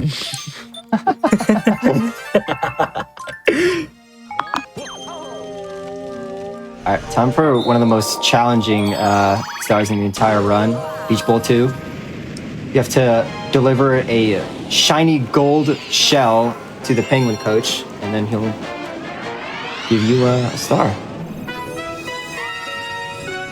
taking the swimming test right here. Yeah, the test Yeah. is very difficult. Can't mess up. You know, this is like what if you're in the Coast Guard, this is what you have to do to qualify. Coast Guard. Okay, so what you just saw right there is a 2P long jump out of the water. So basically, if you ground pound into water, while holding the crouch button the entire time in the water, once you reach the surface and press the 2P jump button, it'll allow Luigi to do an instant long jump out of the water. You could do the same with no co-star, however, it takes a little bit. But 2P long jumps, they're instant. So once you have the cursor on Luigi and immediately tap 2PA, Luigi will immediately go straight out of the water. However, for no co-star runs, you'll have to wait for a little bit before being able to jump out of the water, which I don't know the reason why actually, but mechanics in this game. Mechanics in this game are pretty weird. Definitely a little jank. Now we're gonna go to Beach Bowl Secret 3. Which one? 3. Okay, I 3. think, Yeah. right? You can do either or. One is a little slower, but has better cycles. I keep forgetting Tibbs is the GOAT, so obviously gonna opt for the harder one. Yeah.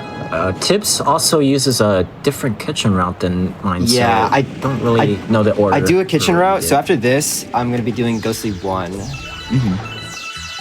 Yeah. Wow, I just did 3 frame perfect ground pounds in a row. That's actually really hard to do.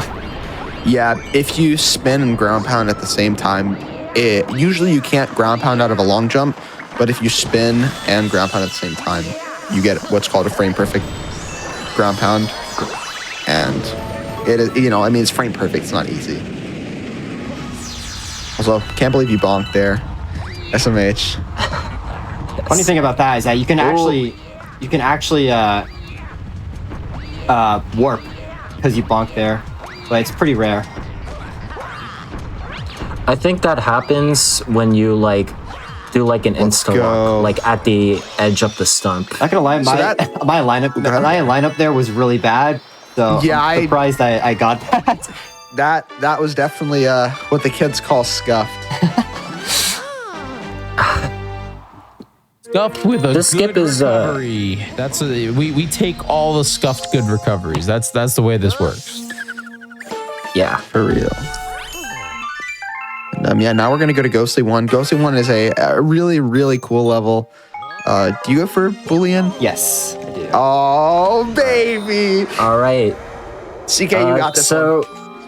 All right. So there's a skip near the end of this level, which allows you to skip the boom mushroom entirely.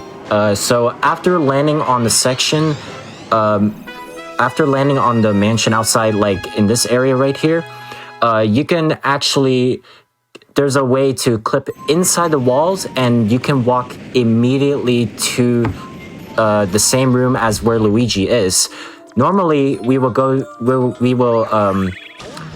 normally the intentional strat is to go underneath the mansion to where the boom mushroom is and use the boom mushroom to go through the fences to Luigi, but we're gonna skip all that, and right now we're just trying to make our way over to the Starship room.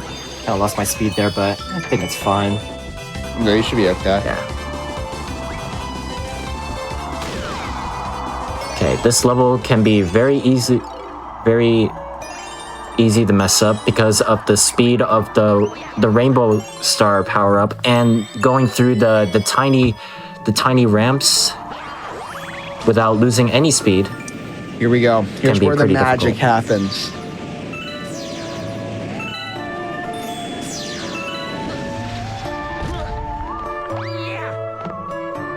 All right. So yes, there is a that was a I'm dead. that almost worked. Yeah, okay. I fell off there. I thought it was good to walk in the line there, but I guess I just fell off, so it's fine. Yeah, so the setup that Tibbs is using is that they will make their way over over to that area because there's an invisible platform you can stand on apparently, and we're going to be taking advantage of that to set up set up for Bulis, and not bad for a second try.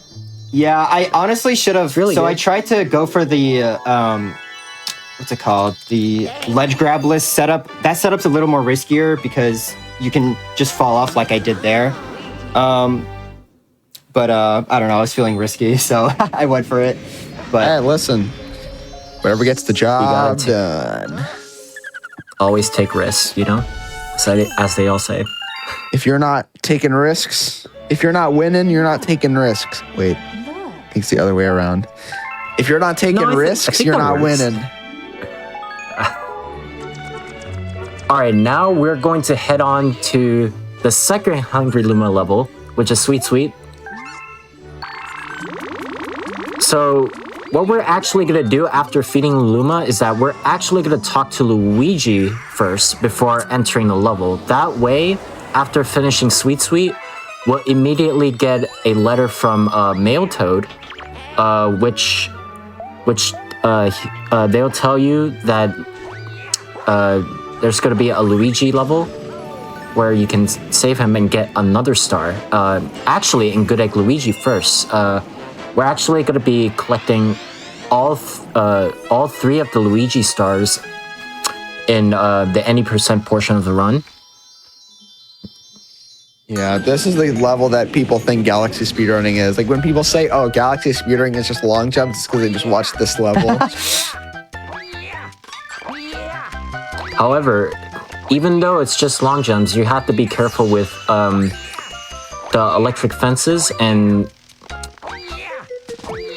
the holes that you could potentially fall. yeah, it's very easy to bonk here. So I'm gonna try to. Oh, not back. Oh, Unintentional backflip there. that's a Galaxy speedrunning classic. Yeah, especially as Luigi, it's really easy to backflip.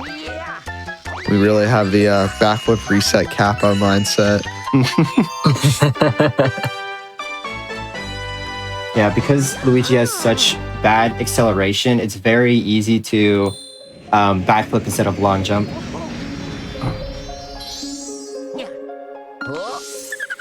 And now we're gonna be going go back to Terrace. Oh, Pick up some stars. Oh, whoops! I left the callback. I mean, fair enough. Hold on, I'll share my view cam again.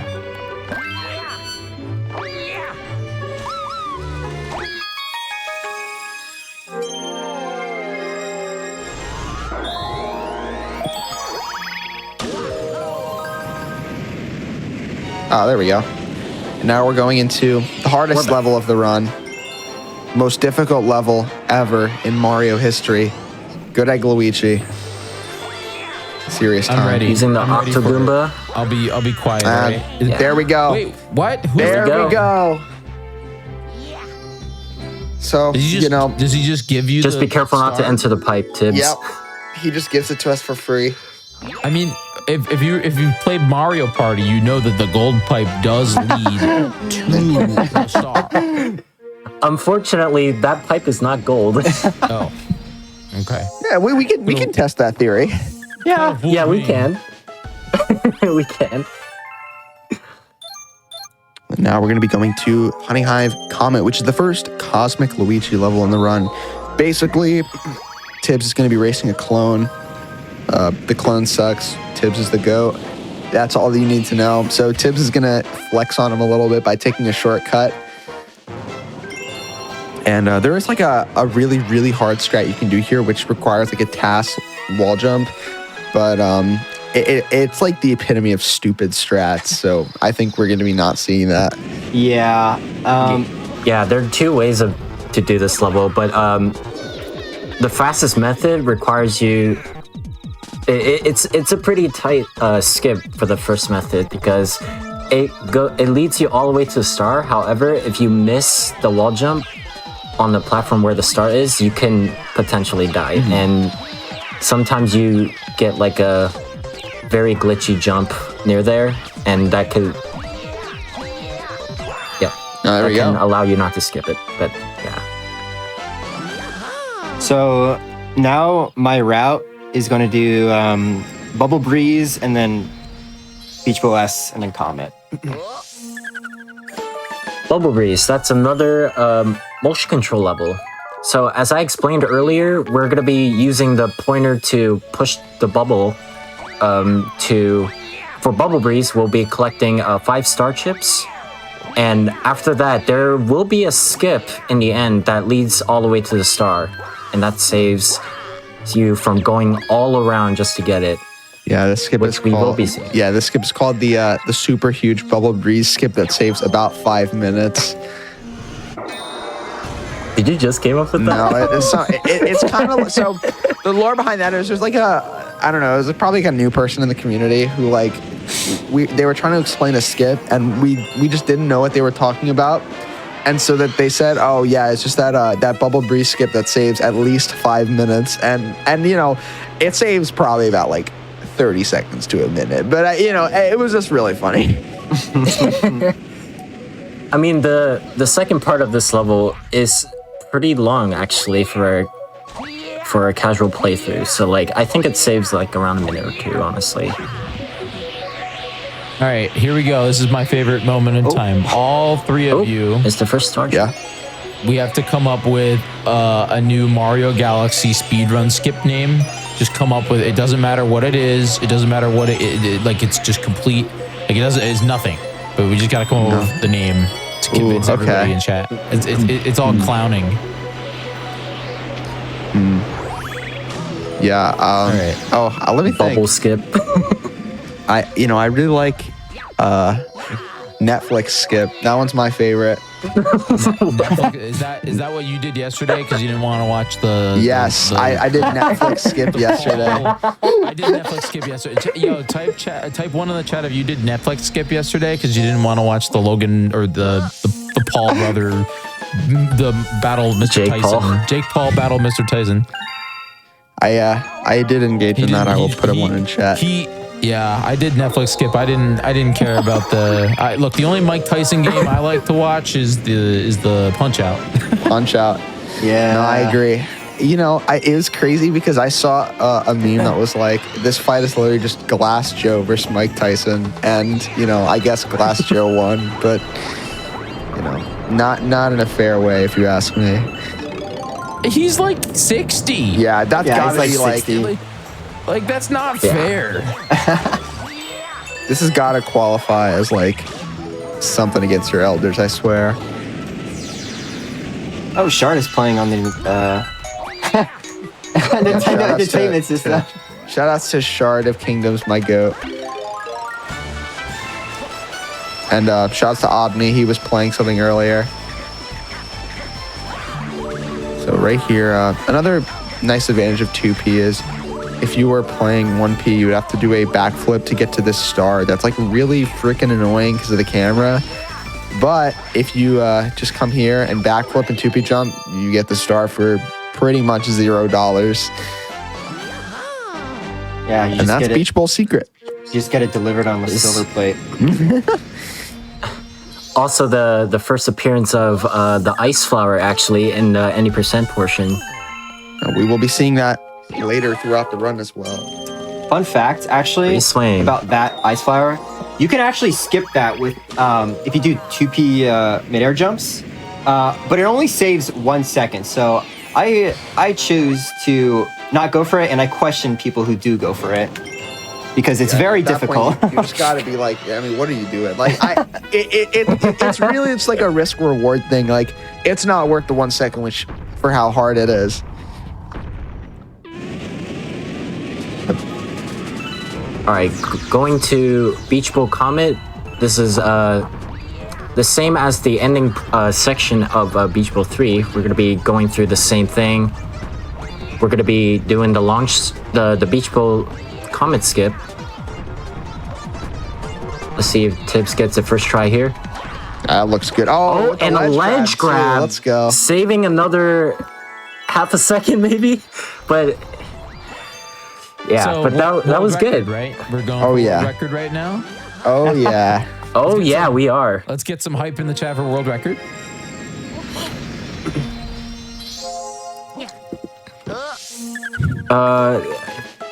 I'm correct. We should be heading to Ghostly 2, right? Yeah. Yes.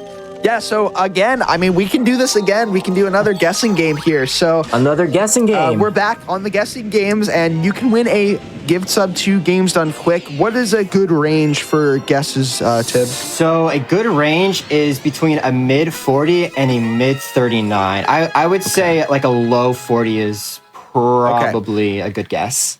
So get those guesses in around low 40s. Remember, guesses cannot end in 2, 4, 7, or 9. You have to do 2 decimal places and then 2 places before the decimal as well.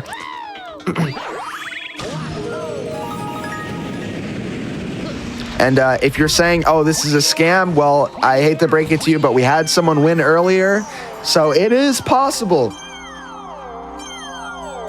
Again, good guesses would be being between a 39.5 and a 40.5. Again, low 40 is looking to be the ideal range for guesses. And, you know, with how many people in the chat, it is likely that somebody will win a gift sub from this. I'm thinking 40, 31. All right. I like that guess. 40, 31. I'm feeling it. You know what? I believe in tips. I think they can get a 39.88. I'm going to go 40-11.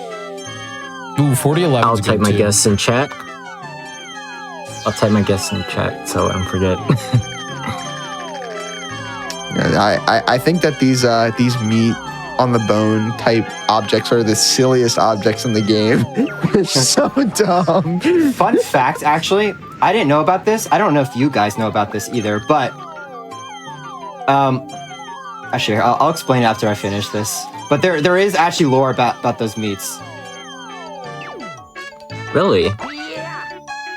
Any 40, 26s. 40, 26. Do we have a guess? Oh my with that? goodness, somebody said 40-25. No way. No. Man. Oh my god. Wait. What? Wait, we got Skeemler another- got it Wait. again. Skeemler got it again. No way. Skeemler got it again. Twice in a row. There's no way. Twice in a Wait, row. What? No way. Wow. Wait, what? They're cheating. No Definitely a time way. traveler. We have a time traveler in the Okay. chat right now. What?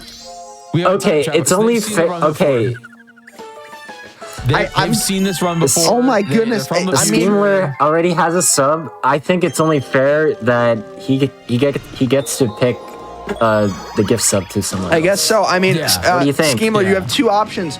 You can either get a tier 2 sub or you can pick someone to get the sub. That is crazy. I cannot believe that.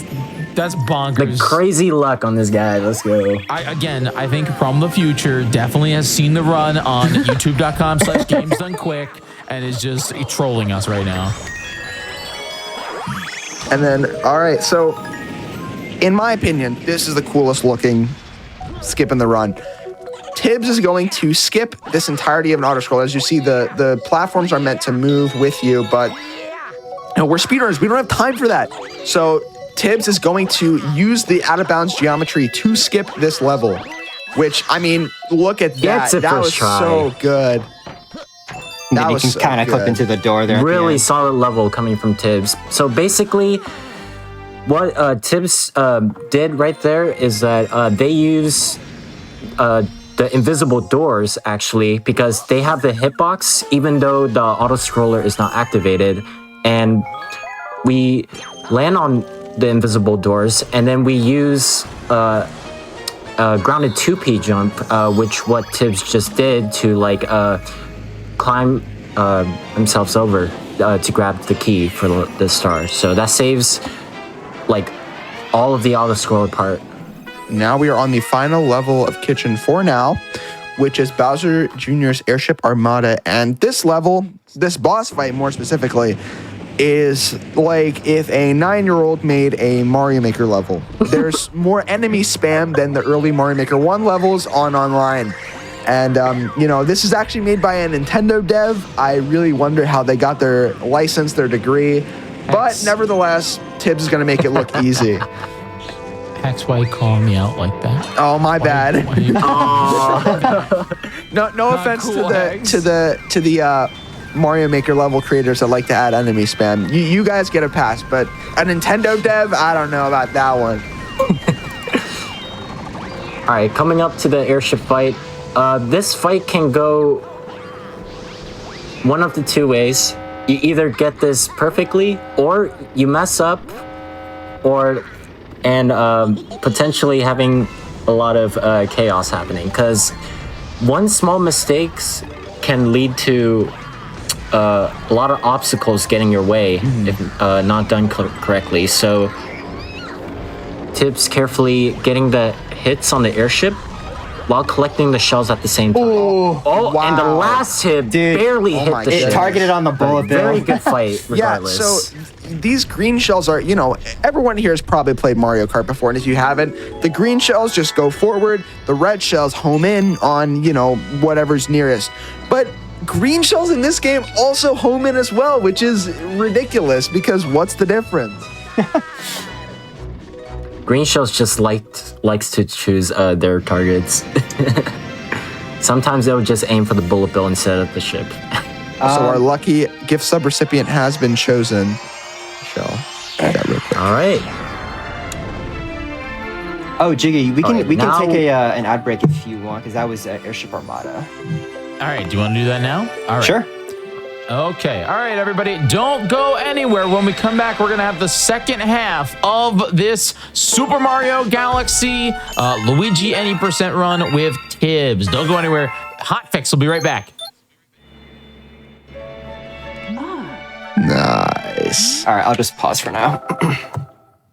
Oh, is this like a thing where you just pause? Yeah.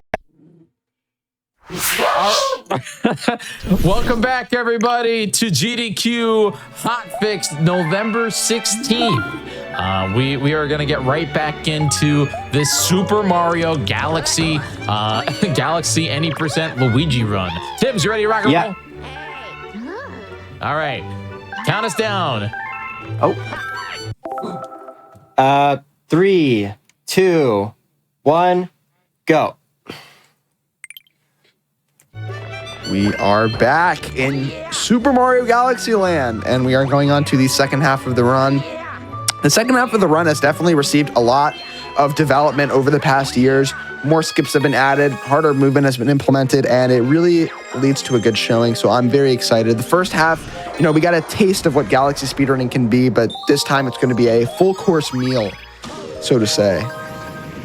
That is right. Now, going into the second half, so the first thing we did, or Tibbs did, is talk to Male Toad, and that gives us a star unlocked for another Luigi star that we're going to be doing in Battle Rock Galaxy. And but before we're going to do that, we're actually going to head on to this short level of Hurry Scurry. So basically, pretty simple and straightforward. Going onto this planet, we're going to be collecting all music notes, and once we collect all of them, we're going to make the Power Star appear from the black hole. There it goes. There it goes. Yeah, very tough level. Lots of precise gameplay. But now we take a visit back to Battle Rock, where we will be doing Battle Rock Out of Bounds, or Broob for short, again. And, last time it went very well. And I have no doubts that this second time will be just as good, if not better.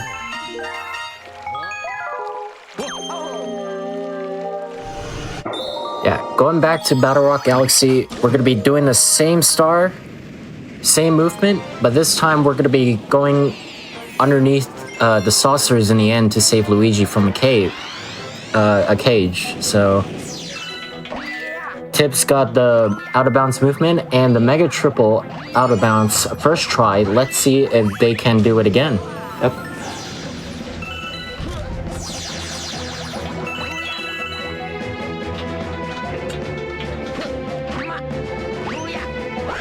Looks good.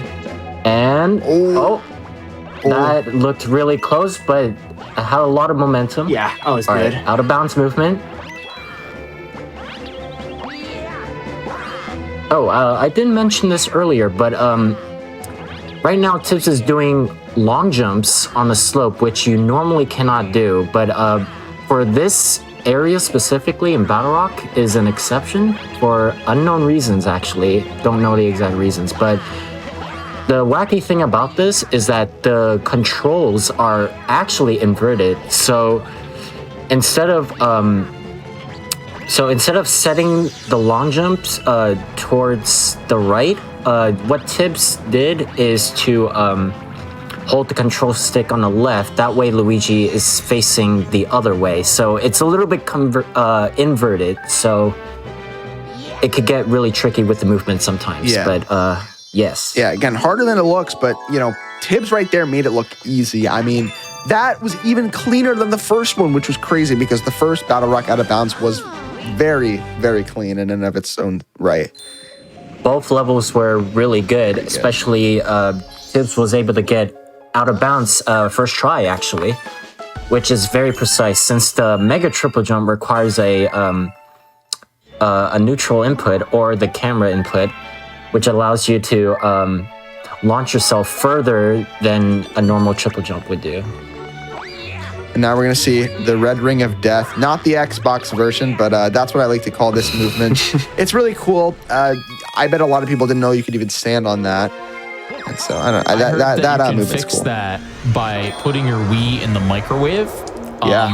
Yeah, that's what I heard. Don't do that, chat. Please don't do that. I need to specify, please don't microwave your Wii. Now, We don't want to now cause your any Xbox, hazards, on the you know? other hand. Now the Xbox. That's like, oh man, that reminds me of the Wii orange juice. Oh my God. goodness, yes. Yeah, make sure that you don't spill orange juice on, or, you know, spill orange juice on your Wii. I just hate it when my orange juice gets spilled all over my Wii. Happens so often. Here's the thing. You got to remember, and I know it's hard for everybody. I know everybody in chat understands, but no, the Wii is not thirsty. It does not want your orange juice. You got to It's bad for your Wii. All right, so we're now in CK's favorite galaxy, which I think this galaxy is kind of mid, but, you know, in a speedrun, it is really cool. We're going to be fighting Baron Burr. Shoutouts to Baron Brett. Yeah, goat. But no, this it's really cool because this level has a lot of vertical ascension, and vertical ascension in this game is really like the bread and butter of the speedrun. Yeah. Using the ice flower once again, make your way up to the boss fight right here. And this guy, so if you're new to this game, I've seen so many people die to this boss. The trick here is, you know, you would think you need to spin really close to Baron Burr, but actually if you do that, it won't count. But if you spin farther away, doesn't matter. He will go down. And just like that, very clean by Tibbs right there. That's the guy Very from good start into the bed. Mario 64, right? It's the same boss. Yeah, but this time he's floating. This time he's floating, yeah. They just took away his shoes. And Freeze Flame 2 coming up next. Very exciting level and very skip heavy level. Again, the second half of this run is really flashy and really cool. Basically the most consistent part of the run, with a few major skips. Actually coming up in a few levels in Gusty Garden, which we will be explaining once we get there. But Freeze Flame 2, there are actually a few ways to do this level. I think what Tibbs is gonna do is they're gonna climb up to certain platforms like what they're shown here in the cutscene, and make a way around and use manipulate the gravity into the last section. Again, funny little tech here is if you neutral stick after you hit those crystals, you will not move. See a lot of runners trying to hit it and then like use the stick immediately after, but Luigi will just go everywhere.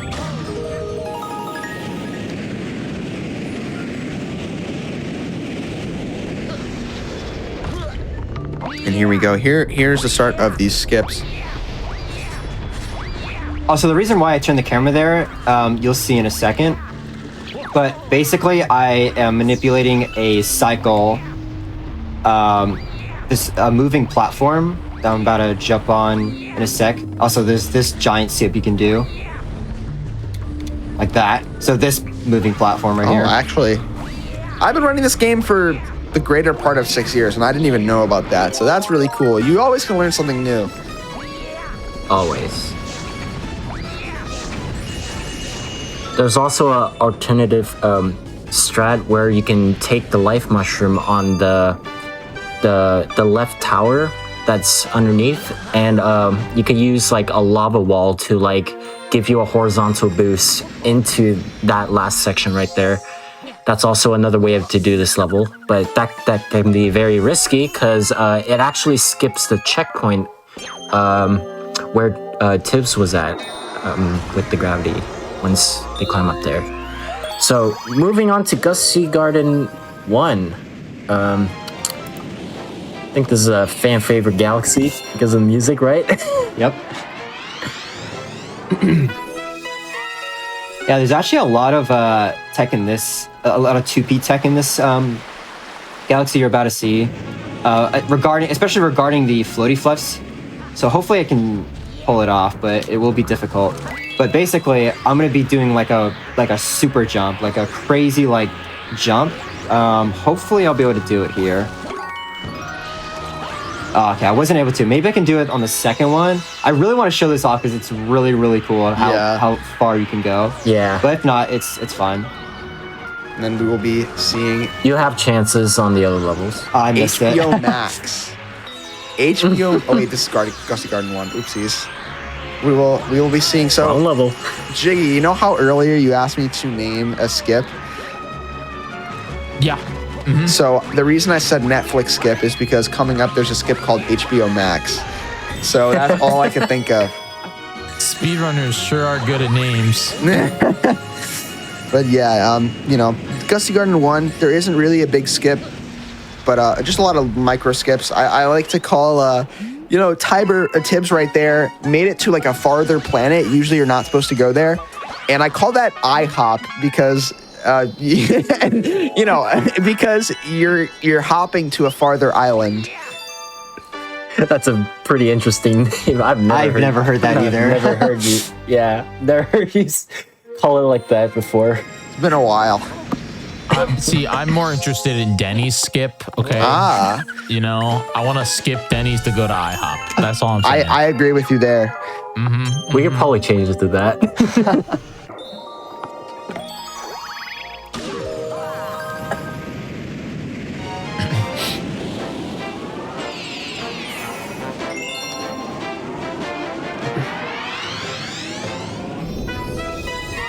There's a lot of crazy speedrun names, like or speedrun skip names. I've been hosting here on GDQ for I think like 6 months now, which is kind of crazy to me. But I've heard some wild stuff, and people just like say it. They don't explain it. They just say it like it's part of the vocabulary. Like, oh, here comes burger skip. I'm like, what do you mean? What's burger skip? Burger skip. That one's that's a mild one. Yeah, HBO Max. There's lore behind that one. I can't say the actual name of it because you know I'm knowing my audience here. Not that it's anything crazy, but you know, want to keep this family friendly. But you know, definitely very interesting galaxy community and this. What? What did I bonk on? What was that bonk? Wait, what? What did I What was that bonk on? bonk? That is the first time I've seen I that. bonked on a pixel high ledge right there. Time for the classic games done quick line. That's never happened before. Yay! That's 2 today. We got 2 of them today. And you know, this is just the end of Freeze Flame 3.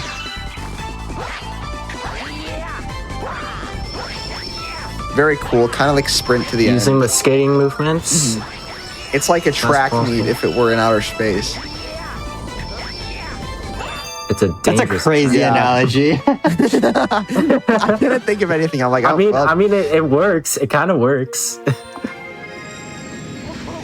All right, now we're heading to Gusty Garden 2, which does have two major skips actually. Then one of them is the second one. The first one, we're actually going to skip one tiny planet to the other one that saves like around, I want to say roughly about 5 seconds. And then the second skip, the moment we've all been waiting for. This skip, it's a really cool looking skip. And again, it's rather recent. It was discovered about like 2 years ago, maybe if that. And, again, really cool how, broken open galaxies become. This skip saves about a minute. And that combined with Crystal Float and a bunch of other optimizations. I mean, we're looking at a 3-minute improvement for a game that was, has been ran for a very long time. All right, so coming up right here, Tips is gonna attempt to skip this planet right here and into the other one. Missing the 2P jump. I tend to but that miss was that a one. really good angle. Yeah. Really good angle and good height on that.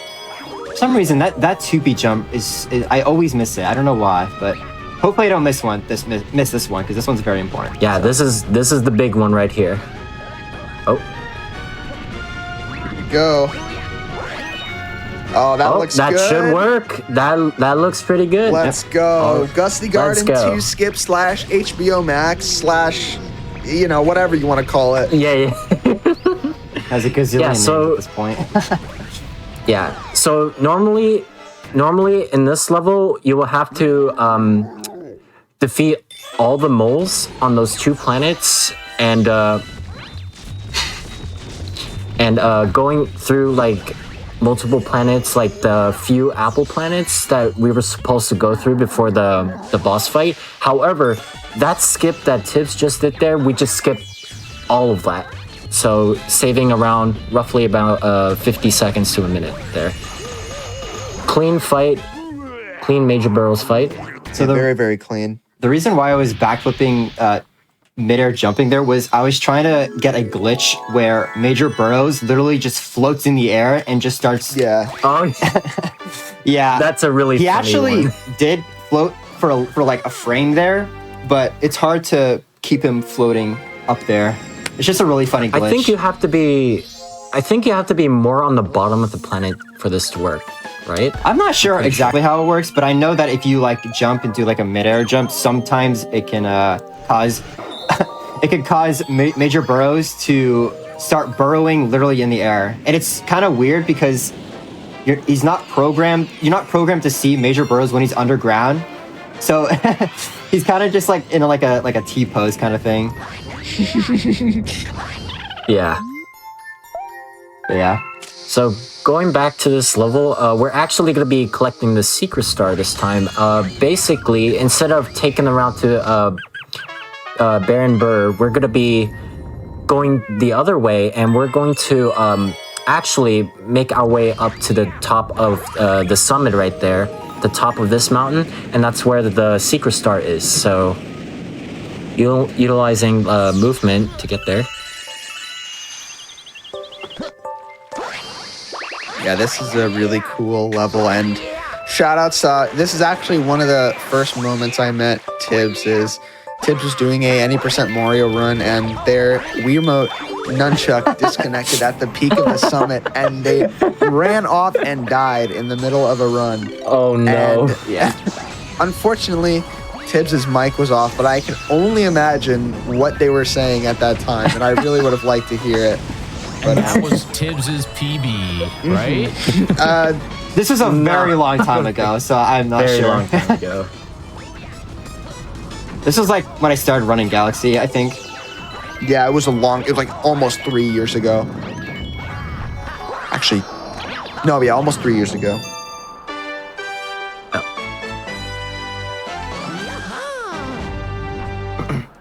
Well, luckily we don't have to worry about nunchuck disconnects anymore because we're playing on the Switch version. Yeah. So we have new problems to deal with. I think Gusty Garden, Gusty Garden 3. 3. Oh, no, Free Slim Comet. I forgot. yeah. We do that level Yeah, first. Freezing Comet. Another Cosmic Luigi race, actually. So, basically, we're going to be racing Cosmic Luigi on, actually, the last section of Free Slim 3, except no lava platforms. So, it's just all ice. So, we're just going to be skating through the entire race, skipping areas a little bit. Ooh, frame perfect jump. Ooh, beautiful Very FPJ. good. Getting that frame perfect jump right there saves about 2 seconds in this level. So immediately goes into cutscene once you get it. So one of the few levels where frame perfect jumps saves a lot more than usual. Oh so. boy. Oh, great Oh my save. goodness. Oh my god, what is going on? Oh, Okay. I'm just gonna take my time. This level is very yeah, take your janky. time. With the gravity switches, it's very, very janky. It's very easy to just get the gravity to switch when you don't want it to switch. It's even more janky in Free Slim 3 because the ice platforms that you can create, you can get stuck on them, and that'll like kind of hinder your long jump. And so if that happens, like when you're about to go over a gap, you can just die and you can't recover it because you're in the ice flower. So it's just really unfortunate if that happens in Free Slim 3, but yeah. Just an annoying level sometimes. Yeah, I agree. And now we're going on to Gusty. Do you do Secret first or do you do 3 first? 3. Okay, Gusty Garden 3. This level's pretty cool. I don't know. It's just like there. It's not the level that it's like the level that we don't deserve or that we don't earn. It's just kind of the level we got. It's like the level you get what you get and you don't get upset. Yeah. Kind of level. Yeah. Gusty Garden 3 is like if you ever had a sibling, it's like your mom says, okay, you can go, but bring your sibling with you. That's Gusty Garden 3. You have no idea how much of those experiences I have back in high school. Just constantly take my brother everywhere. I getcha, CK. I getcha.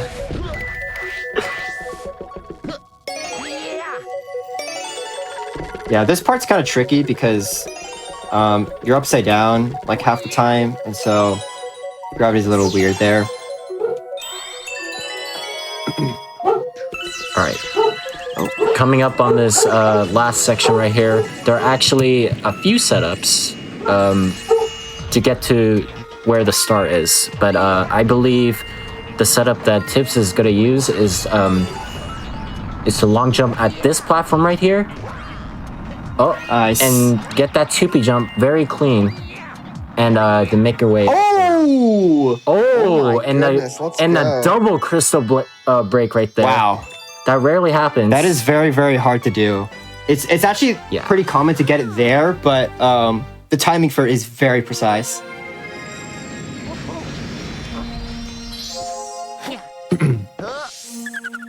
Also, I struggle a lot with that 2P jump, so I'm really happy I got that. Let's go. And then now we All go right, going Gusty Garden into- Comet. Yep. You have another We're gonna chance, be- Tibbs. You have another chance at the. Yeah, I'll that's try to. I'll right. try to get it. Although, actually, I don't know if I want to get it because it's the comet. So, like, I don't know how I'm gonna get him down if he does start floating. Is it different on the Comet? I don't know if it is, but if I get hit, I have to reset the level. So I'm just. Oh yeah, that's why we're gonna be fighting Major Burrows again, with the exception of 1 HP. So taking a hit here will result in starting the level over. So being extra careful here. Yeah. Yeah. So Major Burrow's RNG is actually predictable here, so he's gonna spawn like right there. Yep. And if I'd done that correctly, he'll spawn in the exact same position again. Let's see. So he should spawn right there where my cursors are. Yep. Ah. it's funny because like you can actually manipulate the boss fight in this level, but like I couldn't find a way to do that in Gusty Garden 2. I'm not exactly sure Yeah, if there are setups for that. in Gusty Garden 2, I don't think it would ever work because I'm pretty sure his RNG is dependent on whatever Luigi's movement is, and since you're doing different movement leading up to it, you can't predict the RNG in 2. But in Comet, you can because you can. It's only replicate the movement, and the level's pretty short too. So. Let's see.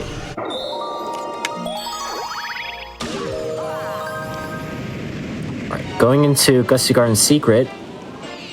So, the big coins, the big question mark coins that were in Gusty Garden 3, we're going to be re-entering the level right here. We're actually going to collect all of them, so we can spawn a Rainbow Star, which allows Luigi to break the Golden Chomp on the next planet. We love this guy. My favorite. I call him Benjamin. Why? I don't know. Felt like it.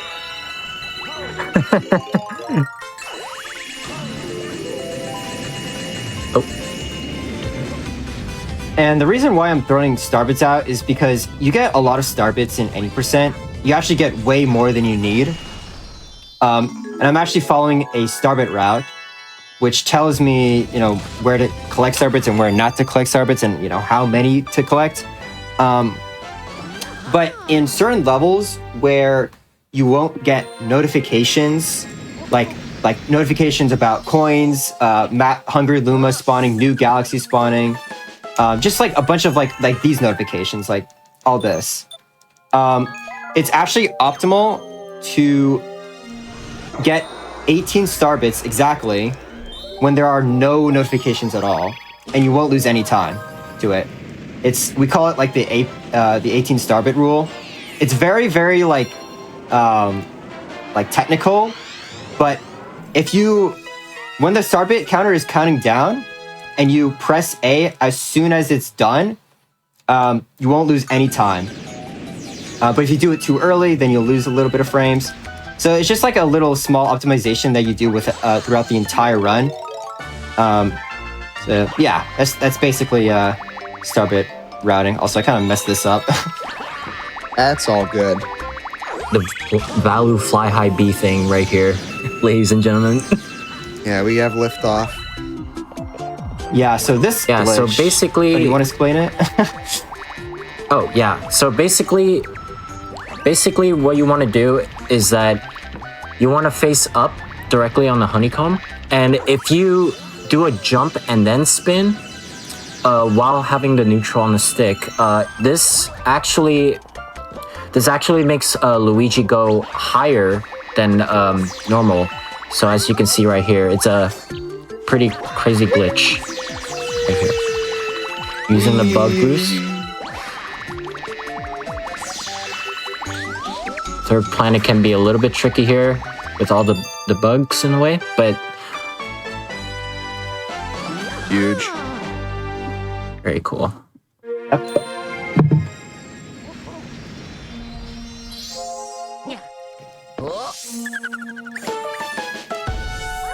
Now we're going to be entering, I believe the last star in bedroom, actually. We're going to be fighting Bowser once again.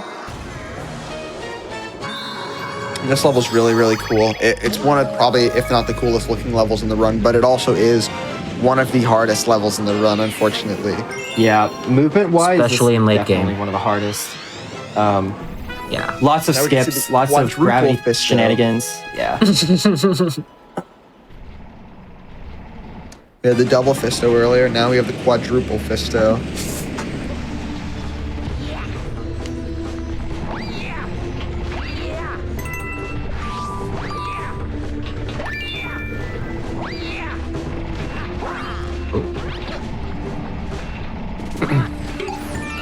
Yeah, so there are a set of pink platforms that Tips is approaching after this pull right here, and if done correctly, you'll get really good cycles, which you can skip all the way to this Oh side. my god, I got caught. Oh, all right. That I was afraid. I probably should have not done that, but I wanted That's to all show good. that off.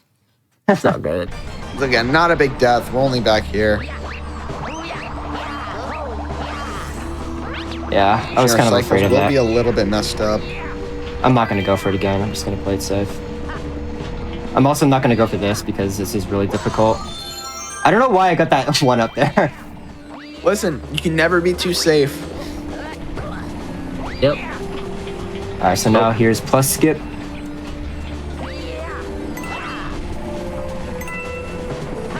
Let's go. Really Right. cool looking skip. And we're gonna see Bonus one more 2P big piece of 2P like jump right really here. cool movement. Oh. Ooh. Oh my god. It was a good thing the 2P jump didn't actually register there. Yeah, that lining up for that is pretty challenging. I was trying to get Luigi to face a certain direction, but he was just being stubborn and turning everywhere. But yeah, that can be challenging to set up. So here we're gonna be canceling Bowser's spins, so he jumps faster. It's kind of like the thing in Star Reactor, but instead of tickling his chin, we're just like countering his spin moves. Instead of tickling his chin, we're just gonna tickle his tail. Yeah. Or you get the idea. This is one of the best boss themes of all time, Yes. in my opinion. Oh yes. No, this Yeah. I mean, yes, this theme is so good. And I mean this game in general, just like the soundtrack is one of, if not like one of the greatest soundtracks in video game history. Oh, let's go. Nice. That was really clean. Yeah, ideally, oh, there, bye Bowser. Ideally, you want to get under him and then cancel all of his attacks. You want to do that for phase 1 and 2.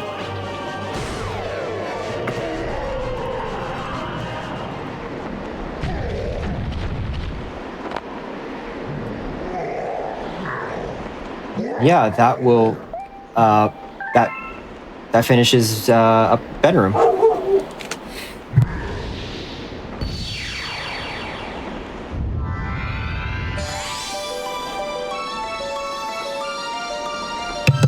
And yeah, that's pretty much the end of bedroom. And now we have my favorite dome, the best dome, engine room, where, you know, stuff is really going to pick up. I mean, I'm pretty sure like almost every level has some sort of skip or something. Maybe mine is like 3 or 4. And it's really exciting because, you know, the pace and the intensity really does pick up around this time in the run. Yeah, there's a lot of cool tricks and skips in Engine Room, but Engine Room is movement-wise is very, very difficult and does unfortunately end a lot of my attempts. But hopefully, I can get a pretty clean run through of Engine Room here because it's actually really, really cool to see it all in like without doing any mistakes. Yeah, we're currently approaching the hardest part of the run, mainly Gold Leaf Galaxy, because Gold Leaf is one of the hard levels to do in late game, especially when you're on pace. Engine Room in general is just pretty difficult. So right here, we're gonna do a pretty cool technique called a double Luma bounce. Pretty cool. Oh, No, okay, Thomas just fell off the observatory there. Almost did, but didn't fall off. That's the important thing. But really cool demonstration there. Yeah, I actually have fallen off the observatory there before. It's really funny when it happens. It's demoralizing in a way. It is demoralizing because you lose so much time because I think you actually get sent all the way back to where you first did that backflip. So it's actually a huge time loss. But Does it actually send you all the way back because it sends you back to where your last known position was on the observatory. And oh, that's right. Because like you did the double Luma bounce. yeah, I forgot. Yeah, Right. and the I see. Lumas aren't, I guess, considered part of the observatory. Also FPJ there, so it will send you all the way back there.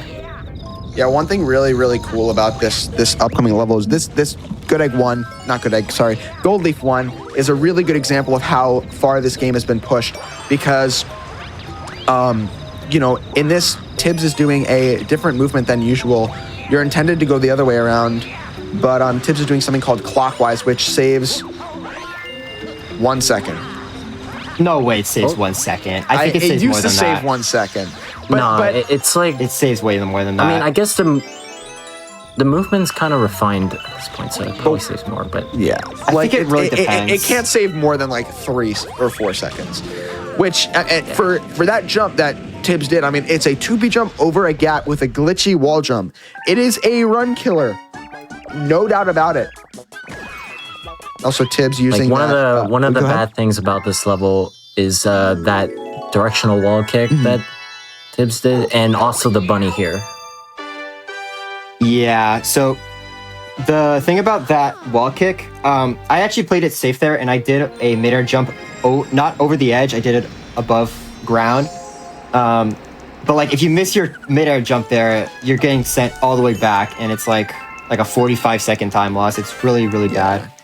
So you can save 3 or 4 and lose 45, which is just crazy. Yeah, it's a pretty risky one, but... That's the speedrunning mindset. Yep.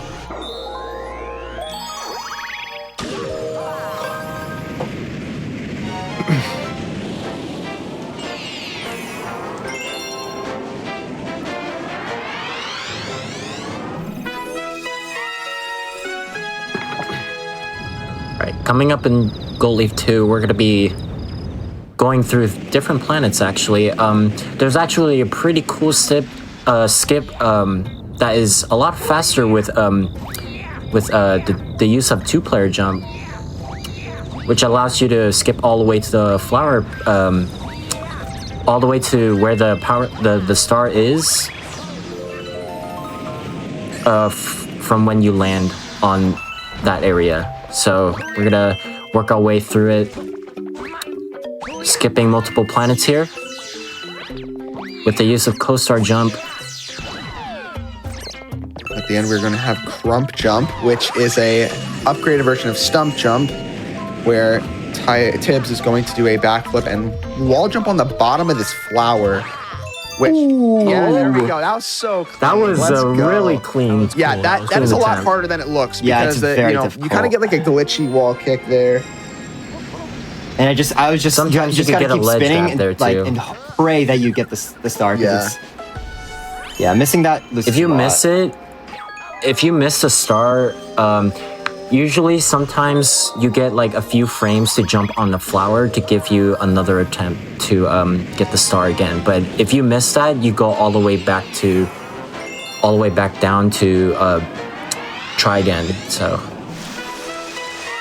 getting your first try on that skip is pretty huge. So I also want to give a major shout out to Cataquack.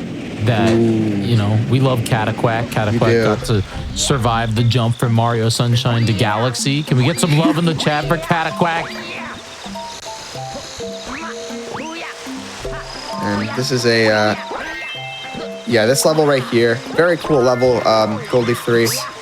Really, really a vertical ascension masterpiece.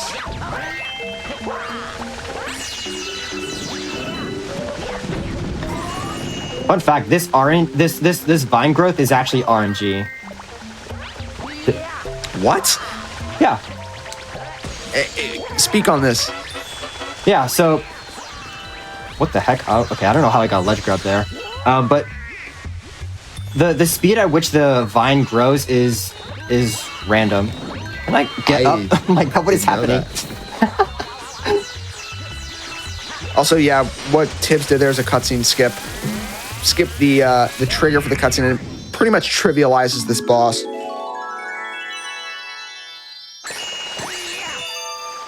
And yeah, I mean, really, really, again, 3 levels with 3 pretty huge skips. I mean, I'm telling you, the intensity of this run is picking up quick.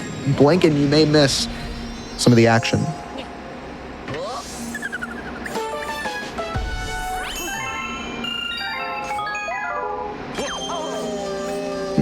Now we're going to Toy Time?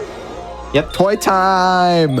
So yeah, Toy Time, again, one of the most beloved galaxies, and in Speedrun it's no different. There's a lot of stuff here that it you know, is very hard and very you know, it takes a lot of skill to do. And some things that you may not even realize. I mean, later on in the level, it looks like we're going to be doing a simple level, but there's a lot of cycles involved in that regard. And it's really exciting to see, you know, what Tibbs can do. Now, we're going to be coming up to the first planet, and shoutouts to Silo93. We will never forgive him for dying to this guy. Yeah, the laser guy right there. You know, Silo, one of the greatest galaxy runners that Galaxy's ever seen, actually ended up on pace dying to that guy. And, you know, for someone who is so good as Silo, it was really, you know, out of character mistake, and we thought it was really, really funny. So every time we pass that guy, we reference that. Yep. Yeah, shout out to Silo93, amazing galaxy speedrunner.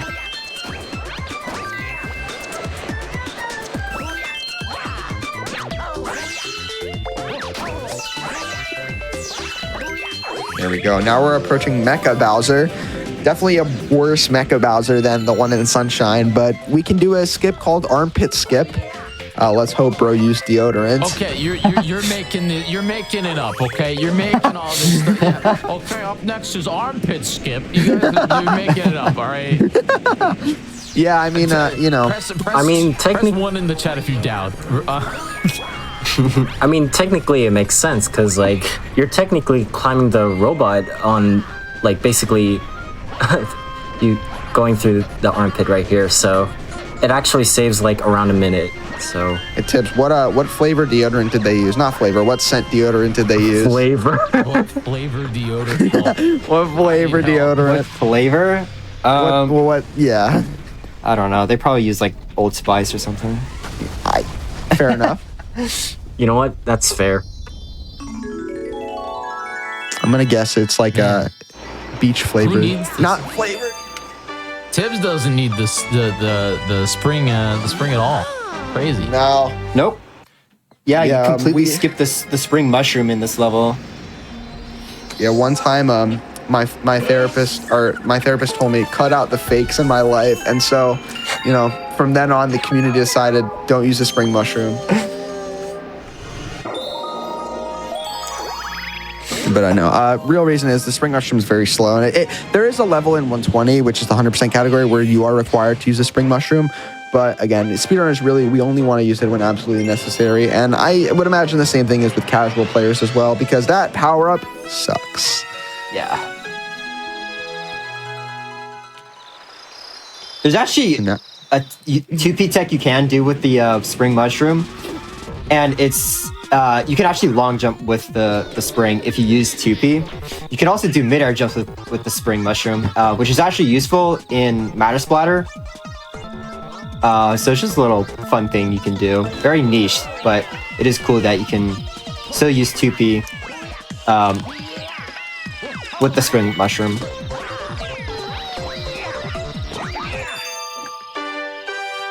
Also, yeah, Gold Leaf Comet is a very, very short level. Yeah, very quick level.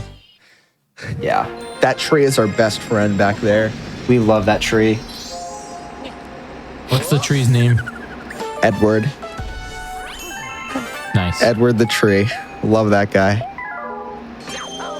And then now we're going to... Are we going to Seaslide? Yep, Seaslide 1.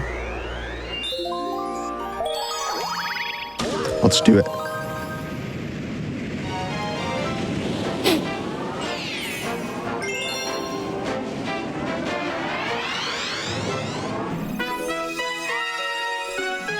So heading over to Seaslide, this is probably the only auto-scroller we go through, unless I'm missing something.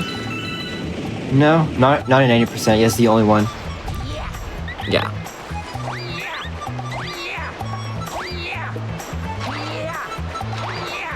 Yeah, so we talked to Guppy.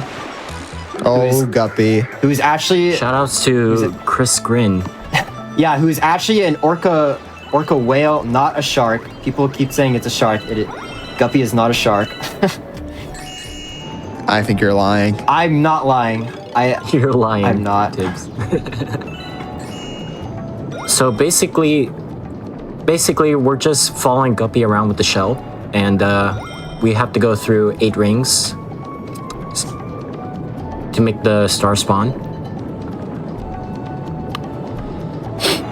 There's actually another level similar to this in Deep Dark 3, but we do not do any of the garden stars, so... Yeah, unfortunate. Garden and any percent would be so funny.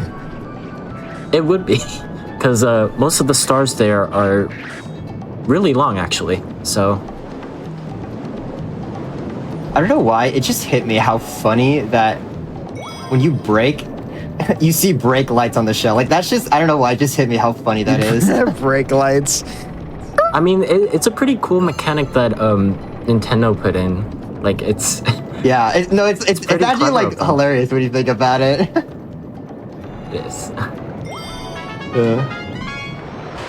Okay, wrapping up this level. I believe the next level is Toy Time 2.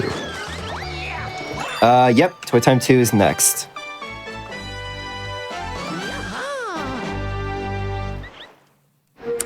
Oh boy, I love Toy Time. No, Toy Time, again, Toy Time is really, really cool. It is a very good level, and honestly, it's just like a nice whimsical level. But unfortunately, there are a lot of the Toy Time 2 is really about cycles, as you'll see later on. And you know, if you're not used to cycles, it can be a really hard level to learn. Yeah, but like, to be fair, Toy Time 2 is honestly one of the coolest levels to do with Co-Star, because like a lot of cool movement on the second planet where you collect the 5 star chips.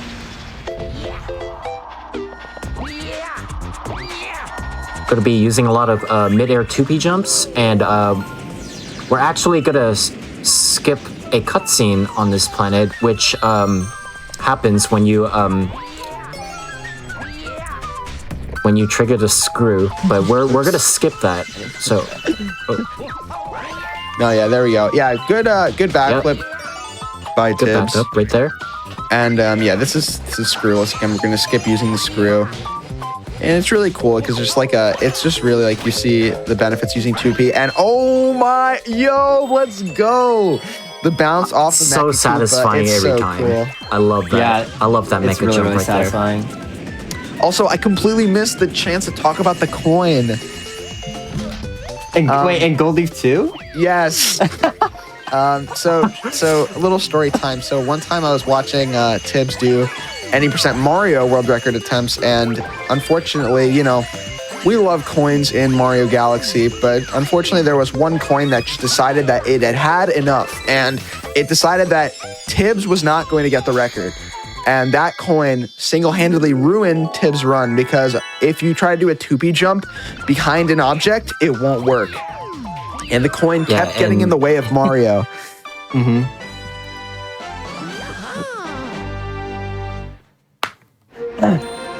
All right, we're approaching Sea Slide 2, which means if you guys didn't guess correctly for Loop-de-Loop or Ghostly 2, you have a second chance, or a third chance actually here. We're gonna be doing another race level. Guesses for this can vary. I'd say, what's a good guess? I'd say anywhere between 45 and 55, because it varies greatly with this one. 45 yeah. and 55, noted. Yep. I'm gonna say 4901. Yeah, I'll say 48, 46. I'll type mine in chat. Yeah. So Get those there you guesses go. in. Hold on, I have to wait for our guy to comment. Get those guesses in. If he gets it 3 another times in a row, technique- that's gonna be crazy.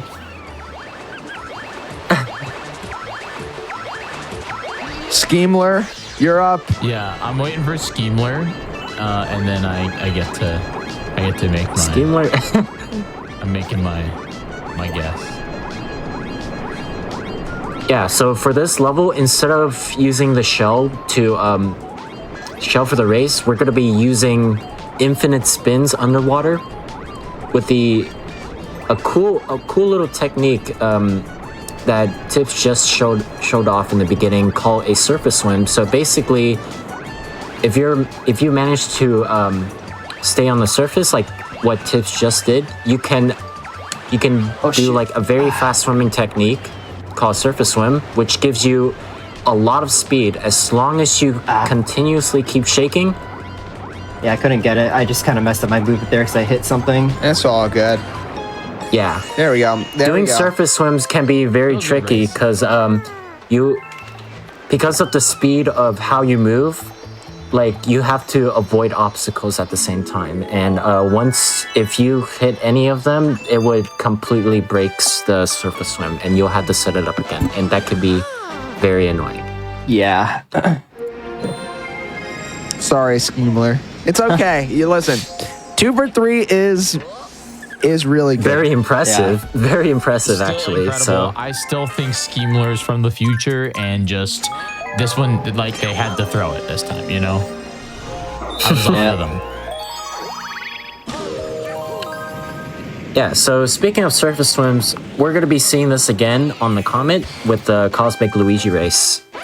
So we're going to be using the surface swim to get us all the way to where the star is. So it's going to be twice as fast than Cosmic Luigi using the shell. So we have a huge advantage of that. Yeah. This actually, you know, I say this not even joking. Like, this is actually kind of a hard level. Like, especially if you're starting off, like, and you don't do the surface swim. Even if you do the surface swim, you know, losing to Cosmic Luigi is a very real chance. Yeah. There are a few setups for this, and I believe Jocel made a video about it as well.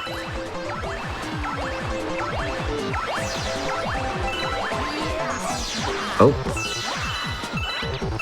Fun fact, that fence over there, the water level is actually lower on the 3D All-Stars version. So like getting hit by the fence right there is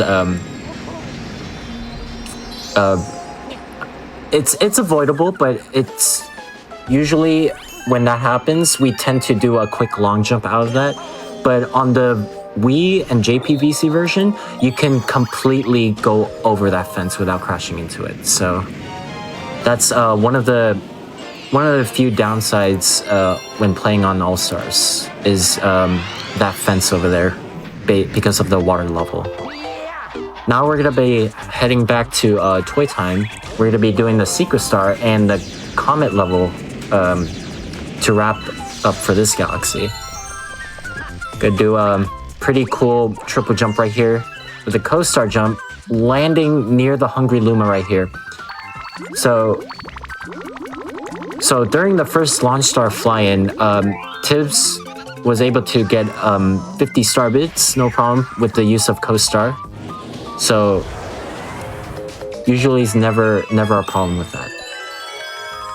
Now this planet right here, going into first person, which allows you to manipulate the Toxbox cycles right here. And this section of Toy Time Secret and Toy Time Comet, which we'll be doing next level, can be very annoying and difficult because of the Tox boxes here, because once you get crushed or get hit, you can lose a lot of time with it. And again, these cycles, you know, 2P makes them slightly easier, but you still have to have really good movement. Oh yeah. And a really cool ground and 2P strat right here, skipping all the way to the last set of switches. Shoutouts to Mr. Cloud Kirby getting sent in the pipe on 219 pace run for the first 219 ever. That I don't think mistake that happened. That You went in the happen. pipe. You went in the pipe like on one run. Did I? I don't think it was during 219 attempts. I think that happened during a 120 run. No, it was 219. I'm pretty sure. Oh, I forgot. It's been like Blocked 4 out years. that memory. Yep.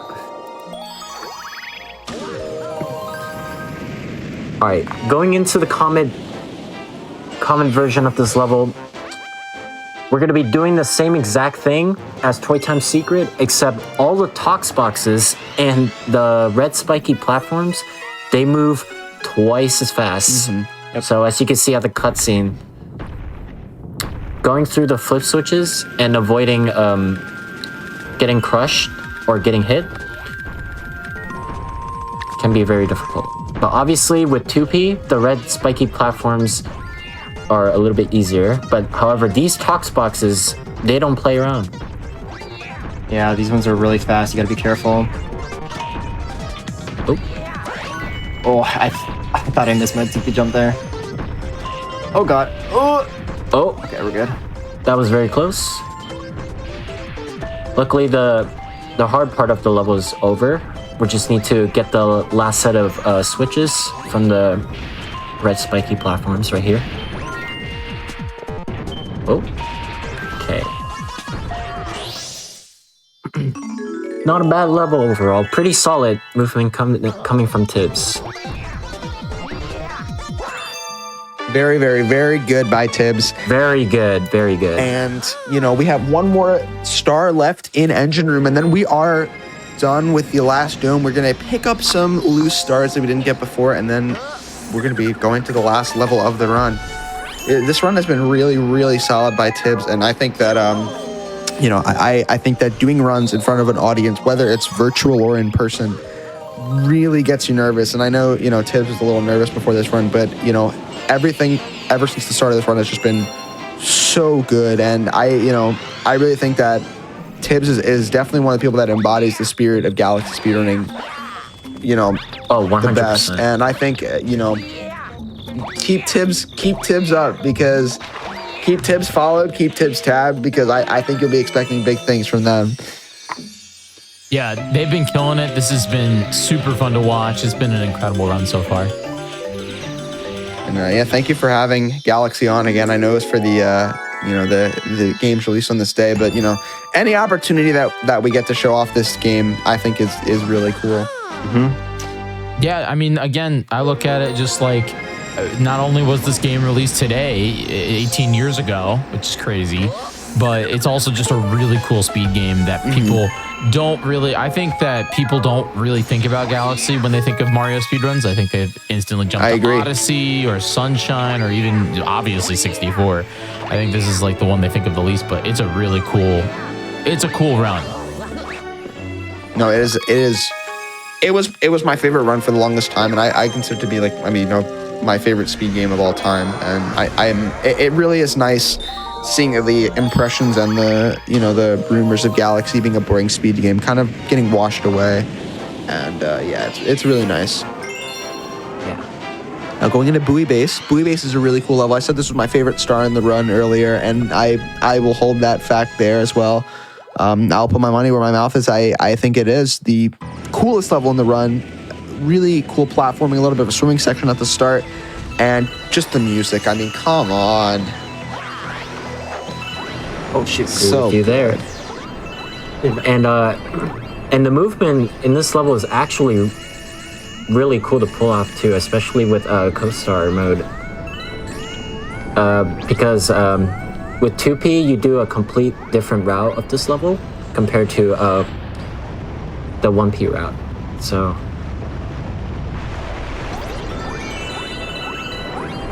And we also skip collecting the blue star chips, which was the intended way of doing this level. But we're gonna skip all that, climbing up all the way to the top, to the trampoline right there. And we're going to be using the co-star jump to launch ourselves through the other side of the level, avoiding the lasers to get the power star here. And very, very, very clean by Tibbs. Yeah.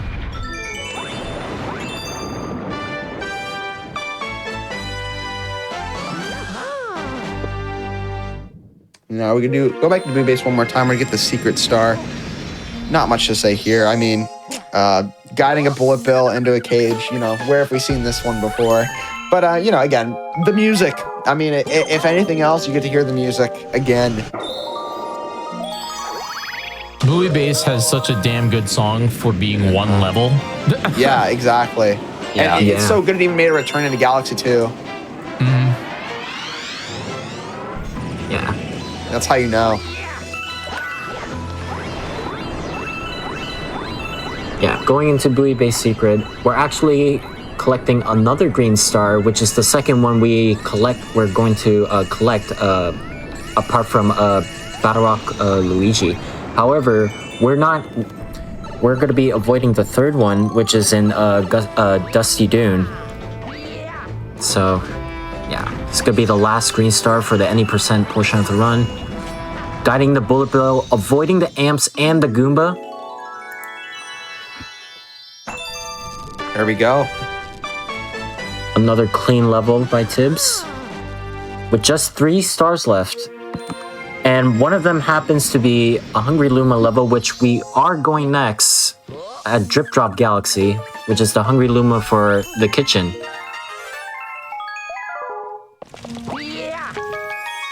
Hex, And then now Now we're for going this- Drip Drop. What's up? what is your opinion on Drip Drop Galaxy? Oh boy. Oh, I'm glad you asked, Tibbs. So this level is, so we've all, for those who've worked the job before, we all have days where we just go into the office and we just don't want to do work.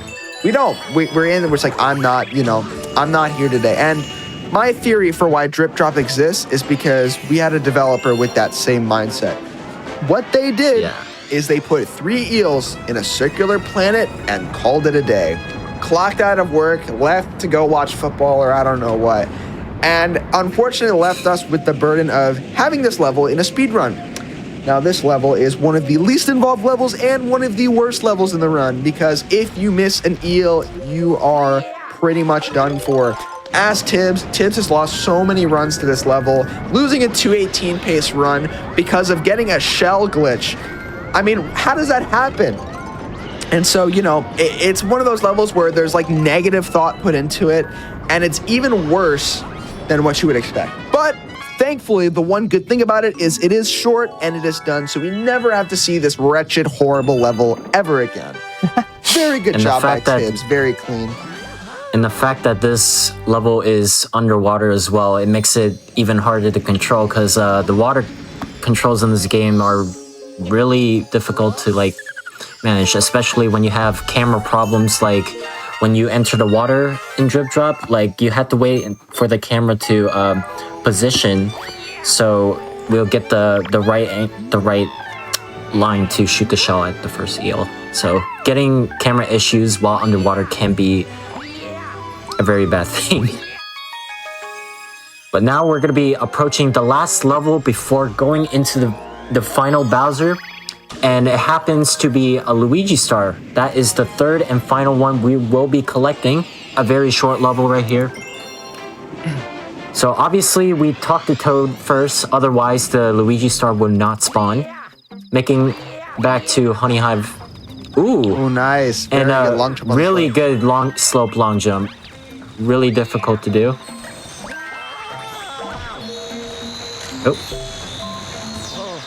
Oh. Pretty good expression from Luigi there. Honestly, with the way this run is looking, it looks like we are going to be seeing a sub 220, which is really, really good. I mean, I think that might be the best Galaxy run ever performed in a GDQ or setting or even in a marathon setting. I mean, very, very good by Tibbs. Really, you can see the hours that Tibbs has put in. Tibbs has worked harder than most people at this game, and really made for this opportunity. And again, really good to see Tibbs show it off. All right, approaching the last level of the game. This level is pretty long, but half of it is just a Bowser fight. However, getting to the fight can be very annoying, especially the first part, since you have to avoid the fire bars and using the spotlight as well to for movement can be very difficult, and you could potentially die, especially the last part, the cave section before the launch star.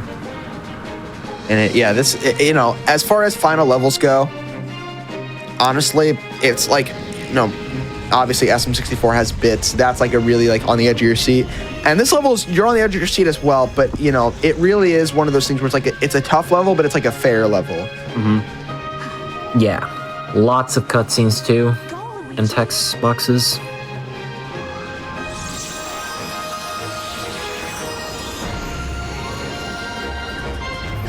Yeah, so we do get a little bit of a cooldown before entering the level. But once the level starts, that's when things can get heavy, especially at a really good pace run. Yeah, honestly, the hardest part of this galaxy is the beginning section because everything's on a cycle here. So I just gotta make sure I don't miss it, and I also don't bonk and die. So hopefully that doesn't happen. I believe in you. No bonk. It's no bonk November. That's just where it's at. Yes. Right? Let's go. Type 1 in the chat if you're celebrating no bonk November. Oh. Okay, that's fine. Yeah, it's all good. Yeah. That works. You made it up there. That's cool. Yeah, there we go. Oh, I almost almost got it. almost avoiding the lava boost.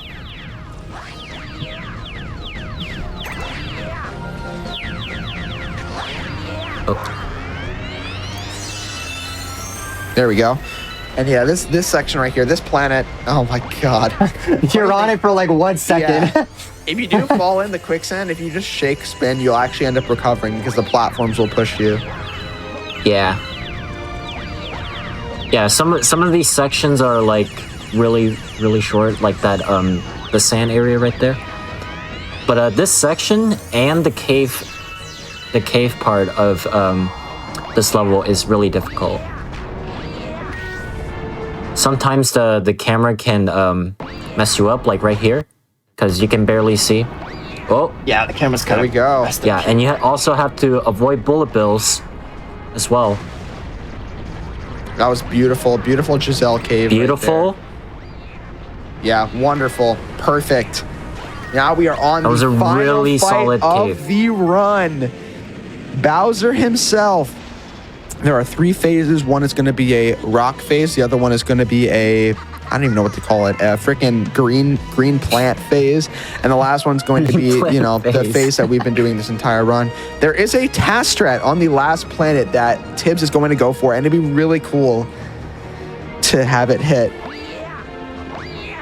Yeah, so I'll quickly explain the task strat. So basically, on the very last phase of the fight, Bowser normally has 2 attacks. One of them is him shooting fireballs, and another one is the spiky rolling animation that Bowser does not do that on the past 2 phases, I believe. But basically, what task strat does on the fireball phase, you want to cancel his attack. However, you want the fireballs. You want him to shoot of 2 fireballs, and after canceling his fireball attack, you want to intentionally take damage at the same time, which also cancels the spiky rolling animation attack, which saves, like, there are alternative strats to that, but this one is like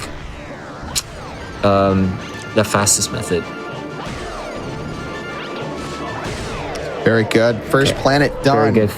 This second planet is a joke. Yeah. Using the co-star, you can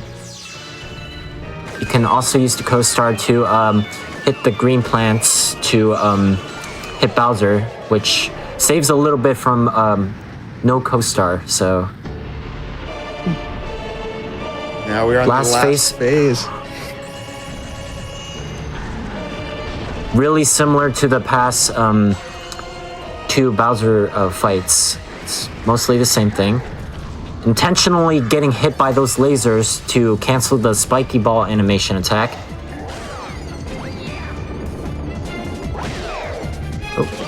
There we go. Now here we go. All right. Task Here we strat go. time. Oh, wait. Tibbs gets it. No, I didn't. Oh, the fake test strat. Are you serious? I got the Did fake you- one. Wow. So the reason that happens is because I hit the fireball too quickly. So I was literally too good. Yeah, Tibbs, I mean, you're too fast. I mean, come on. Like, that's crazy. Yeah. That was just, you know what? Props for the It's attempt. okay. It all worked out. It was a nice backup. And there we go. There we go. And time will end on the touch of the Grand Star. I'll let Indeed. Tibbs call time. And again, I really hope everybody enjoyed watching. Thank you again, Tibbs, for letting me commentate. Thank you, Jiggy, for hosting. Thank you, Ray, for tech. I mean, really wonderful. And this opportunity, really look forward Thanks to for it. And having thank you us. very much. We really enjoyed it. Yeah, this was an incredible run, and I really appreciate you guys bringing the energy. It's been a blast. Yeah, no problem. And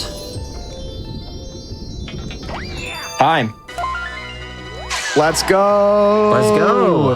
That's so good. Such a good run. Yeah. Mid 216. Yeah, mid That's 216 really is good. I'll take it. Incredible run. Absolutely incredible. That Incredible. Was, 216.33. Not bad. Very good.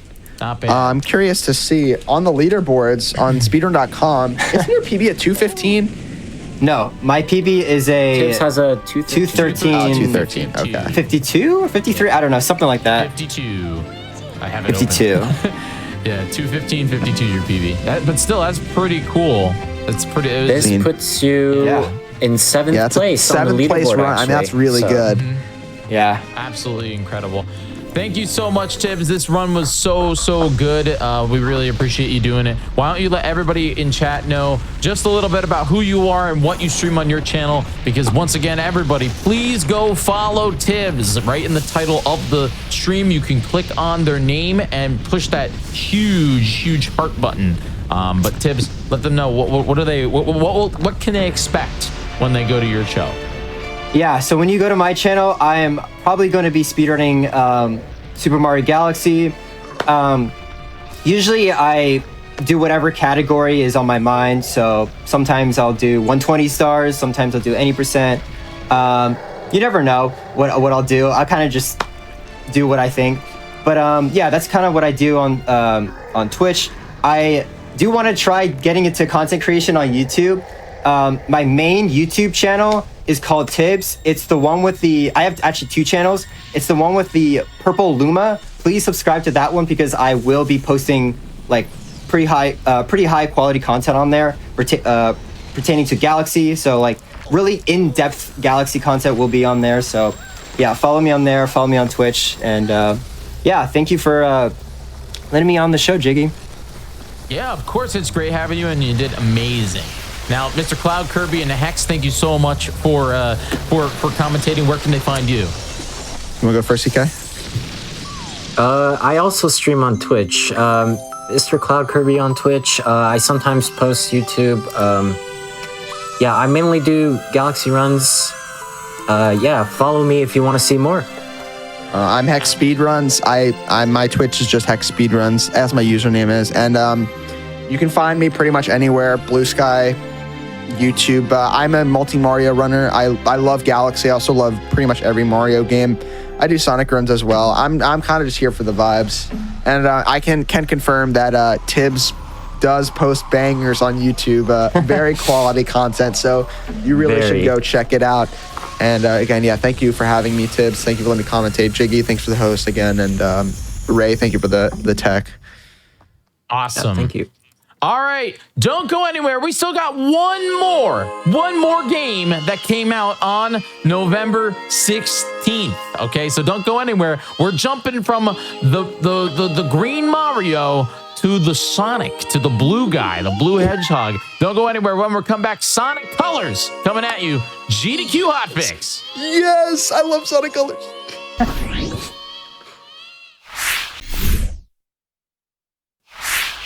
Welcome back, everybody, to GDQ Hotfix, November 16th. November 16th, this is the final run. We have one more run of the day. But if you're watching this show it is very likely that you like speedruns. Can I get a 1 in the chat if you like speedruns? If I see a 2, I'm going to freak out. So I better see only 1s in the chat right now. If you like speedruns, we have something super exciting that I get to talk about right now, and that's AGDQ 2025 will be live from Pittsburgh, Pennsylvania from January 5th through the 12th. You can go and register right now on the gamesdonequick.com. You can click the AGDQ 2025 important dates section. Hotel bookings are available right now. Registration's there. I'm going to be there. I hope they'll see you there. That would be really awesome. But not just that. The schedule for AGDQ 2025 is live. You can go check it out at gamesdonequick.com/schedule. You can check out all of the different runs that we have. Please let us know what you're excited about. I have so many runs that I am super excited about. We are super excited about that. And also, there is a new game submission period for games that were released after September 16th, or I'm sorry, September 6th. You can go and submit games right now for second round of submissions, and it's available until the 21st, November 21st. So again, you can check all that information out at gamesdonequick.com. Super excited about AGDQ. It's going to be a blast. All right, let's get into it. The final run of the day, Sonic Colors with Sabaro. Sabaro, how are you? Oh, I'm sorry. I'm doing Sonic Colors Ultimate. yeah, Ultimate. I'm doing great. How about you? I am doing awesome. This has been a really fun day. We've had some incredible runs so far, and it's been a blast to be here and hang out. So tell me a little bit more about not only you, but what we're about to see here, Sparrow. Yeah, so I'm basically the Sonic Colors guy. That's all I play. This is my only speed game. I got it basically on the release day. Back when it was released 14 years ago today. And yeah, it's a modern Sonic boost game. You press a lot of boost, you jump around, and you have no downtime. It's pretty rough as a speedrun, but it's super fun. Well, I am super excited to see it, and it sounds like we got the right guy to showcase some Sonic Colors. So tell us a little bit about Egg Shuttle, what the difference between that and any percent is. Yeah, so Egg Shuttle actually removes all of the load screens. Not all of them, you still have to go into a stage, but all of the story elements, you don't have to do the menuing on the world map. You just press A and then it goes to the next stage. It's so good. And it calculates the IGT for us. So at the end, you see a screen where it shows your IGT, your in-game time, and it's just so good. It's the perfect speedrun mode, and I have no idea why Sega hasn't brought that back, but here we are, so I'm excited. Awesome. All right, whenever you're ready, do you want me to give you a countdown? Yeah, sure. All right, we're going to start the colors in 3, 2, 1, go! All right, so Sonic Colors, as I said, modern Sonic boost game. We are in Tropical Resort. That's the first of 7 planets. And yeah, as you can see, we have 3D elements. We have the boost. We have the jump and the homing attack coming up right here. And the first skip as well, pretty soon, right into this run. Like, this planet is so full of skips, and it's just the start of the speedrun. So let's hope I can get it. I only have 1 shot at it, and I miss it. But that is not too bad, because the skip only saves like 5 seconds. So. Many of the skips actually save not that much of the time, and the backups are pretty fast. That's what you usually have in Sonic Colors Ultimate. We also have the rails right here, and yeah, sometimes what was that? You get a little speed boost. That has never happened before. That's nice. That's our third of the day. That's incredible. Yeah, so Act 2, as you can see, we also have 2D elements. as the usual modern Sonic game has. And we have our next skip, and I hope I can get it again. So what we do is we grab this laser wisp. The wisps are in general the power-up mechanic of the game. And with the laser, we can do stuff like this, for example. We can shoot up forwards, and then we are in this 2D section, but look at this. Oh, this is... look at this, yeah. So what happened is, we have 3D physics in here. You can see me move around.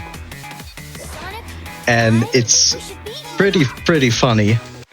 Because, as you can see, I can do stuff like that, which I am not supposed to do this at all, and it's pretty difficult to control because, the strip you run on is so tight and so small, and you can fall off so easily. But again, no biggie. All right, so for this third stage, we have yet another skip. Another 3D and 2D.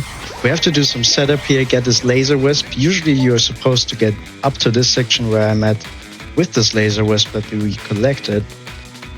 But I'm gonna keep it for this right here. And then I'll keep it here. And I'll try to do some stuff I'm not supposed to. And now you can see what I can do with 3D and 2D movement. I can just jump around this wall. I can go down here, homing attack to align myself again, jump around this loop. And I think you get the gist. So it's pretty damn fast.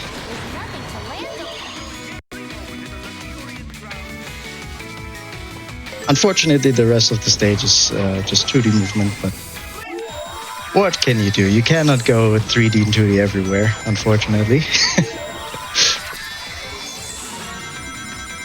And yeah, this is mainly how we do skips in this game. You just try to do a 3D and 2D mostly everywhere. Most of this run though is basic movement, platforming, and using like wisp like this, like the drill wisp, and just doing the fastest route. This was a rather short stage though, 15 seconds. You have these stages all throughout the game as filler stages. And this is where we use Spike for the first time. So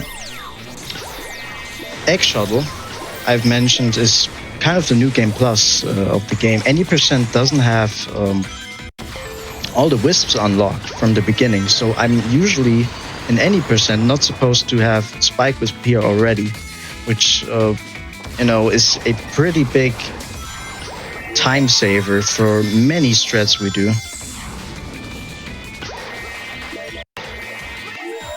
And we just use the laser and go to the gold ring.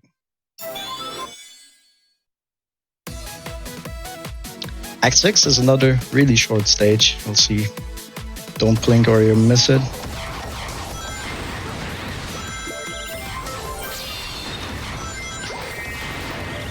And we use the Spike Wisp again. It's no downtime. There's a lot to explain and lots of stuff I'm not gonna be able to explain because the stages or the skips are just over by the time I get to it. I was gonna say this is going by super fast. We have so many levels that you're just completing so quickly. Sbarro, what? I know you said that you play only Sonic Colors, but what do you think of other Sonic games? Do you have a other Sonic game that you really like, or better yet, a Sonic game that you despise? Like I'm talking, hate it.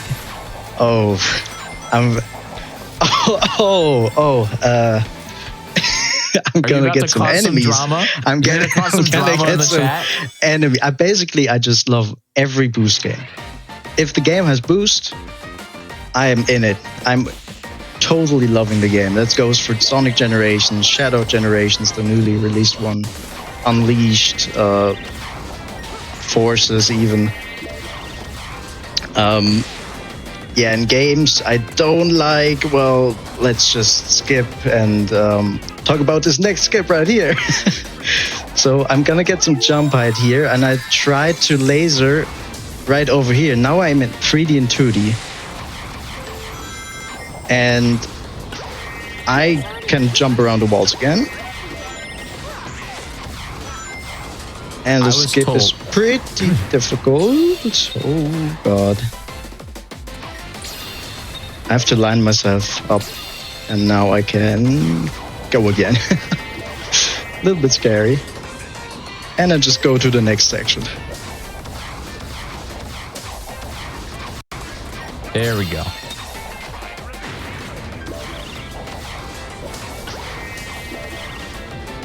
So, funny thing, if you're questioning, if you have the question why I didn't boost on the ground there, I couldn't. You saw that icon down there? That means I'm still in drifting mode. Colors Ultimate or Colors Wii has different 3D areas. So this one, for example, is a quick step one. You can only do quick steps in here. And then for the next part, this is again just a drifting section. I cannot do boosts right here because the boost is mapped to the drift, this thing. That is because of the limited buttons the Wii could press right on the remote mode.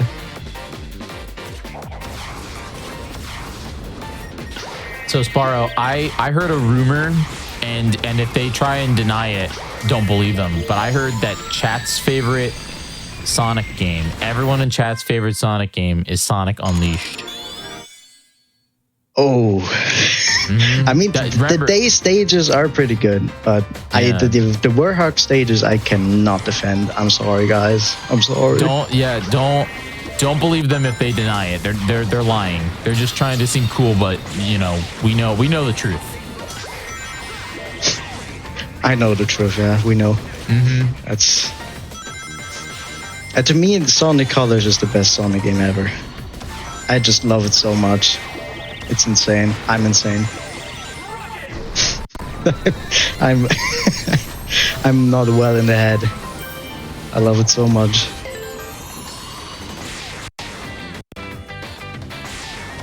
Yeah, Sweet Mountain. The last two stages were pretty, or the last stage. Yeah, the last two stages were pretty normal for color standards. The next one is gonna be big though. The next one is gonna be one of the biggest skips of the run, because we skip a long elevator at the end. And usually you're not supposed to have 3D physics at all because it's a 2D only stage. But to get to the other 2D layer... Damn, what happened there? You need to go past these crystals right here. And now we have 3D physics. And now I just need to grab this laser, shoot myself upwards due to the elevation of the loop-de-loop there, and we go into the goal ring. It's a really good skip, and it saves, what was it, like 1 minute 30? Wow, that's a lot, right? Like, yeah, that's a lot for this game. And by the way, next skip. Oh no, I died. Just kidding. We have the tail saves from Colors Ultimate. And he brings us up here. And we can abuse this mechanic because it stops the IGT. And it makes the skip so much easier. On Colors Wii, you would not attempt this at all because you'd have to start over the entire stage when you die. But we can be a little risky here. I can even go for this death. And he spawns me a little bit further here. And I just jump around and go into the goal ring.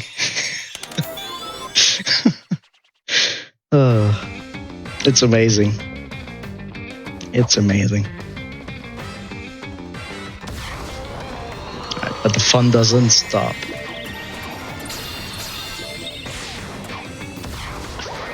The fun does not stop. It gets even crazier. I know it's hard to believe, but yeah. This is the first time that I've been hosting on GDQ for a Sonic game, and so this is new Jiggy lore for anybody that's interested in chat. But I've actually never, and this is not a meme, I have never played a Sonic game. I've never played one. So if anybody in chat has a suggestion on which one I should play, I know Sabaro is going to say play Colors. Play Colors, yes.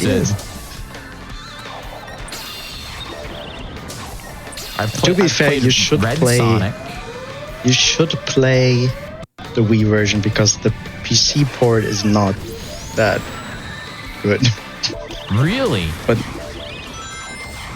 yeah, Well, I don't like to talk about it, but by the way, this boss, we just hit it 2 times with a drill.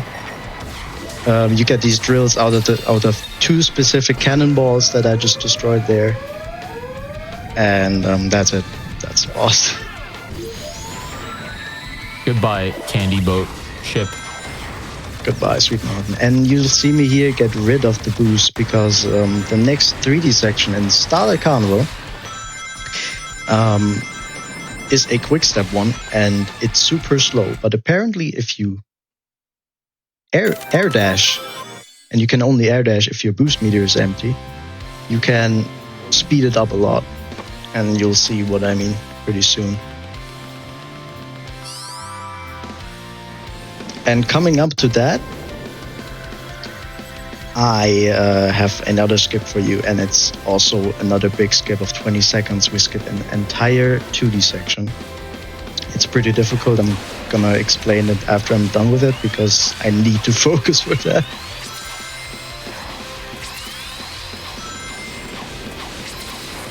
And yeah, it's coming up right now.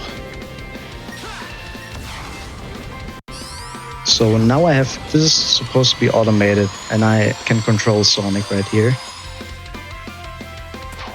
And I jump off here and land where the rings go, and that's it. That's really nice. That's really good. So right there where I landed, a automated path spawns. And usually you're supposed to get there by a diving section out of the 2D part. And yeah, it's pretty difficult to land somewhere that you cannot really see, but the rings help you a little bit. So yeah, this skip is or was for a long time the Gate Guardian, as shout out Critical Sid used to call him.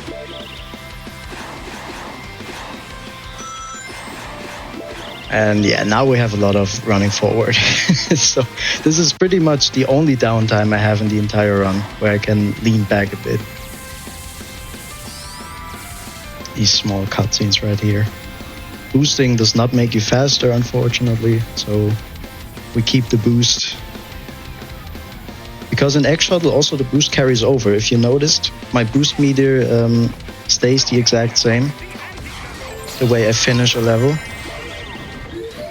Also, shout out to my boy Cube Wisp right here.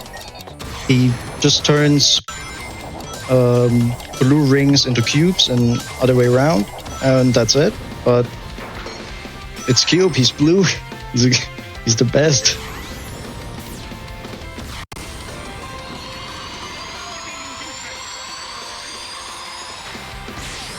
Do a little slide there so we don't get crushed. Okay,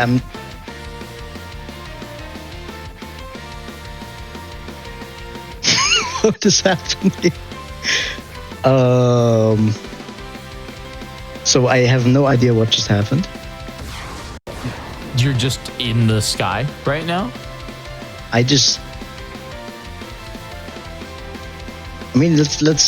thing is, I cannot restart because the entire run is getting restarted, so I have to wait for now. This is crazy. As I said, the port is not optimal,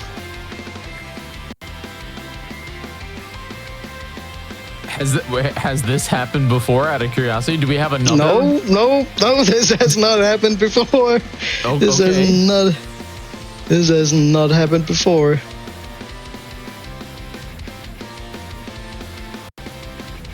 Okay, so for this showcase, I would quit right now and play the stages. I'm giving this 20 more seconds to hit the death plane. But I wouldn't be surprised if there are not any around. Yeah, Critical Sid is saying it. That's new. That is. Alright, 5 more seconds and then I'm quitting. And I'll play the stages from the hub world, which is not a big deal. Nope. We still get to showcase them. Still exciting. This stuff happens. The only thing that's different is that I don't have boost from the beginning of the stages. And I have to do the menuing, but that's it. Alright, so Act 2. Here we are. It took a bit. Took me a bit. And again, we use Spike Wisp.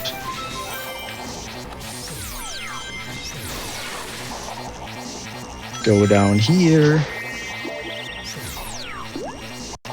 Activate the switch, and here we are. Yeah, is he falling or going upwards? I'm reading chat. I have no idea what is happening. We'll never figure it out. So, Act 3 is a rather boring one, I'd say. It's one of the most boring ones in the run because you see these springs right here. It's the stage evolves around these. We can speed them up though, as you can see. It tries to follow me as quick as possible, but it cannot keep up most of the time. And we do a little waiting.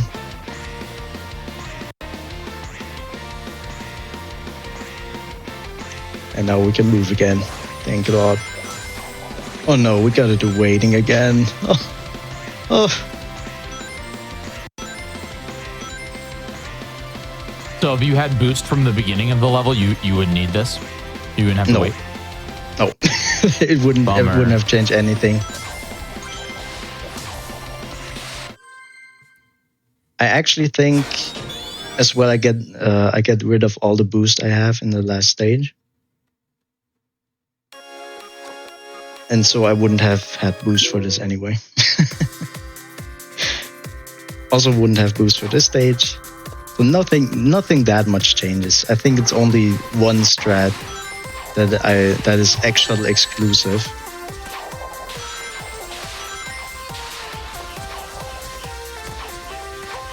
And yeah, this is also just platforming, doing robot bounces on the head. This game has one of the highest robot bounces that you can get. It's really useful. It's really cool.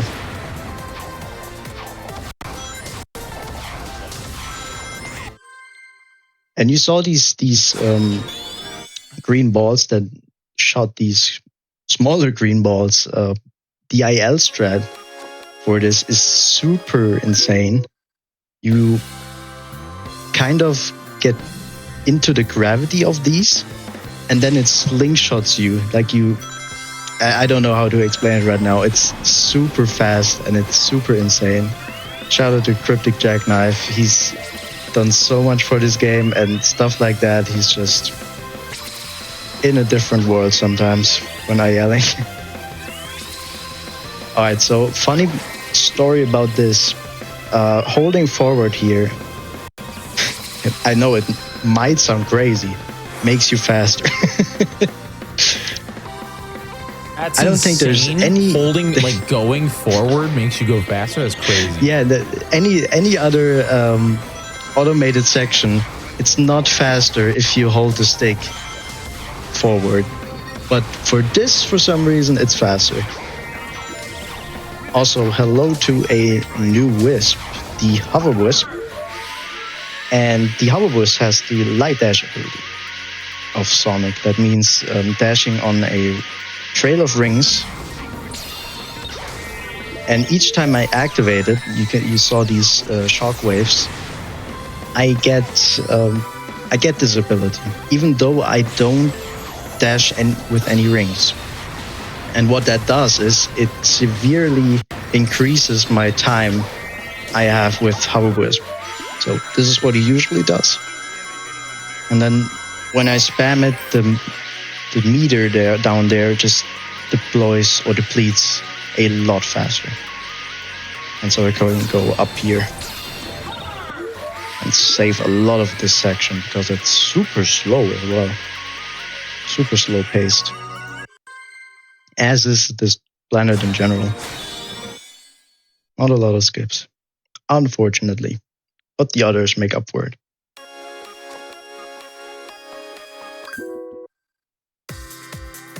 And we get to see the boy on the stage again.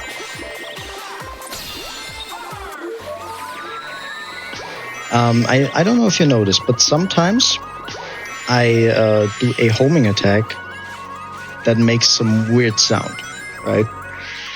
That is also a new addition for Color's Ultimate. And every time I do that homing attack, I need to time it, first of all, until it gets that green symbol or outline. And every time I do that, I get 2 boost taps.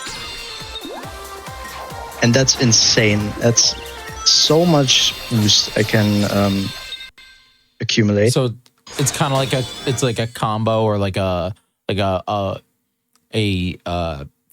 fancy yeah, it's called the perfect homing attack. Okay, yeah. And you get yeah.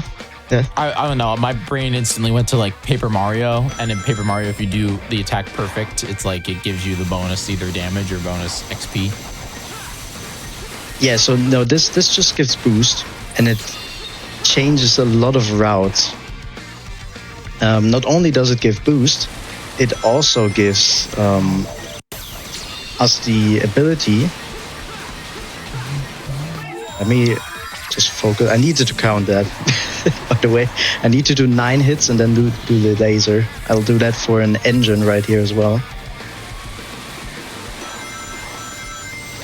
And yeah, 1, 2, 3, 4, 5, 6, 7, 8, 9.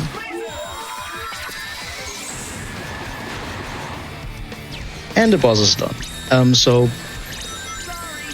I do the perfect homing attack, and the first frame after, I'm already able to do inputs. That is insane. And in terms of how you use the strat. So when I time this homing attack, initially it's slower than a normal homing attack, but because I can perform an action right afterwards, it can save a lot of time depending on what we do and how we use the boost. And I'll try to show that off in some stages. But first of all, Planet Wisp, probably one of the iconic levels for the entire Sonic series. I think every Sonic fan knows that.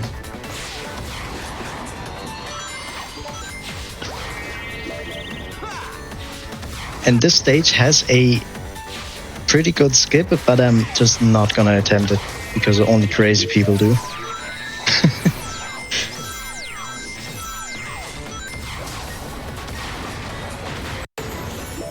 Right there, good example of what robot bounces can do for us.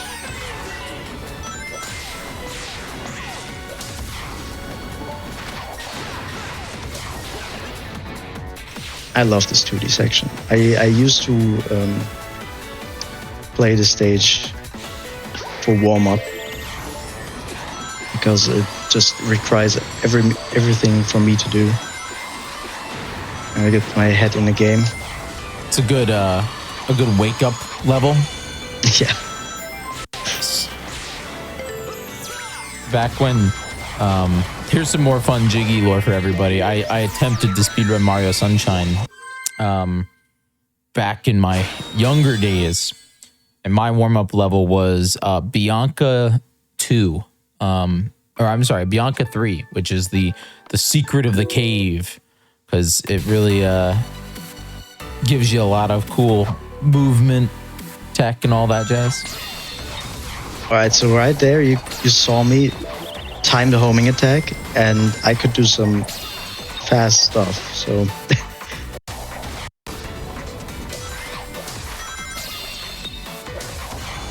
And usually I'm not supposed to have this much boost, so I can only benefit from it. Do a sneaky little robot bounce over here. Activate the switch.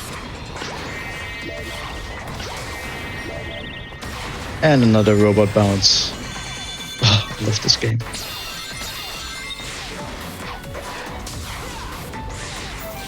Another cool thing with this game is you can buffer your inputs. So you see me stomping around a lot.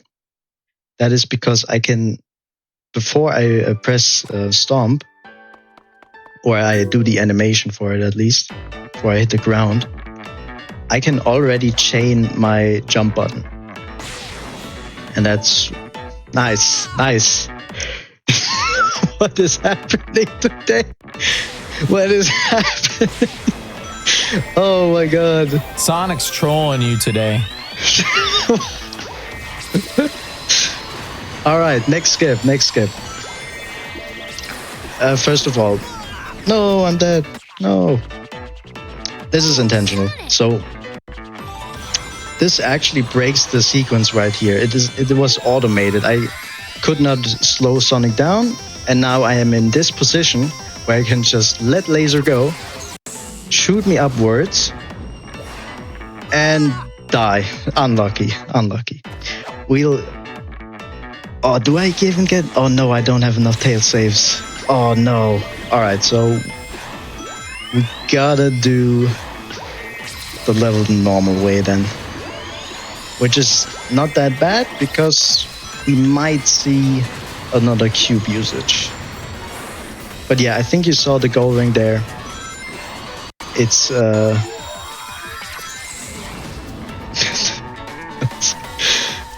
yeah, it's pretty difficult to nail.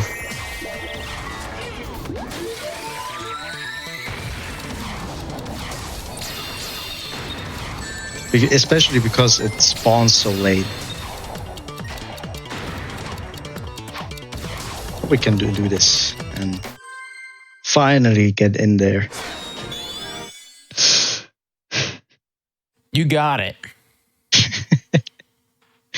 Yeah, so by the way, I am not used to playing this category anymore. I haven't played this category in 2 years. I think you're doing great so far. You know, yeah, you're up against the odds. You know, the PC port. True. Yeah, so I've been running this game mainly on the 100% category, which requires a lot of different routes, a lot of different muscle memory, and not that many skips.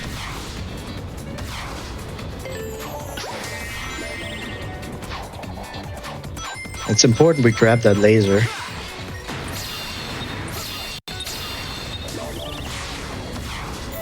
Because we can use it right here and skip an entire section. And actually, that skip right there is one of the biggest in the game.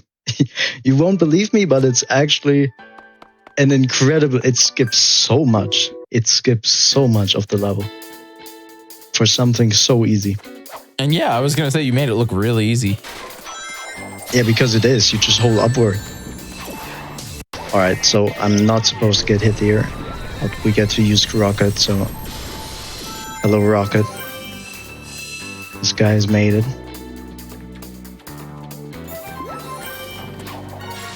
And I get to grab that tail save.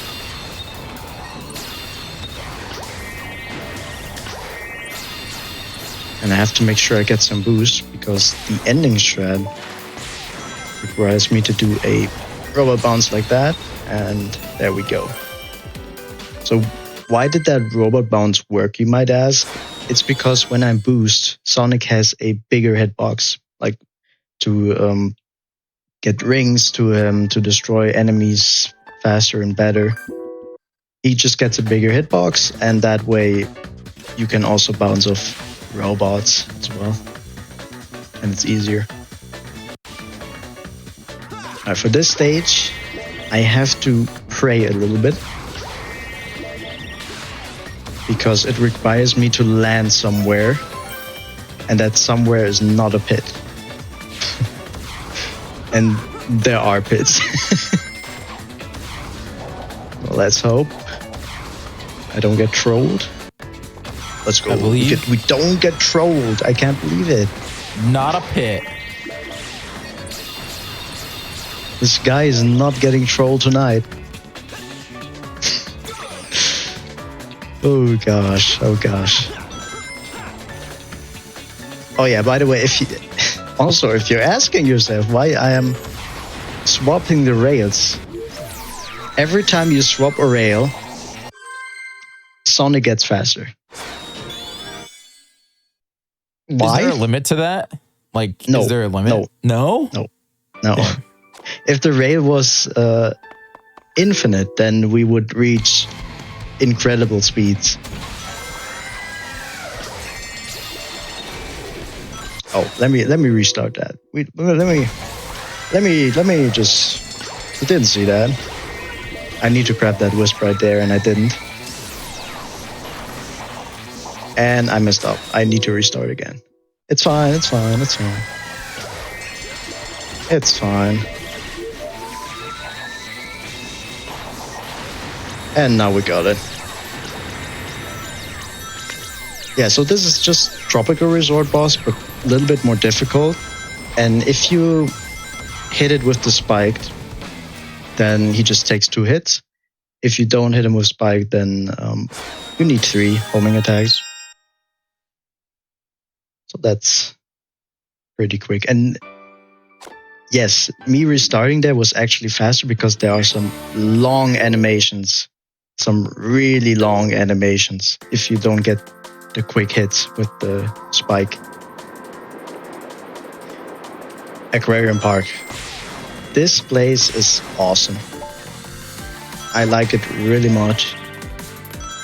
The aesthetic of it, and of course the skips. And we have a 3D and 2D right here, and it's pretty difficult. I also needed to grab that boost wisp capsule because I need boost. Alright, let me just restart that as well. Sometimes the game does not like you. Sometimes is often, I guess, today. Yeah, I think you're doing great, and plus we get to hear the music again. It's a good time. It's a good time. Yeah. We have enough time. We have enough time. It's a good time. You're doing great. All right, so this is, so I'm out of bounds. I'm jumping around the 2D trigger. This is a 2D section. And now I'm trying to weave in and out, trying to land on this small strip and go to the end. Let's go, or not the end, but the end of the 2D section. And this is one of the most difficult tricks because it's so small. The places that you land on are so small.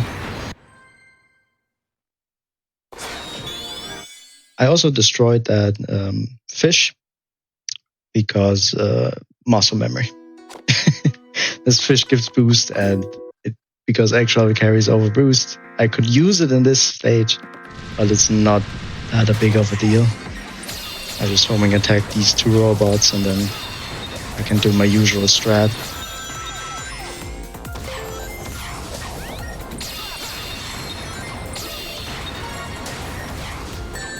Oh my god.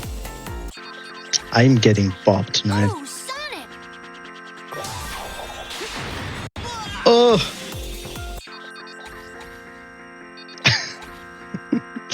I'm getting destroyed. Nah, you got The this. robots, they destroy me. I'm a little rusty. Just a little bit. Alrighty, Act 3 is a slow one. A slow one. I think every planet so far had its slow stage. Unfortunately, this is the one for Aquarium Park.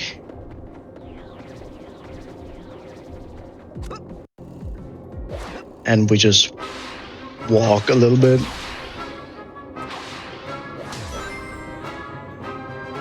Oh no, I'm drowning! Just kidding.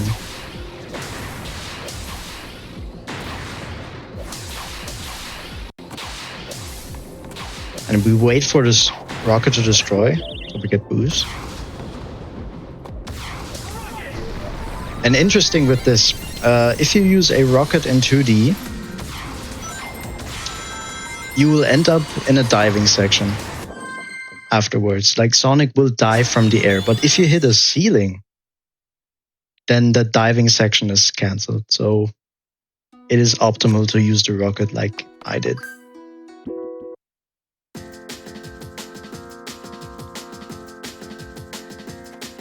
Right, for this, go left. Oh, what? We go left in a Sonic game?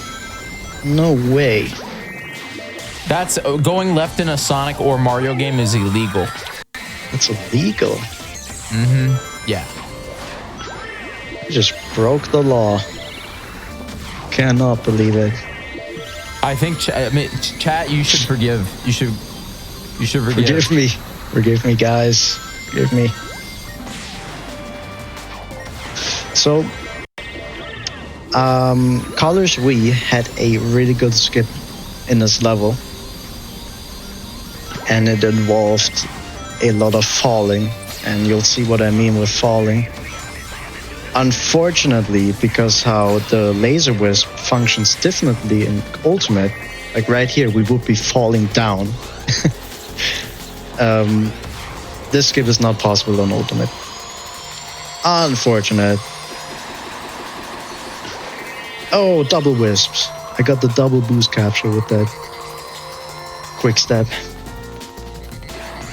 I'm goated.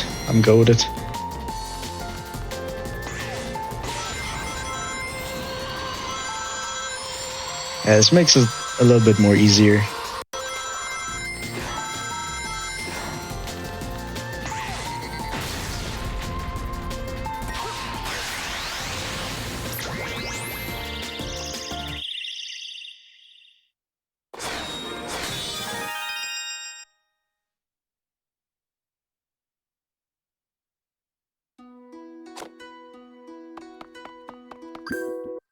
For Act 5, we will see an old friend again.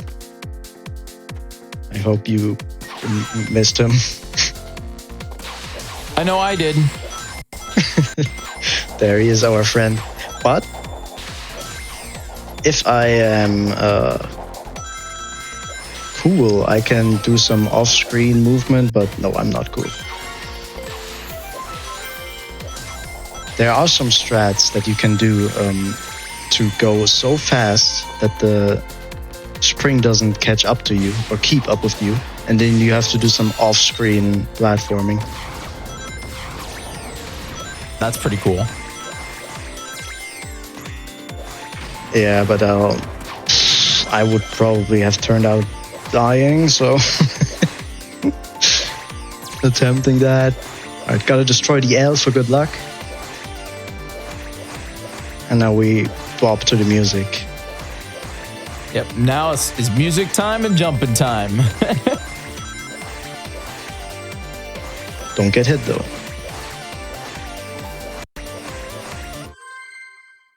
I lost an extra second with that last bounce there, but I wanted to keep the rhythm, the beat.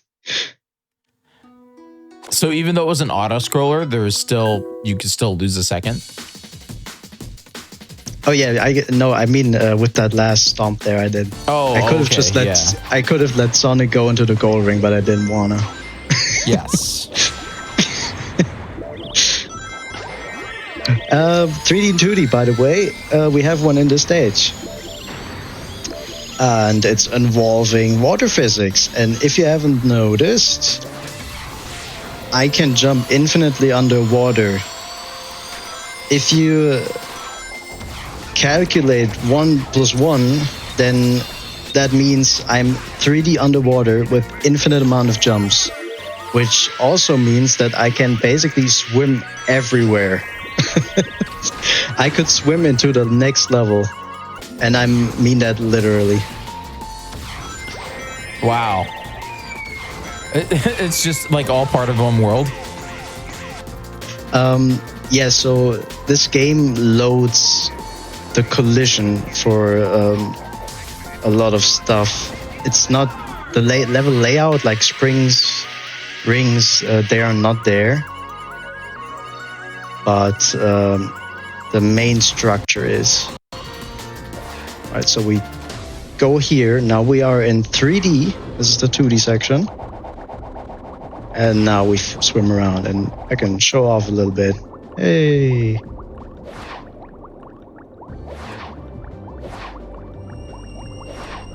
And there's the goal ring.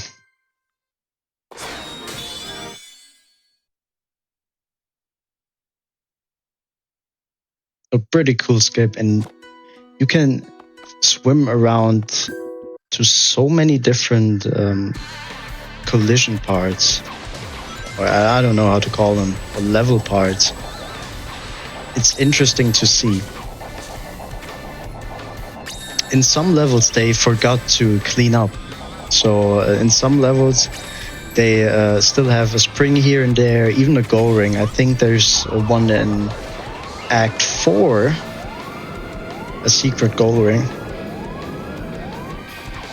which is pretty funny.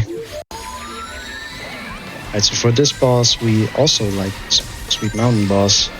Just drill into him. This time underwater though, as opposed to the ground and ship section.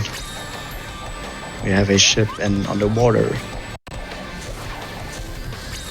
And we have to destroy that yellow capsule there.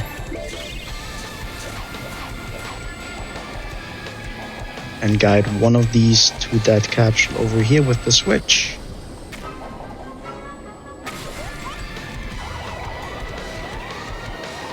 Bam.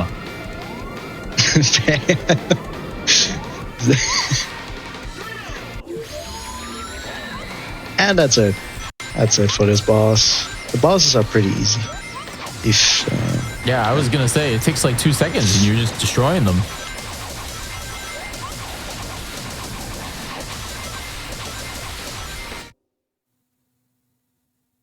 and that is Aquarium Park done. Aquarium Park is one of my favorite songs, though, in the Sonic franchise. Yeah, I like it. Yeah. I like it really. I like all of it. What am I saying? I like all of it. Yeah, there's really good music in Sonic games. Like there is. Like, chat, tell me your favorite song from a Sonic game. I know a lot of you will probably say Escape from the City, but you know, I understand. I heard that song too much. I cannot like that anymore. I like Can You Feel the Sunshine from Sonic R. That one's really good.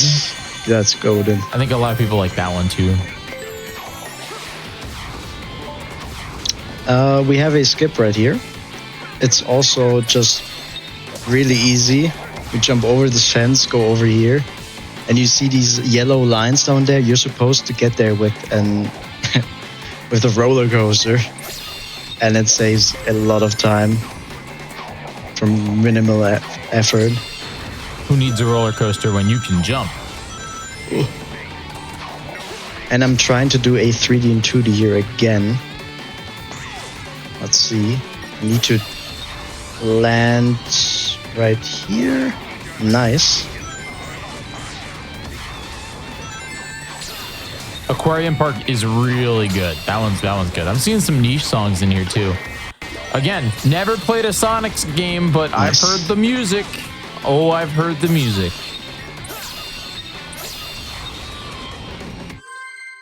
Fun fact, maybe I can show it off later if we have some time. You can get into Act 2 from that planet I just landed on. And you'll see Act 2 is just right here. You saw that planet. It's just in the background there. Yeah. And this stage has the harder skip that we implemented at least into the actual run and any percent run and 100%. There's some crazy stuff still that we haven't, but this is the hardest that we have implemented. And it involves me again landing in a small strip of a fence and then jumping around into a 2D section with some weird gravity stuff going on that pulls me into a goal ring. So let's see if I can pull it off. Alright, that's fine actually. I think.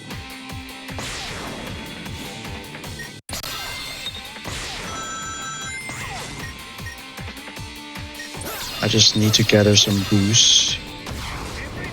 Yes. And now I jump around the 2D trigger, a wall, land on this pillar, hold backwards, and fly into the goal ring. And I'm super happy I got that.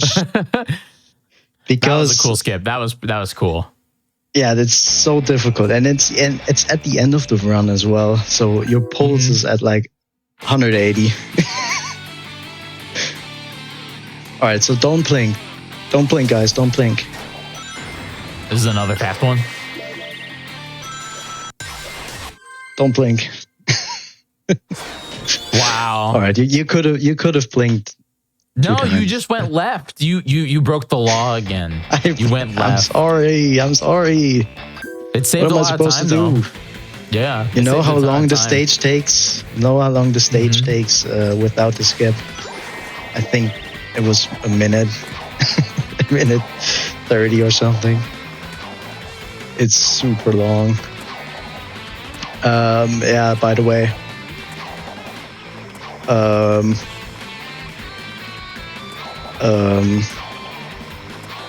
We walk. We're walking right now. We're walking and then we go into the goal ring. That's the stage. That's the hardest part of the run. You know, these stages seem quite boring right now, but we are actually super happy. After that AC2 skip, these stages are here to get our heads cool. We're not complaining. Alright, for this we have some cool deboosting. And that gold ring spawns.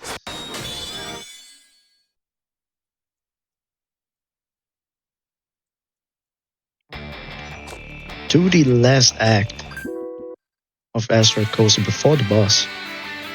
We have a rather long one, and also, again, one of the big skips. So this is the actual exclusive right here. I could have jumped out of the roller coaster into these rainbow rings, and it would save some time. But oh well, what can you do? What can you do? What can you do? Anyway, I am holding right. I do not want to go into this roller coaster. We gather some boost because we will need it. And what we'll do in this skip is, again, a 3D and 2D. And we abuse water physics again. We get water physics right here in this level. Do they just reuse the water physics as space physics? Not really, but like this. They just put no, water there's in actual here. water. There's actual They put water water in here. All right. So we want to use this pogo stick right here to clip through this wall. And because I'm running this game on 144 FPS, it is super difficult. But I got it first try. Let's go. And down here is a 3D trigger. Oh my god, I cannot talk. And I got the gold ring. Wow, what a skip. That was cool. Hype in the chat for that one. Oh my god. Yeah, it's super difficult to not run out of air. Okay, this boss. It's basically still a counter boss, but with rocket this time. And we just hit him 6 times. Because then he'll spawn us the rocket right here. We'll hit him once. And he will transition to the 2D phase. Now, why 2D? Because I can use rocket in 2D spaces only.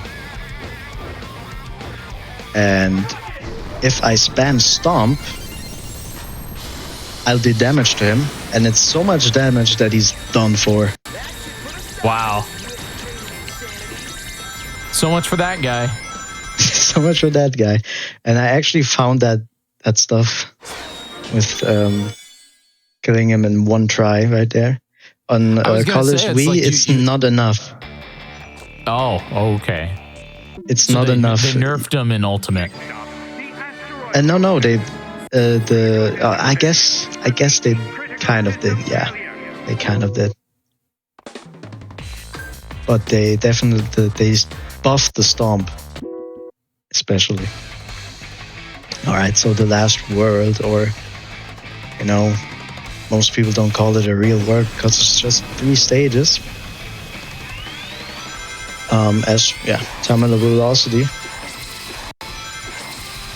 And I'm holding forward.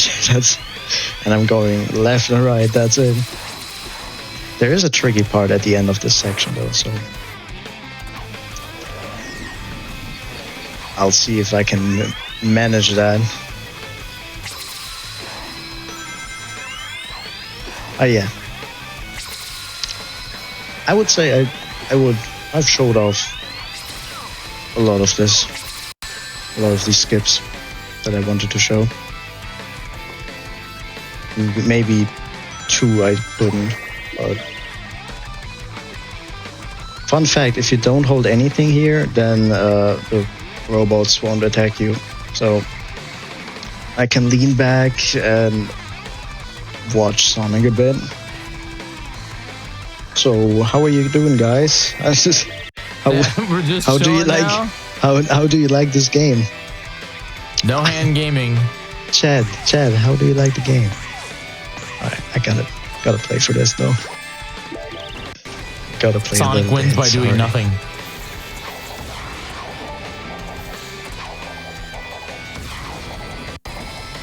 So I want to save my boost for the end of it. You'll see why. So I am doing double jumps to preserve my momentum and do a little boost here and there. And now I just boost because, yep, the boss is not there anymore. You cannot see him. You cannot see him. I can remove my left hand though. Just need to press this one button.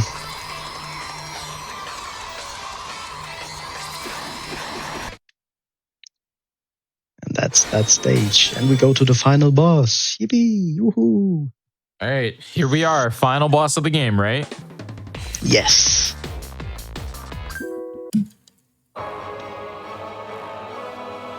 Alright, this is Eggman's machine. He uses wisps, and it's one of the instances, one of the rare instances of RNG. His attacks are random.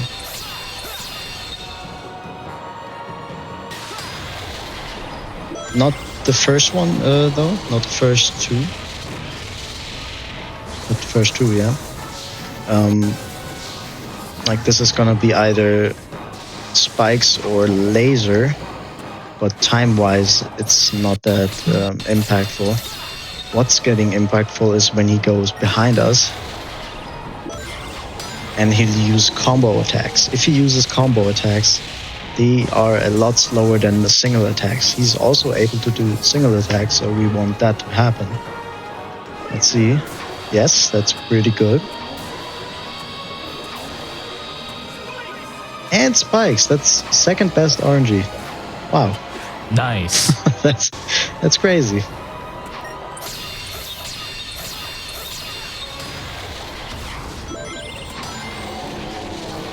We also have to make sure to hit him with boost every time after the last homing attack, because that deals one extra hit.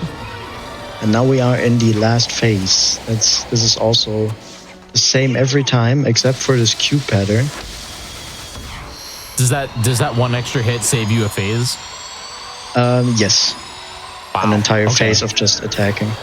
Crazy. So it's definitely worth it. Yeah, yeah. You lose a lot of time. Oops, I got hit.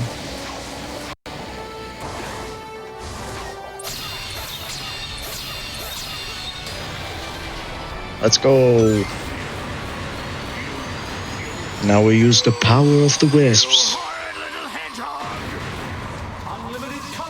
Unlimited colors. Spikes. Cube. Oh, wrong. I've been playing this game since 2010. Surely. Just got the auto run. Run's not done yet though. Run is not done yet. We have one more stage. One more very exciting stage.